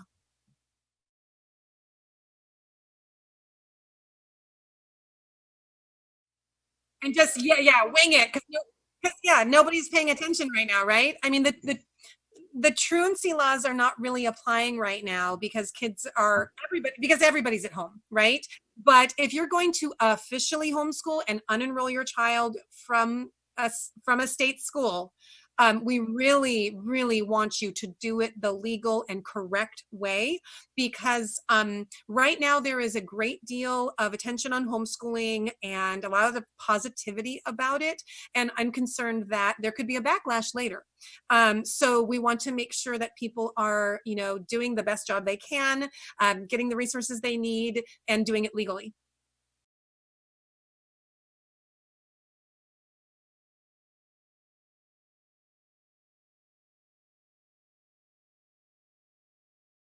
I mean, I run this huge Nerf battle called Ragnaroktoberfest. So actually, that's another website that you could tout for me. It's So it's eastbayarea.nerf.com, right? So that's the monthly Nerf battles that I run, right? So, but we get like 100 people a month. So then the local the local Nerf community that I am connected to. Well, it's not even the local Nerf; it's a worldwide Nerf community. I mean, we have a guy from Australia on in our group, and I was about to go to the UK. Now, my oldest son and I were supposed to be leaving to go to this huge weekend-long Nerf event in like outside of London. And we were going to also go to Scotland to visit some other Nerfers that we know there, right? So it's this whole thing, right? And there's this big Nerf event, which if you go to East Bay Area Nerf, you see that I link to Ragnar Oktoberfest. And Ragnar Oktoberfest is the big once a year, and we've done it like 6 times now. This would be the 7th time. And we rent out a school, and it's all weekend long. And there's like a modding party where you modify Nerf blasters, and we do this story-based long form game. It's like humans against zombies. And then we do a competition, a competitive game on Sunday. It's this whole thing, right?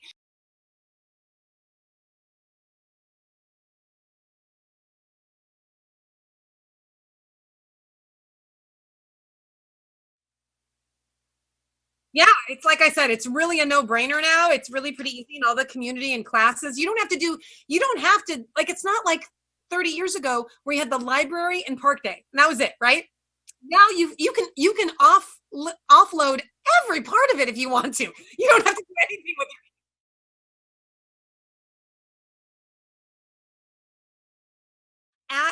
on the I think I mentioned it in my talk as well, that at the Homeschool Association of California Facebook page, pinned is that resource list. I've got like 20 pages of resources now, and they're all categorized, right? They have categories like math and science and whatever, right?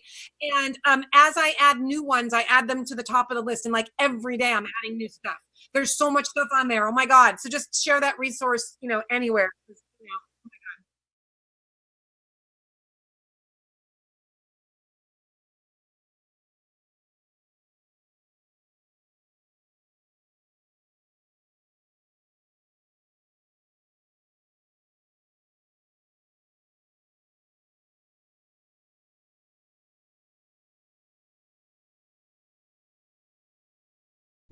All right, you guys, I am back. Let's get me up here for you a little bit so you guys can see me while I talk to you.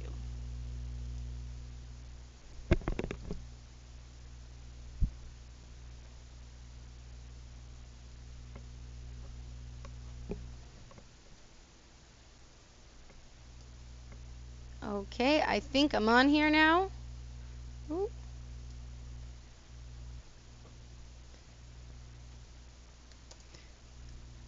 And let me bring up my notes here for you guys. So we're going to talk about, of course, my talk that got completely over, like, not even shown because of the technical difficulties before, which is how to teach your kids financial literacy at home with nothing but your wits.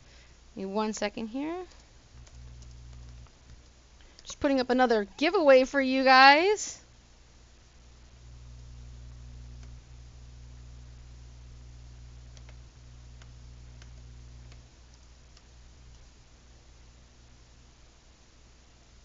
Awesome. So we're going to wait for a couple more people to join on here because I know I got some people messaging me about jumping on.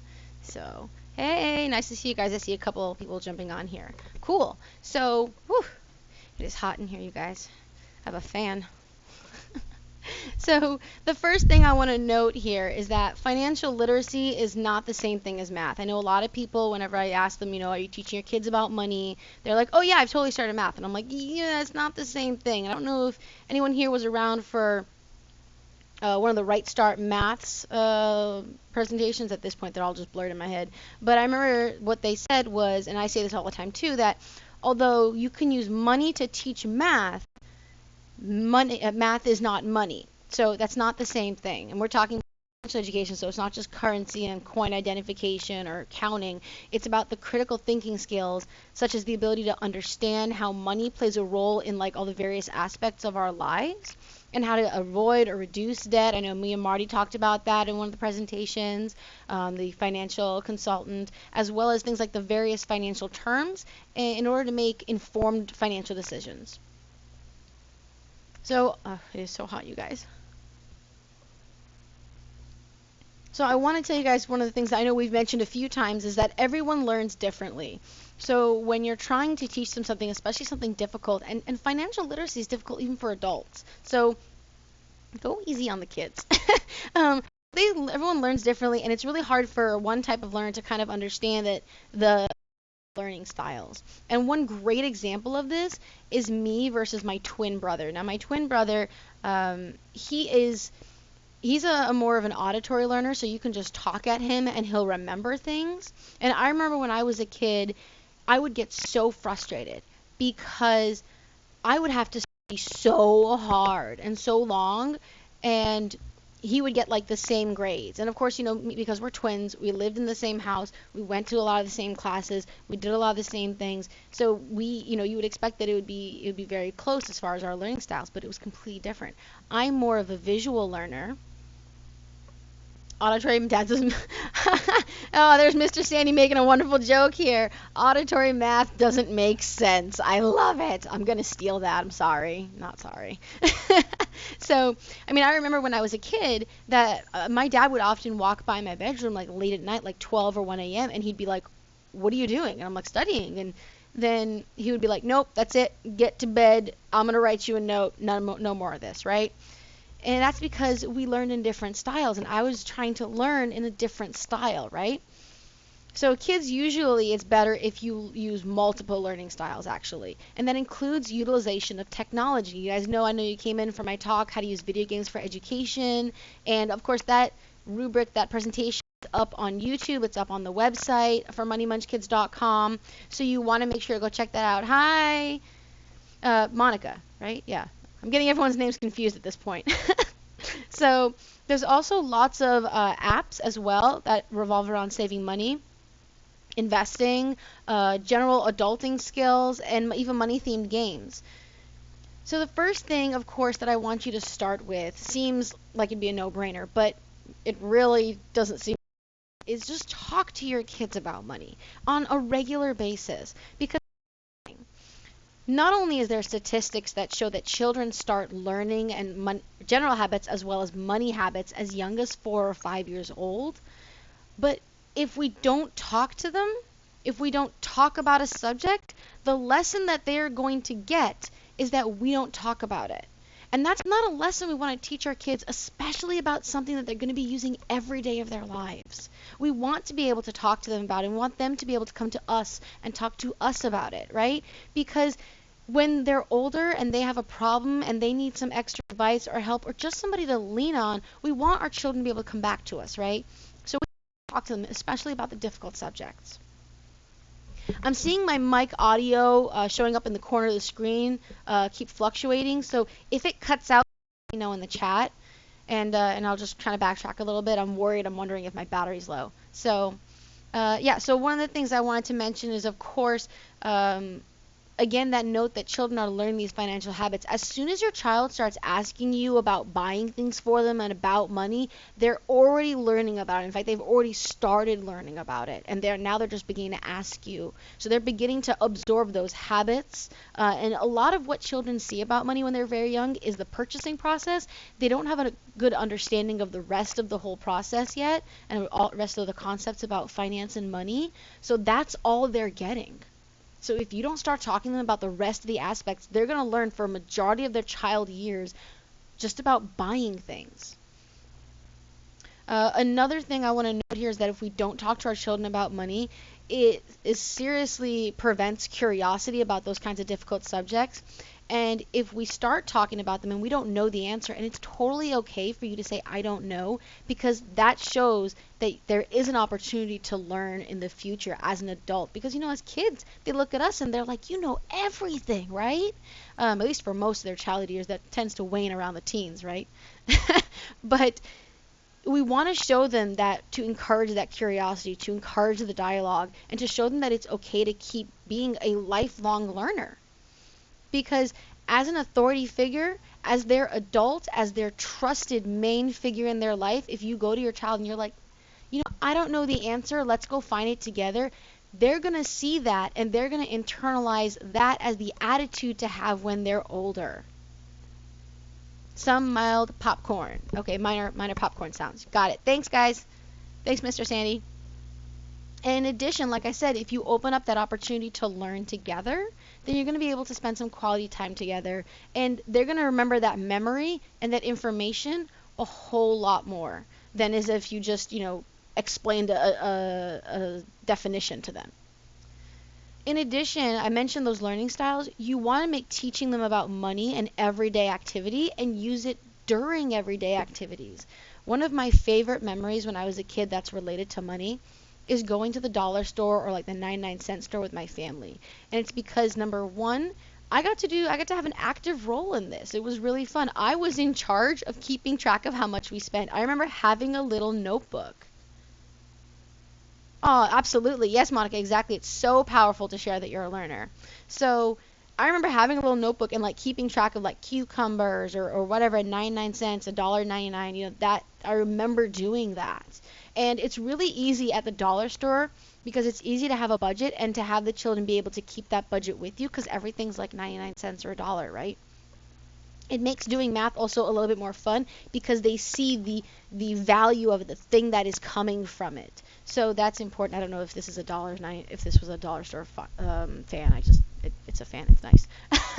So as I said, my job was keeping track of how much was spent at a store, at the dollar store. So now at the dollar store, that's really easy, right? You have 10 items, it's $10. But once you got to the register, when I got to the register, my mother and I would guess. I'm sure she did less guessing, more actually understanding and doing math. But I would mainly guess when I was little about how much the total would be after taxes. And that helped me start understanding, because then that opened up the dialogue of, well, how do you know what taxes is? How much is it?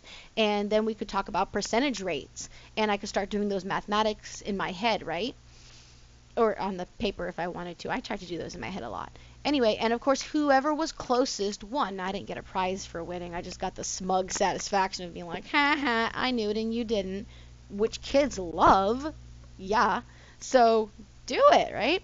And of course, again, it seems easy at the dollar store, but once you start going into like the higher values, like you're not getting 10 items, you're getting like 50 items if you buy a lot at the dollar store. Or if you start doing that at like the grocery store, or if you're going out to eat using that same process, because of the different prices, it starts getting a lot more complex. So you can adjust the complexity as they get older with real life interactions, so they know why it affects them, how it affects them, because that's what they really care about as kids. How does it affect me, right? In fact, that's what a lot of us care about as adults. So that is one way, that is a really good interactive way that you can use on an everyday basis. Another thing, now I know we're stuck inside right now, so you can't necessarily do that. However, you can start planning things like holiday shopping, or you can even, there are a ton of weird holidays out there. Like, just go search weird holidays, and there's a main website. The first website that usually pops up, it has it's like 10 or something a month. It's crazy. So you can celebrate the holiday inside your house if you want, for some of the more fun and interesting ones, and try to create a food and a budget plan with your child. Now, if we're not going out right now, not going out and buying things, you can still be like, oh, okay, like an average loaf of bread costs like $1.99 or whatever, you can even look up the prices and figure it out digitally instead of doing it actually physically.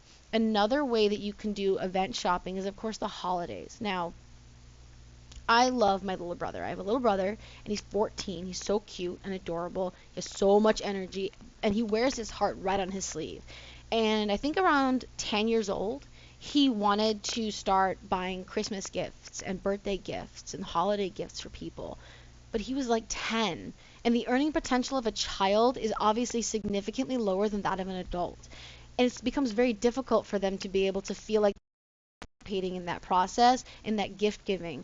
And a lot of kids do want to do that. So what I did for my little brother, and I highly suggest that you do this for your kids and ask your relatives, your extended relatives to do this as well, is I went on Amazon and I created a $10 or less wish list, so that my little brother, if he could either look at that list for inspiration, or you could get something off that list if you want to, if you guys want to buy on Amazon. And that allowed him a bit of confidence in his own decision, knowing that he could do that himself and be able to still get something that would make me happy. It allowed him to think and understand about what other people liked, not just what he thought that they would like. It also allowed him a sense of autonomy and self-accountability for his own budget. So, and again, that empathy about thinking about other people. So that is a great thing I highly encourage you to do with your children. If nothing else, it just helps them understand about how much things cost and get a little bit creative in their thinking about gifts. Also, you might want to look at, I know everyone knows it, but Pinterest. Pinterest is great for DIY, recycle crafts that you can make to help celebrate your holidays, to be eco-friendly, monetarily friendly, and have a fun experience with your kids. Now, of course, when we talk about money, I always want to make sure to remind everyone that if you haven't already opened some sort of savings or account for your kids, please go do it now. And not only open the account, but have them be an active participant in it. I know that a lot of kids keep their money in like coin jars. It's great to have that physical tactile experience, but we want to also get them to understand that they need to keep track of their money even when they can't see it, right? Because a lot of what we'd use for money for paying bills is digital. So we want to make sure that they understand that they still have to keep track of that money, because it's very easy to lose track of it when you're no longer looking at it. So a lot of times when you open a bank account at a financial institution, they'll give you a bank book that usually it's a little notebook you can write the transactions in. If it's good for your kids, then go ahead and use that bank book. I know for the little ones it's a little small to write in those lines, so you can just get a regular like wide spaced notebook paper and just have them maybe decorate the cover and customize it to be their bank book, right? So that's really fun. Now I know that some banks have an age requirement for opening a bank account under a minor's name or even joint account, and if your child is too young for that, what you can do is you can just open up a separate savings account and just have it like nickname. A lot of institutions allow you to nickname the accounts online and just use it as their account. You're going to have to do a lot of the work yourself. However, as far as like depositing stuff, but you can still take them with you when you're doing that. Ooh, it is hot. Let me see here. Of course, I want to note to you guys that if you need to start on teaching them about banks and bank books, we are doing a free giveaway for all the families who could use something to keep their kids occupied and educated. We're doing a free digital download giveaway. So you can just go to our website, go to specifically moneymunchkids.com/events-sale. That'll give you some special discounted prices that we're putting on just for this conference. And you'll also be able to get access to our digital products. Use discount code Be Healthy, that's capital B and capital H, 2020. So Be Healthy 2020 when you're checking out for our digital products, and you'll get one digital download book absolutely free. Okay? Oh, Mr. Sandy has a note here. I like the idea of having them read gas, electric, water meters, and learn how to read the dials and stuff. Exactly. You want to show them about. I'm getting to that. You got ahead of me, okay? Which was lead by example. So we'll get there in a second, Mr. Sandy. The next thing I want to address with you guys is develop an earning system with rewards. Now, a lot of people do this with like chore charts, which is really cool. And in fact, we actually carry chore cards, which make it really easy. It's like a deck of cards with different chores on each card, a cute little picture, and a place where you can write extra instructions if you need any for the older kids, and a place where you can mark if it is something they're getting paid for or it's a responsibility. I like the idea of connecting the idea of doing something generates money, because usually in the future it's going to be doing a job, doing your work, doing something for your business, or even doing something like educating yourself for investments, or keeping track of good investments, or not getting into debt generates money for you or saves you money, because that's either usually connected. There's something that has to be done usually, whether again it's going to be educating yourself so you can invest, or having your own job, or going to your job, or having your own company. It's something has to happen, right? So again, the most common is a chore chart. Now a lot of people do paid chores and maybe a little bit of allowance, or certain chores are unpaid because it should be part of the household. And I prefer like a mixed system. I think basically my policy and what I always tell parents is you want to clean the mess you make, because of course in the future they're going to have to clean the mess that they make, right? So, but at the same time, if they're doing something beyond, above and beyond the normal responsibilities of their own area, their own mess, then usually something will come of it. So I always advise parents that, you know, their room or their certain areas, if they have a learning or a drawing area beyond their bedroom, those are their responsibilities. They make a mess there, they clean their mess. That's their area and responsibility, right?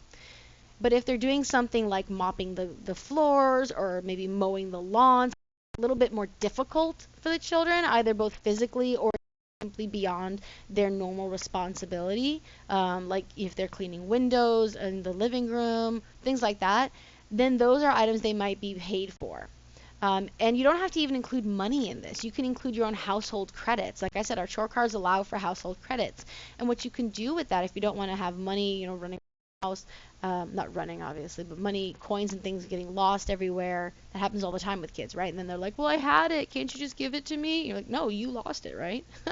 But you can use your own household credits where they can buy extra things, like extra privileges, like staying up for an hour, maybe getting extra technology time, maybe getting extra dessert, or being able to skip a chore, maybe borrowing certain items that you normally don't allow them to borrow, or things like that, and be able to get extra privileges with those points. That still encourages them to do their responsibilities and to be able to understand that usually work equates money or some extra things, right? Even as they're older, if they do extra work to like improve themselves, that generates them extra skills, right? It still equates to something extra that may in turn get them extra money because they're improving their skill set. And it's a great way to do it without, like I said, having to include actual money.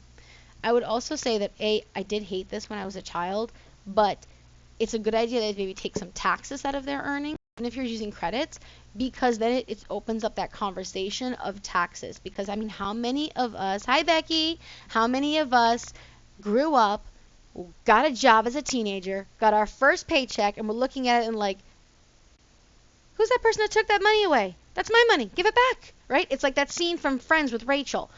And although hilarious as it may be as an adult, you really want to make sure that we have that conversation so they understand these things before they need them, right? We don't want them to be in that situation where you have the knowledge, you have to go get the knowledge in the moment that you need it. That's not a great situation, no matter what's going on. And as I mentioned, Mr. Sandy, lead by example. You know, we're talking about them being involved in the actual process. Now, I will say this. Over 1/3 of Americans don't have any sort of budget at all, which is like crazy, right? Like, we need to be able to manage our own finances if we're going to be teaching our children. I mean, do what I say and not what I do is not a great method of teaching. I mean, they're going to pick that up no matter what you do. So you want to work with your child and include them on the budgeting process. Now, you don't have to let them in on all the details. You want to adjust that information for their age and your desired level of transparency. However, including that process really helps, especially when it's figuring out how to pay the bills, how you accumulate the bills, like Mr. Sandy was saying. And if you pay your bills online, because I know a lot of people do, you can still go and show them like the portal. I know the LADWP has a great graph that you can compare your usage from like this month to last month or this year to last year. And it's a really great visual representation of how much usage equates to the money. Again, something happened to money, or in this case, lack of money. It's really fun if you want to do it with smaller kids. I'm like, you could have like, you know, someone else go like flicker the light breaker. So it's like, oh no, we didn't pay the electric bill. We have to go pay it right now. Come on, let's do it. Come on. To really get that like dramatic aspect to it, I think that'd be hilarious in my personal perspective. And I know that we've talked a lot about this during DCH, which is including gamification in your education. Gamification in your education. Here we go. I'm going to turn that into a phrase. Which is making sure that you make it fun and include that in the idea of gamification, not just playing games, but adding rewards to actions. So, setting a savings goal and making sure that there's a little reward at the end. And when I say little, it is suggested that the reward cost or be no more than 10% of the actual amount, because otherwise you're spending all the money that you just saved, right? That doesn't make any sense.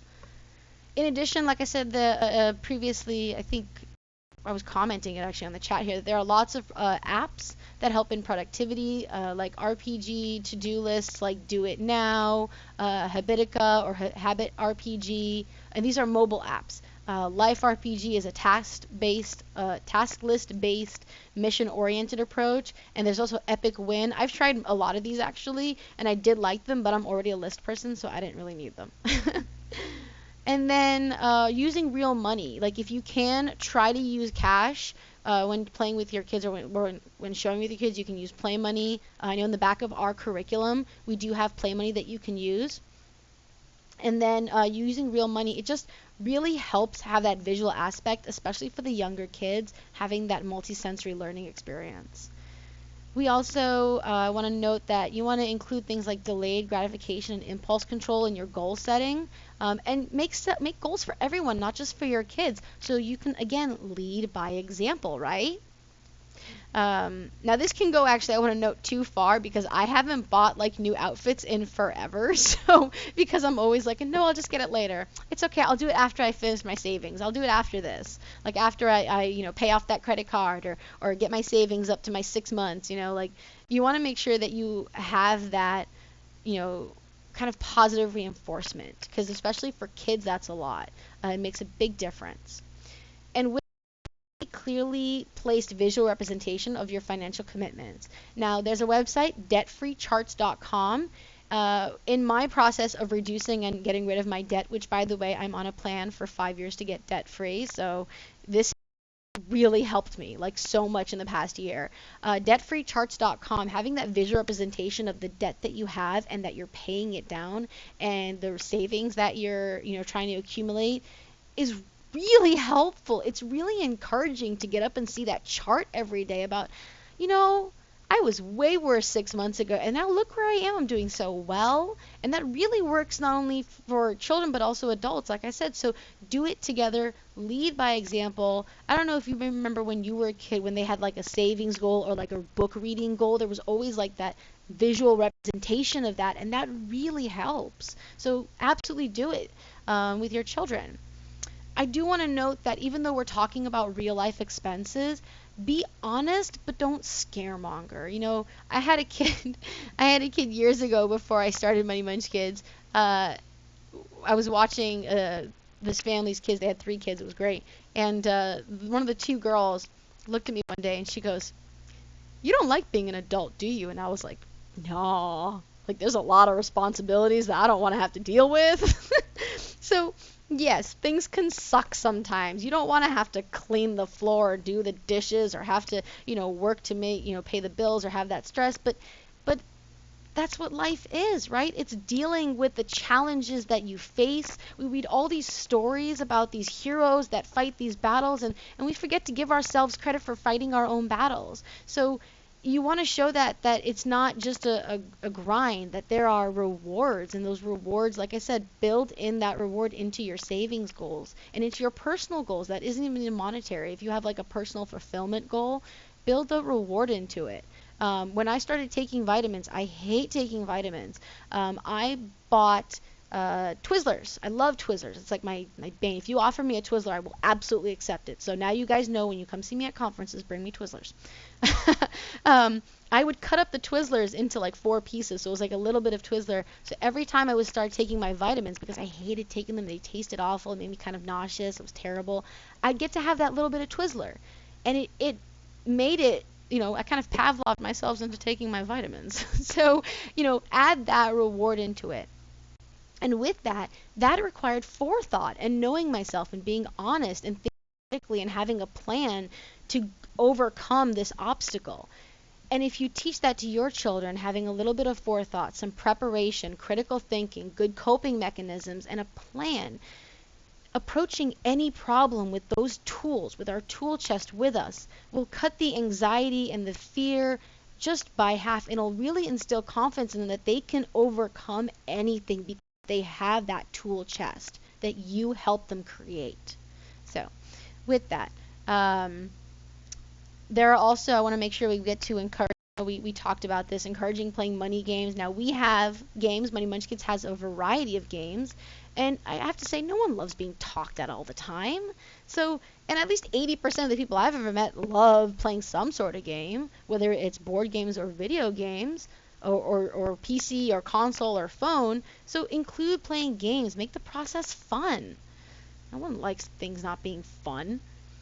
Another great thing is to read labels of products and compare prices. Again, this goes back to using these lessons every single day. This encourages critical thinking, real applications of good research skills.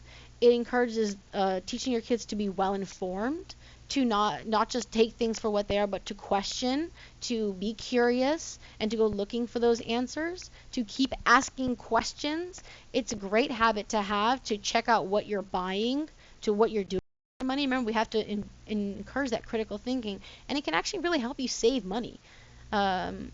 In addition, those are, some really serious money lessons. And the reason I want you to keep talking about this and I keep bringing up different ways to do it is because money is tied to literally every aspect of our lives.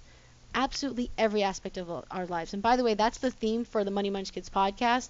I know we're behind on putting out episodes, but I have like 4 or 5 in the can. I've just been putting this together for the past month and a half. So money really is associated with every aspect of our lives, even those that you don't think it affects. Because, like, for example, a lot of people don't think that your health in like 10 years or whatever, your health is associated with money. They'll think of it like, oh, I have to pay my co-pays or pay my insurance, but also it can help you save money in ways that don't involve money to begin with. Like just going out walking every day, or waking up in the morning doing some stretches can help retain your elasticity of your muscles and can help avoid future problems, future medical problems, which in turn will help you avoid future medical bills, right? So it really affects, even like a small little action of just stretching can have a significant financial impact. The financial impacts are cumulative. Of course, as an entrepreneur, I want to also encourage entrepreneurship, but I mean, not everyone's meant to be an entrepreneur. We have lots of great scientists, doctors. We have a lot of great doctors right now that are helping a lot, right? We have a lot of great researchers. I know Becky's on the line here on the live chat, and Becky, although I think she technically qualifies as an entrepreneur, but she has helped immensely with this conference, and she worked with myself for Money Munch Kids, and we need everyone doing all types of different work. We need people in construction. We need people, helping us to get our coffee at Starbucks. I know, a lot of times we're like, oh, you don't want that job. But you know what?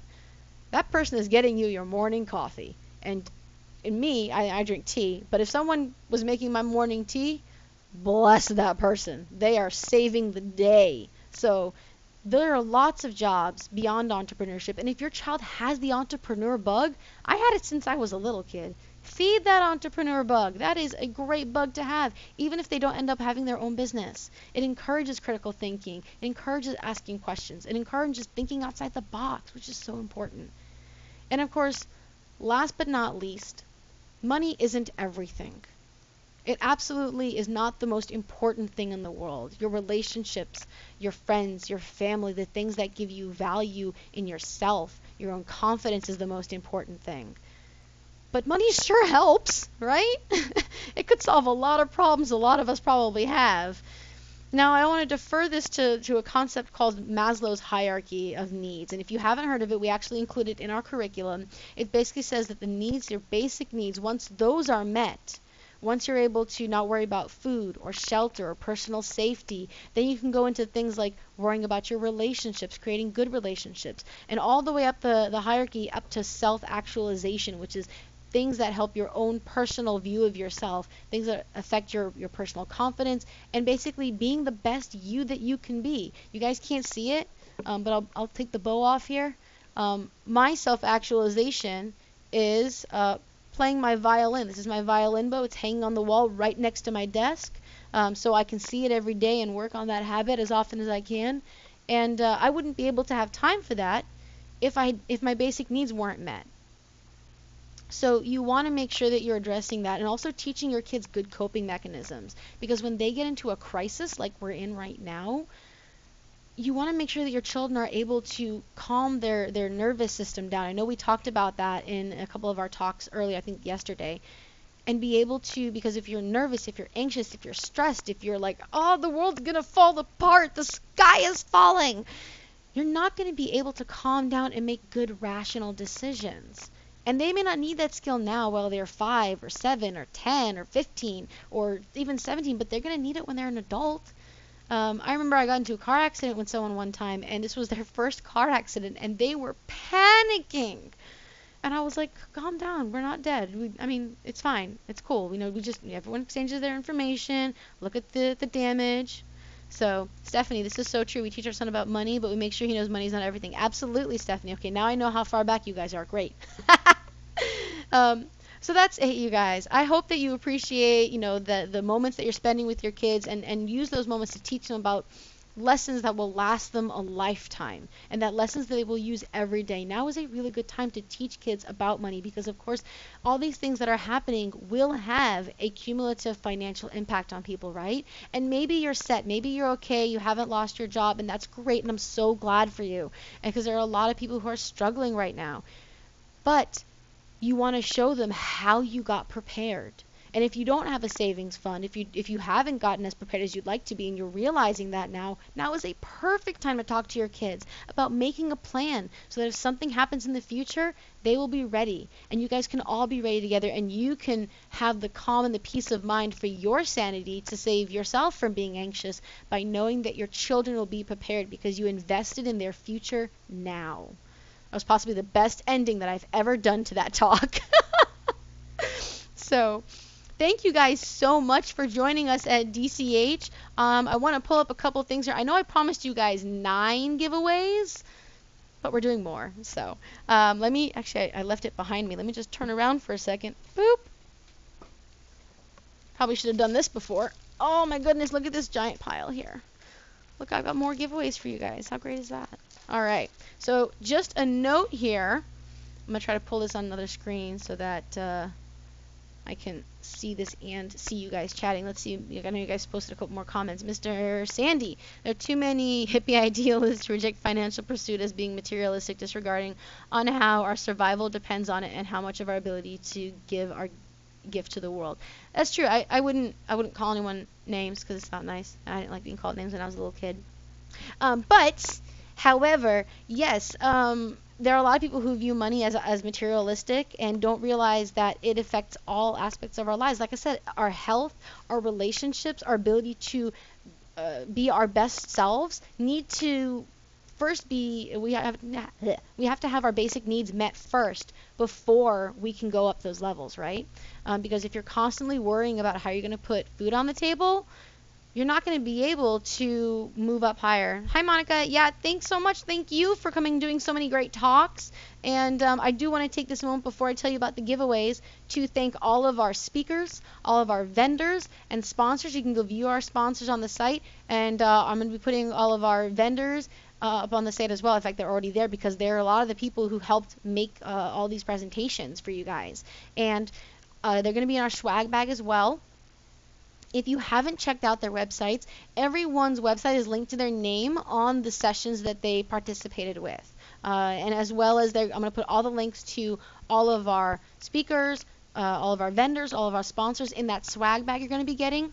I want to remind you guys that they put a lot of love and effort, as much as I did, into this conference, and we're all small businesses. I would ask you guys to support your small businesses because we are having a tough time. A lot of us wanted to come out and see you in person, and we just couldn't because of what's going on. I know I was going to go out to several other states, so I miss seeing my friends, my vendor friends, and all the people I've met from there before, like Mr. Sandy and Becky. We were supposed to see you at another conference, and now we can't. I'm so sad.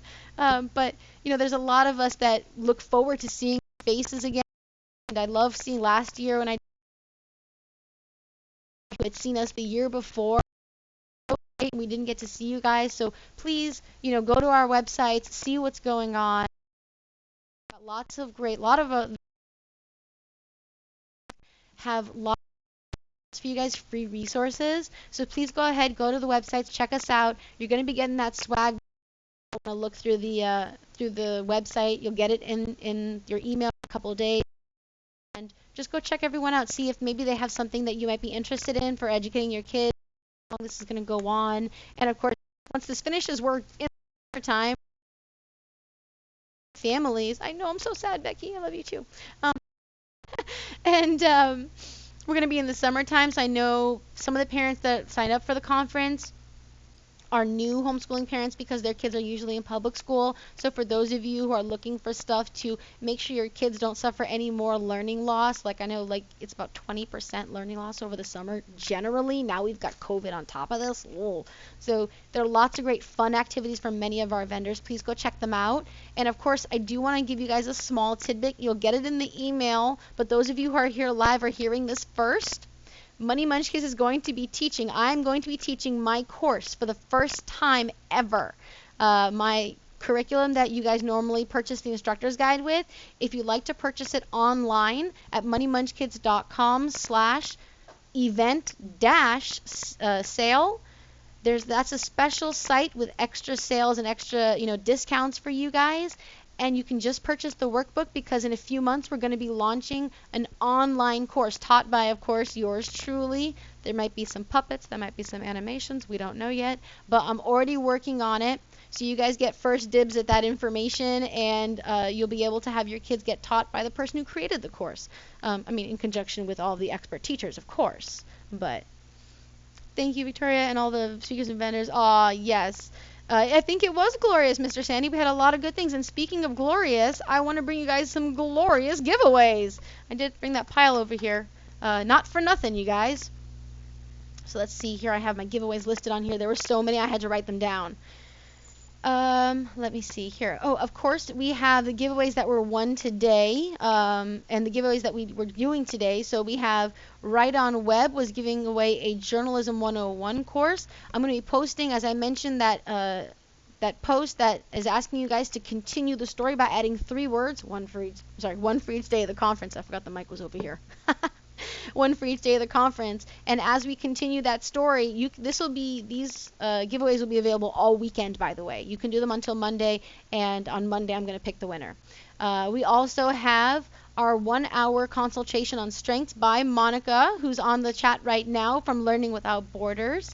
And this is us making strong connections. There's a post on the Facebook page asking you to make a strong connection and tag someone who you think would love the digital conference for homeschooling. So once you do that, again, this is going to be available all weekend. On Monday, we'll pick a winner who made some especially strong connections, and you can enter more than once. If you want to tag a few people in different comments, go ahead. And finally, finally, the one that I'm telling you guys today that you're going to specifically do is the book Be Angry and Train Your Kids by Sped Homeschool.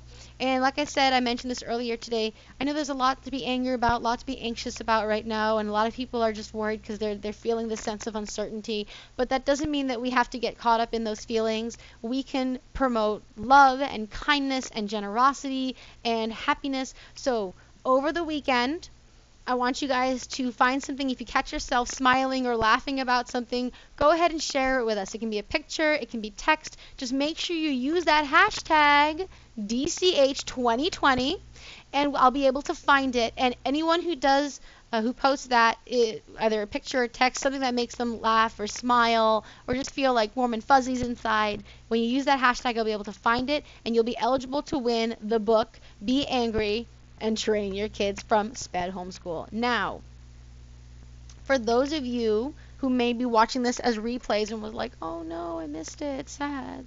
Don't worry. If you're registered, you will get a chance to win at a random. We're going to pick random winners from the registration attendee list. And that means that if you entered your registration with yourself as well as your kids, each person, man, woman, child, are going to be able to win these prizes, but it's one per person. So so technically your child could win on your behalf.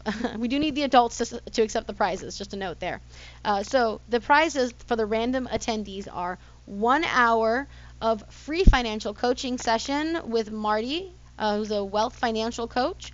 1 hour positive discipline training for 4 from Learning Journeys. A hardcover signed copy of Teaching Kids to Buy Stocks from JJ from Teaching Kids to Buy Stocks. A free tutoring session from American Academy of Strategic Education. An emotional intelligence masterclass taught by Melanin Tot, and that's the name of the company, by the way. She did the talk on emotional intelligence on Wednesday, I believe.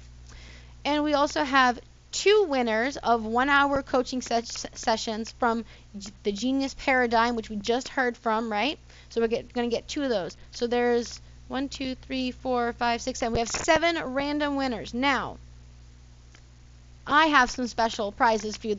And all of those prizes, again, were given to us to give to you by our vendors and sponsors and presenters who just want to put all this information out there for you guys who are looking for information now that you would have normally found at like events and stuff that we were supposed to be at. Sad.